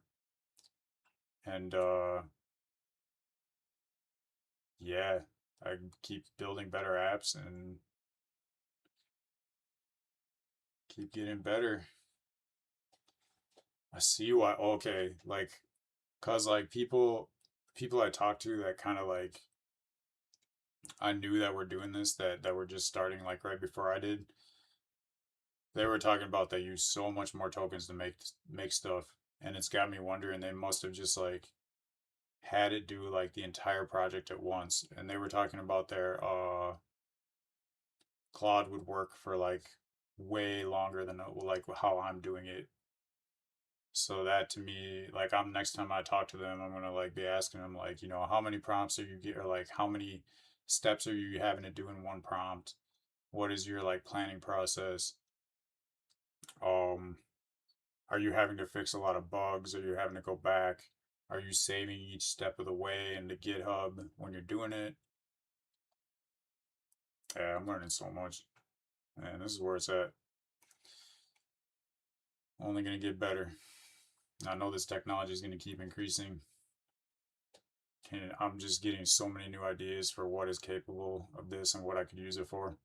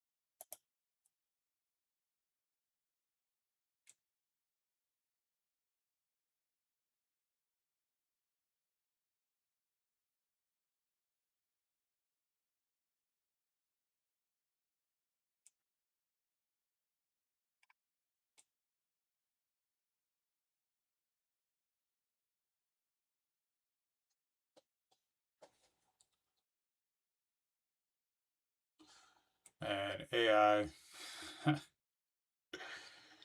starting to feel like I'm getting smarter than AI. For the past like few years, I've been like, dude, AI is so smart. Like, wow. Well, no, in some ways, I was like, dude, there's no way I can think of that I'm smarter than AI. Now I'm like, okay, I'm seeing like where AI is messing up. I'm seeing like how to catch it. I'm seeing like how to solve these problems. I'm getting better every time. Every app, I'm getting better. Every app's getting better, getting easier to make, more detailed, less tokens, less time to make it, more fun. Yeah, just got to keep moving on this. All right, so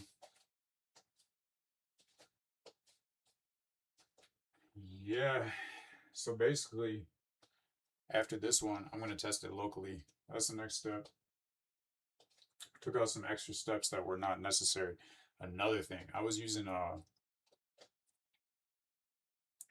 using Netlify and running into problems with Netlify.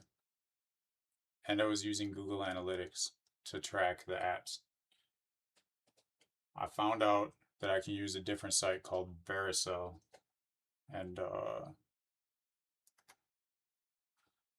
essentially Vericel has Google Analytics style tracking on it, and I'm running into way less problems than I was with Netlify.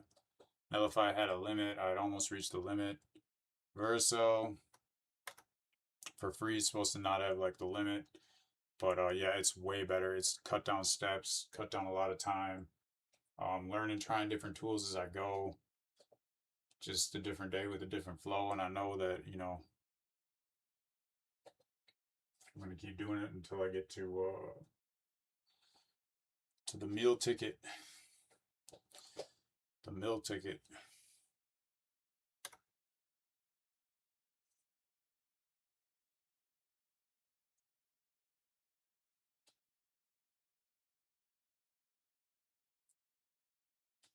Right? So hopefully,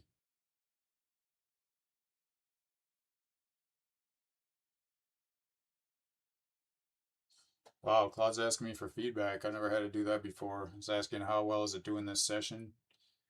Man, I would have to say good, for sure.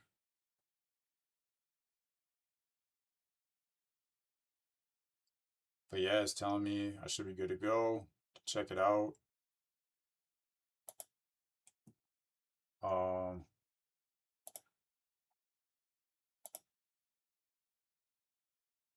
yeah, it's still an API limit reached. Fake data.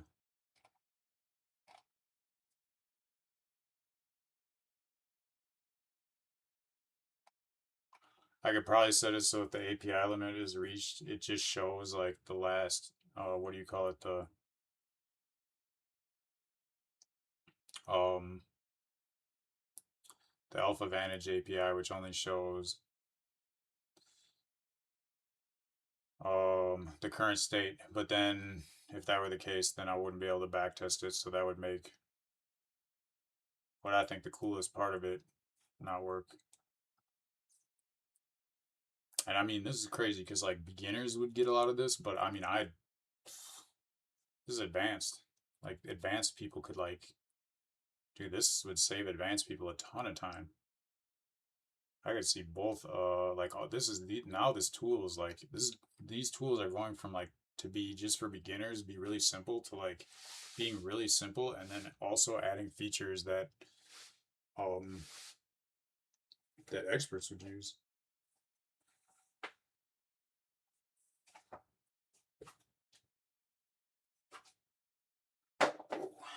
Yeah, right.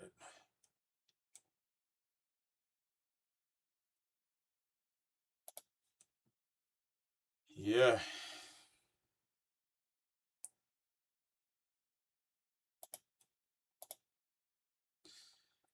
So Claude says that it is good. However, the API limit has been reached, so it's still showing the demo data. And I think this is good for now, or I know this is good for now. So basically, I guess the next step would be to push this onto GitHub. Is that correct?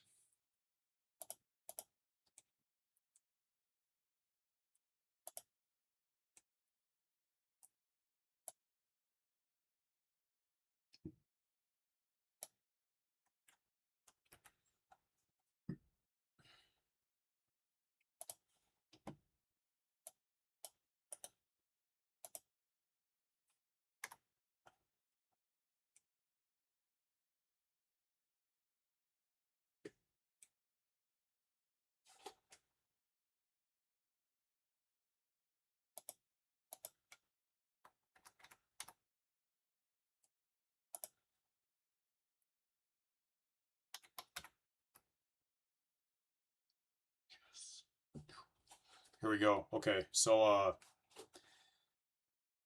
the API has refreshed. Awesome. I can show this app off now. It is complete. I've built a very, very good app in my opinion. I just need to know what other people think of it. Hopefully other people use it and give me feedback. It's free right now. I think this is like, I mean, I would pay money for this. I would pay a little bit, and if I had like a bunch of tools like this on one platform, I'd pay easily like $10 or $20 a month, like no problem, because nothing else out there that I know of is doing anything like this. This saves so much time, and it's like, especially for beginners, like, I mean, to go from knowing nothing to like understanding like markets and investing, like this is major. So for right now, it's free, and it's the free API. So if you try to use it and it says the limit is reached, just wait a while and try it again. But yeah, it's called the trend friend. The trend is your friend until the end, and it's showing you the chart, the moving averages, explaining. Like before, I was showing Apple right here. Let's see. Yeah, so right here I'm showing Nike, and so the trend is struggling. The current price is below both moving average. Historically, this suggests potential weakness in the trend.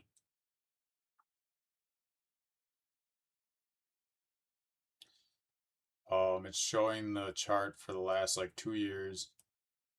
Oh, you can zoom out. That's cool. Wow. So yeah, it's showing the chart for the last. Wow. This is money since 1990. Back when Nike was like 65 cents. And you can see the entire history of the chart. So essentially without this tool, you'd have to know how to like understand moving averages and the chart.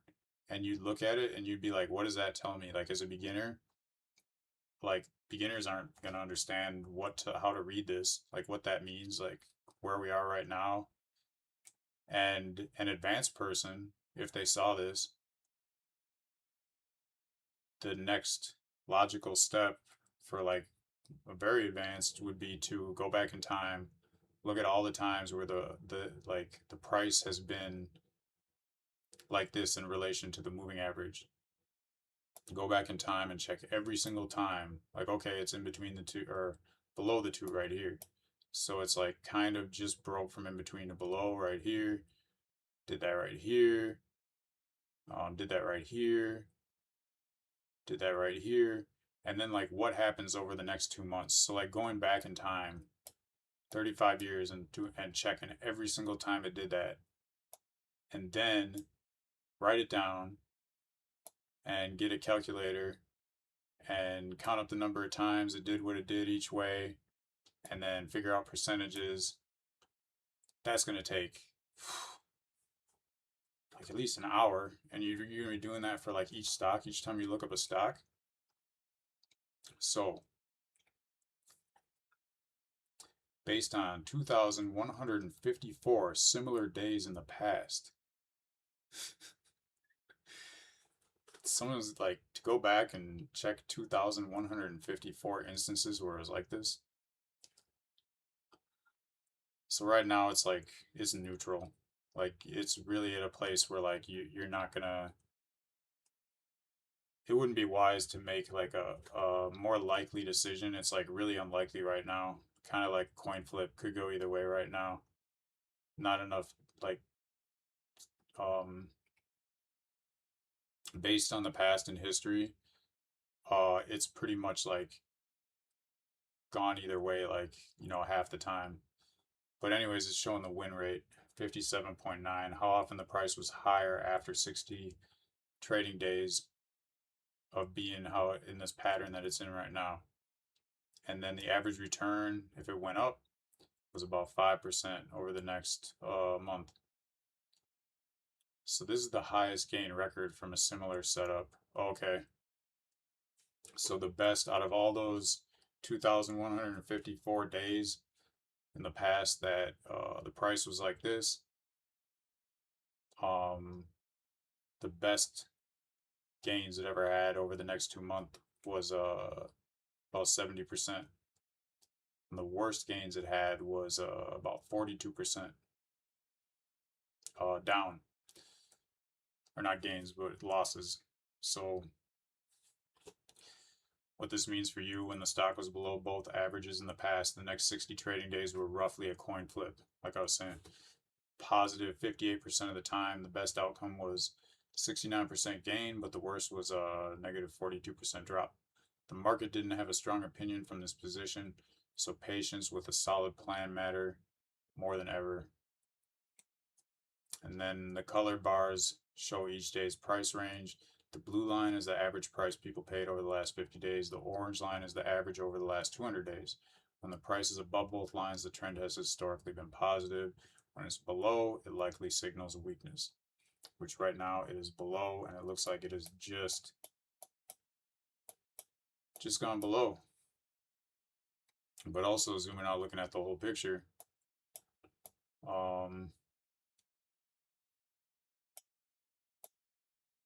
the price is low compared to where it's been anywhere in the past, like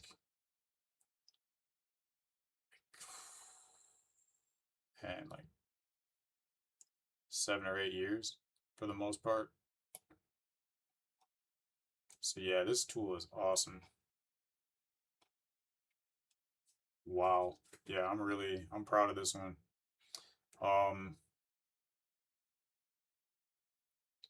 So yeah, what I'm gonna do now is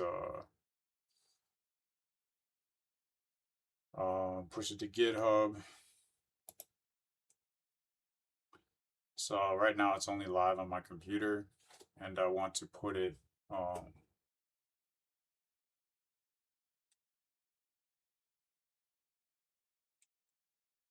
the internet. So instead of Claude Code, I'm gonna go terminal.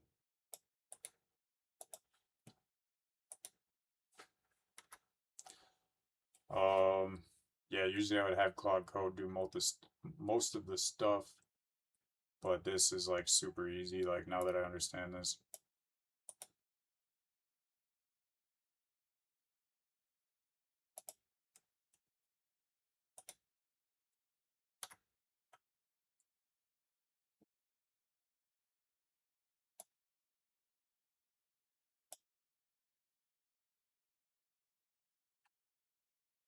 Except right when I said that. For step 3 of how to push, I already did the first 2 steps. It says git push origin master or main. I do not know what my branch name is. I have not gone on GitHub yet with this project.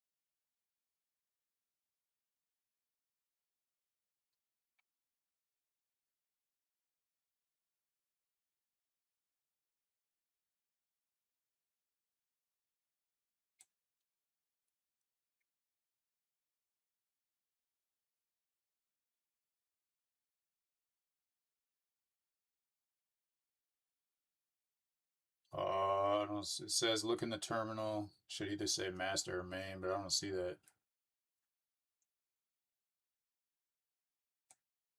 Go to GitHub. That's better.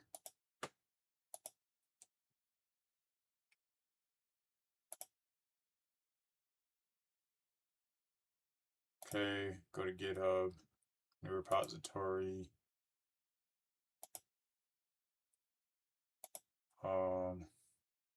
Friend, name.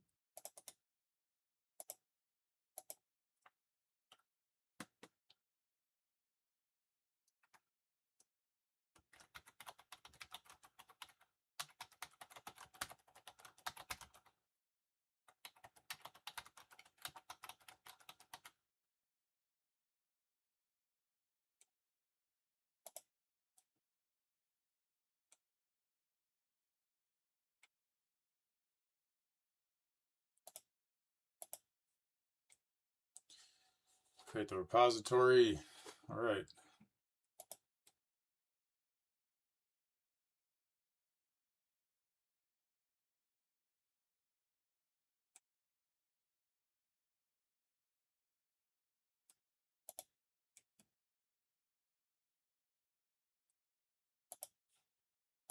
It's giving me code to give to the terminal.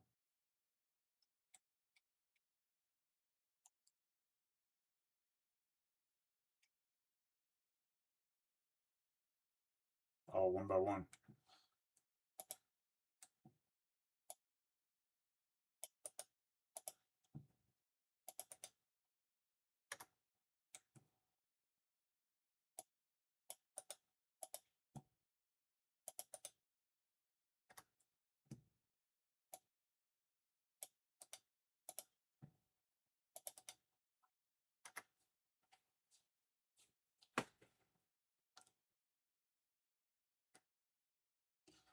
Yeah, it looks like branch main set to track origin main. All right. So now that's done.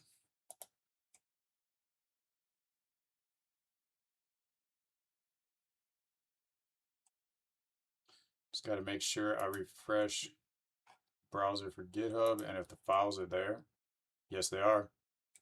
All right, I got to make sure the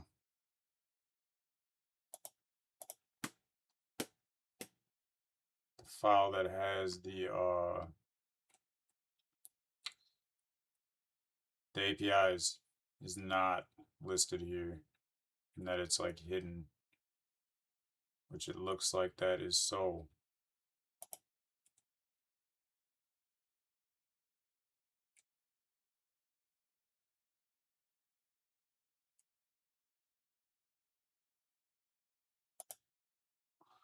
Okay, I think everything worked. I see the files in GitHub.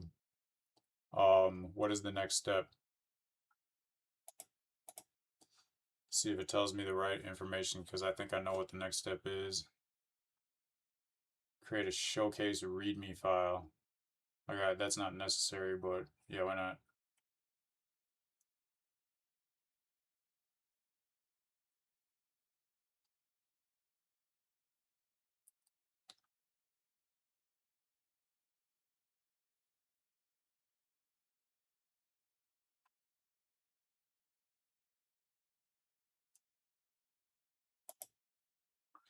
Can you write a prompt I can give to Claude Code to create that README file?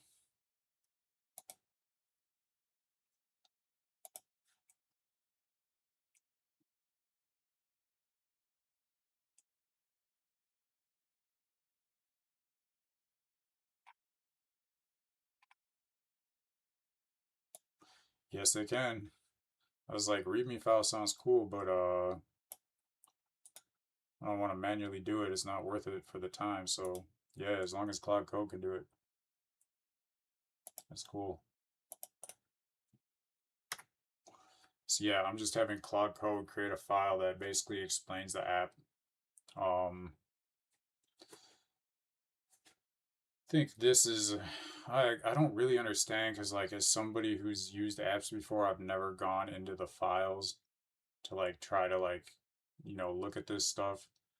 So I'm guessing this is just for like more technical people, or technical people in regards to code. So yeah, it's like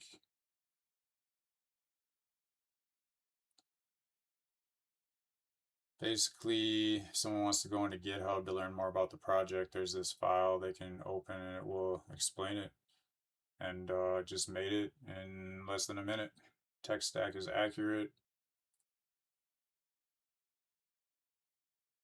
No API keys exposed.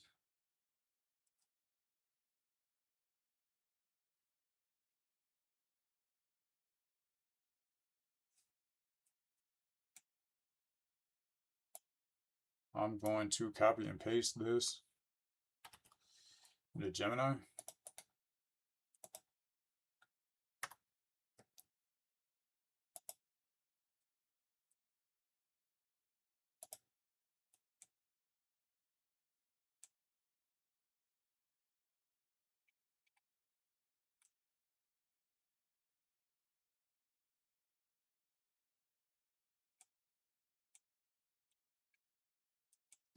Gemini says,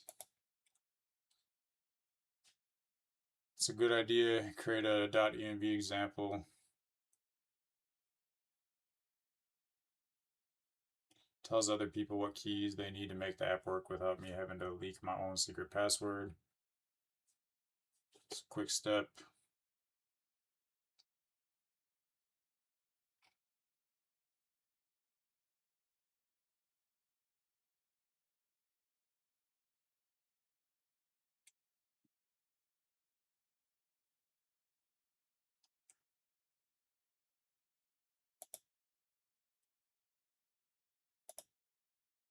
Okay, here's the README. And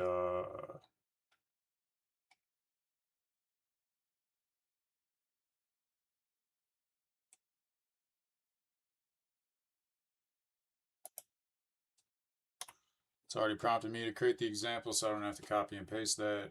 The README file, I think it says I just need to run npm run dev. Then essentially I just like transfer this over to Vercel and I get a link. And I'll make sure that I post the link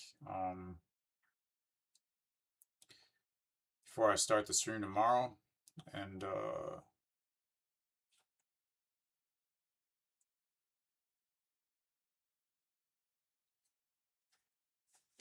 yeah, let's see.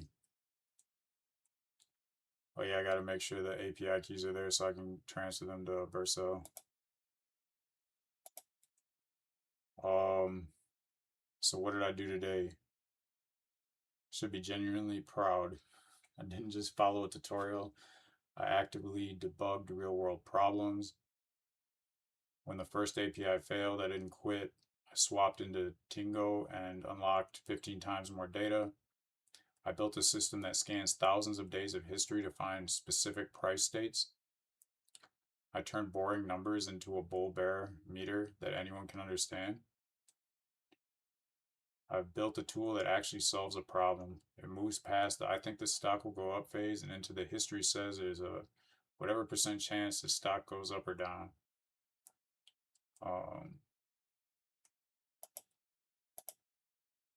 Help me get this onto Vercel.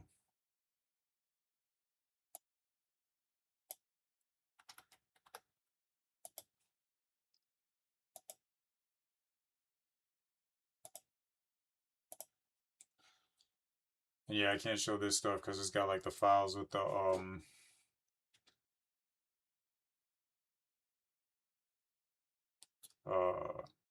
API keys.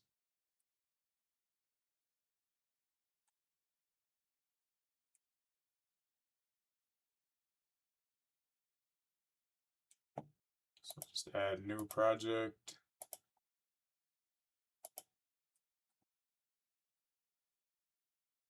Trend friend. Import. And I gotta put in the environment variables for the API.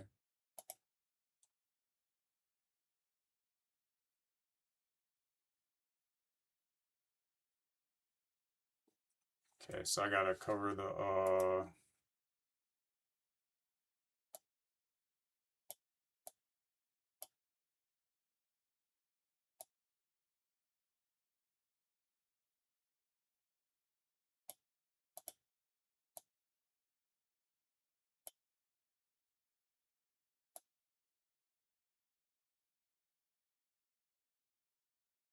okay, cool.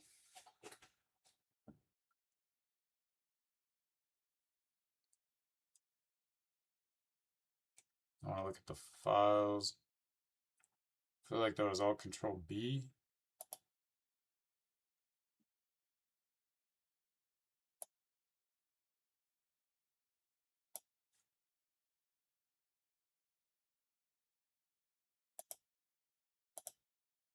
What is the prompt to open up the list of files in Cursor?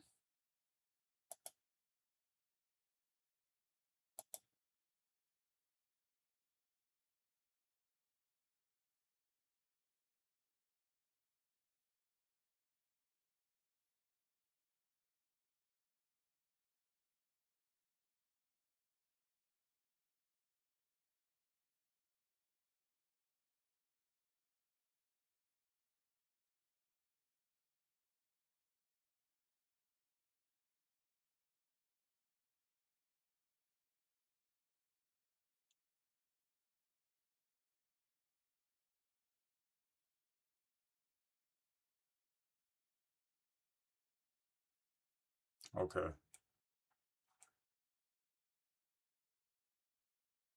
Control plus B. Nope. Nope.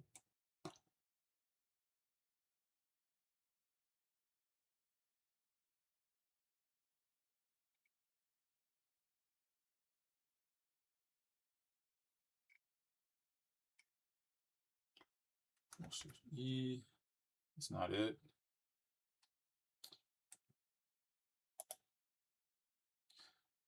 I don't think any of those are the right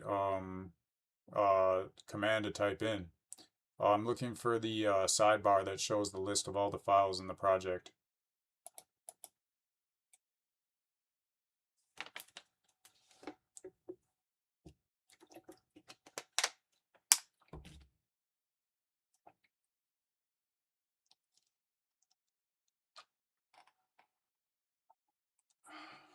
View appearance is another way then.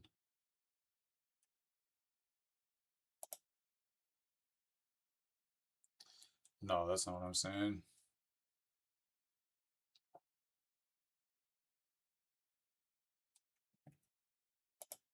There we go.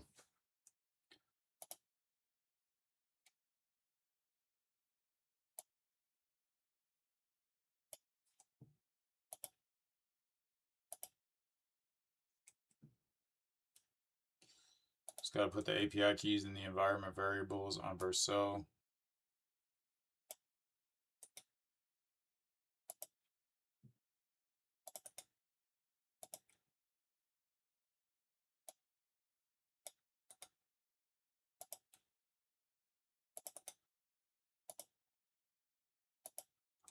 I've got two of them, although I don't think that Alpha Vantage is going to be one I'm going to be using much anymore because this other one is much better. I'm surprised they did not tell me, or AI did not tell me about it earlier. But there was never any reason for it to tell me about it because I was never doing functions that would require that much data. So, yeah, I just got to deploy. And I feel like what I should do is just like try to ask it like, hey, tomorrow, like, are there any more API sources? I just want to try them all. And I'll just kind of try them all for the next few apps. So by the time I'm done, making like 30 finance apps, I feel like I'll have a really good understanding of all the available APIs, all the different functions I can really do, like backtesting and stuff for the different apps. Get better every day. Um, just see, do some marketing. Hopefully, people use them, and yeah, I think it's good. Just deployed a new project. And it's working.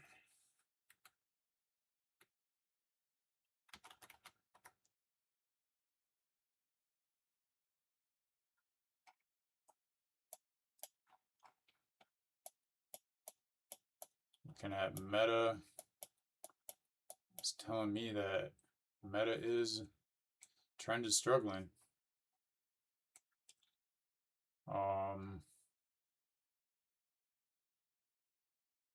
That is looking like a coin flip, whether we'll go up or down where it's at. But to me, I think it looks like it is more likely to go down than up. I would not be buying Meta.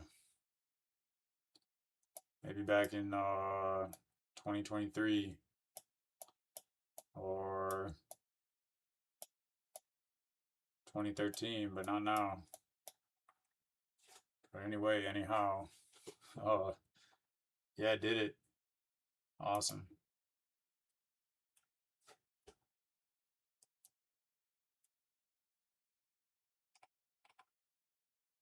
Okay. So now I think, yeah, I got the URL trend I don't know what that thing is called. Not a dash, but yeah, maybe it is a dash. Like trend dash friend dot vercel dot app. So if you're looking to try it out right now, that's the URL. Otherwise, I'm gonna have it posted up on the description for the next live stream. And really, that's it for today. Hope you got some value off of what I had to say. Bringing you massive value in every way. And if the stream did not work so well today, it's just something to do with the new setup, switching computers to a better computer, better setup, and notice some things I didn't notice before. And for sure, I didn't really get to it until after the stream started. I just had the same settings, so I figured it'd be the same. But yeah, let me know if there's any issues you have with the stream, any thing you can think of to make things better in the future. What you think of this app, what you think about the other apps. I'm on Discord now. Yeah, that's good. Good for today. I'm out. Without a doubt.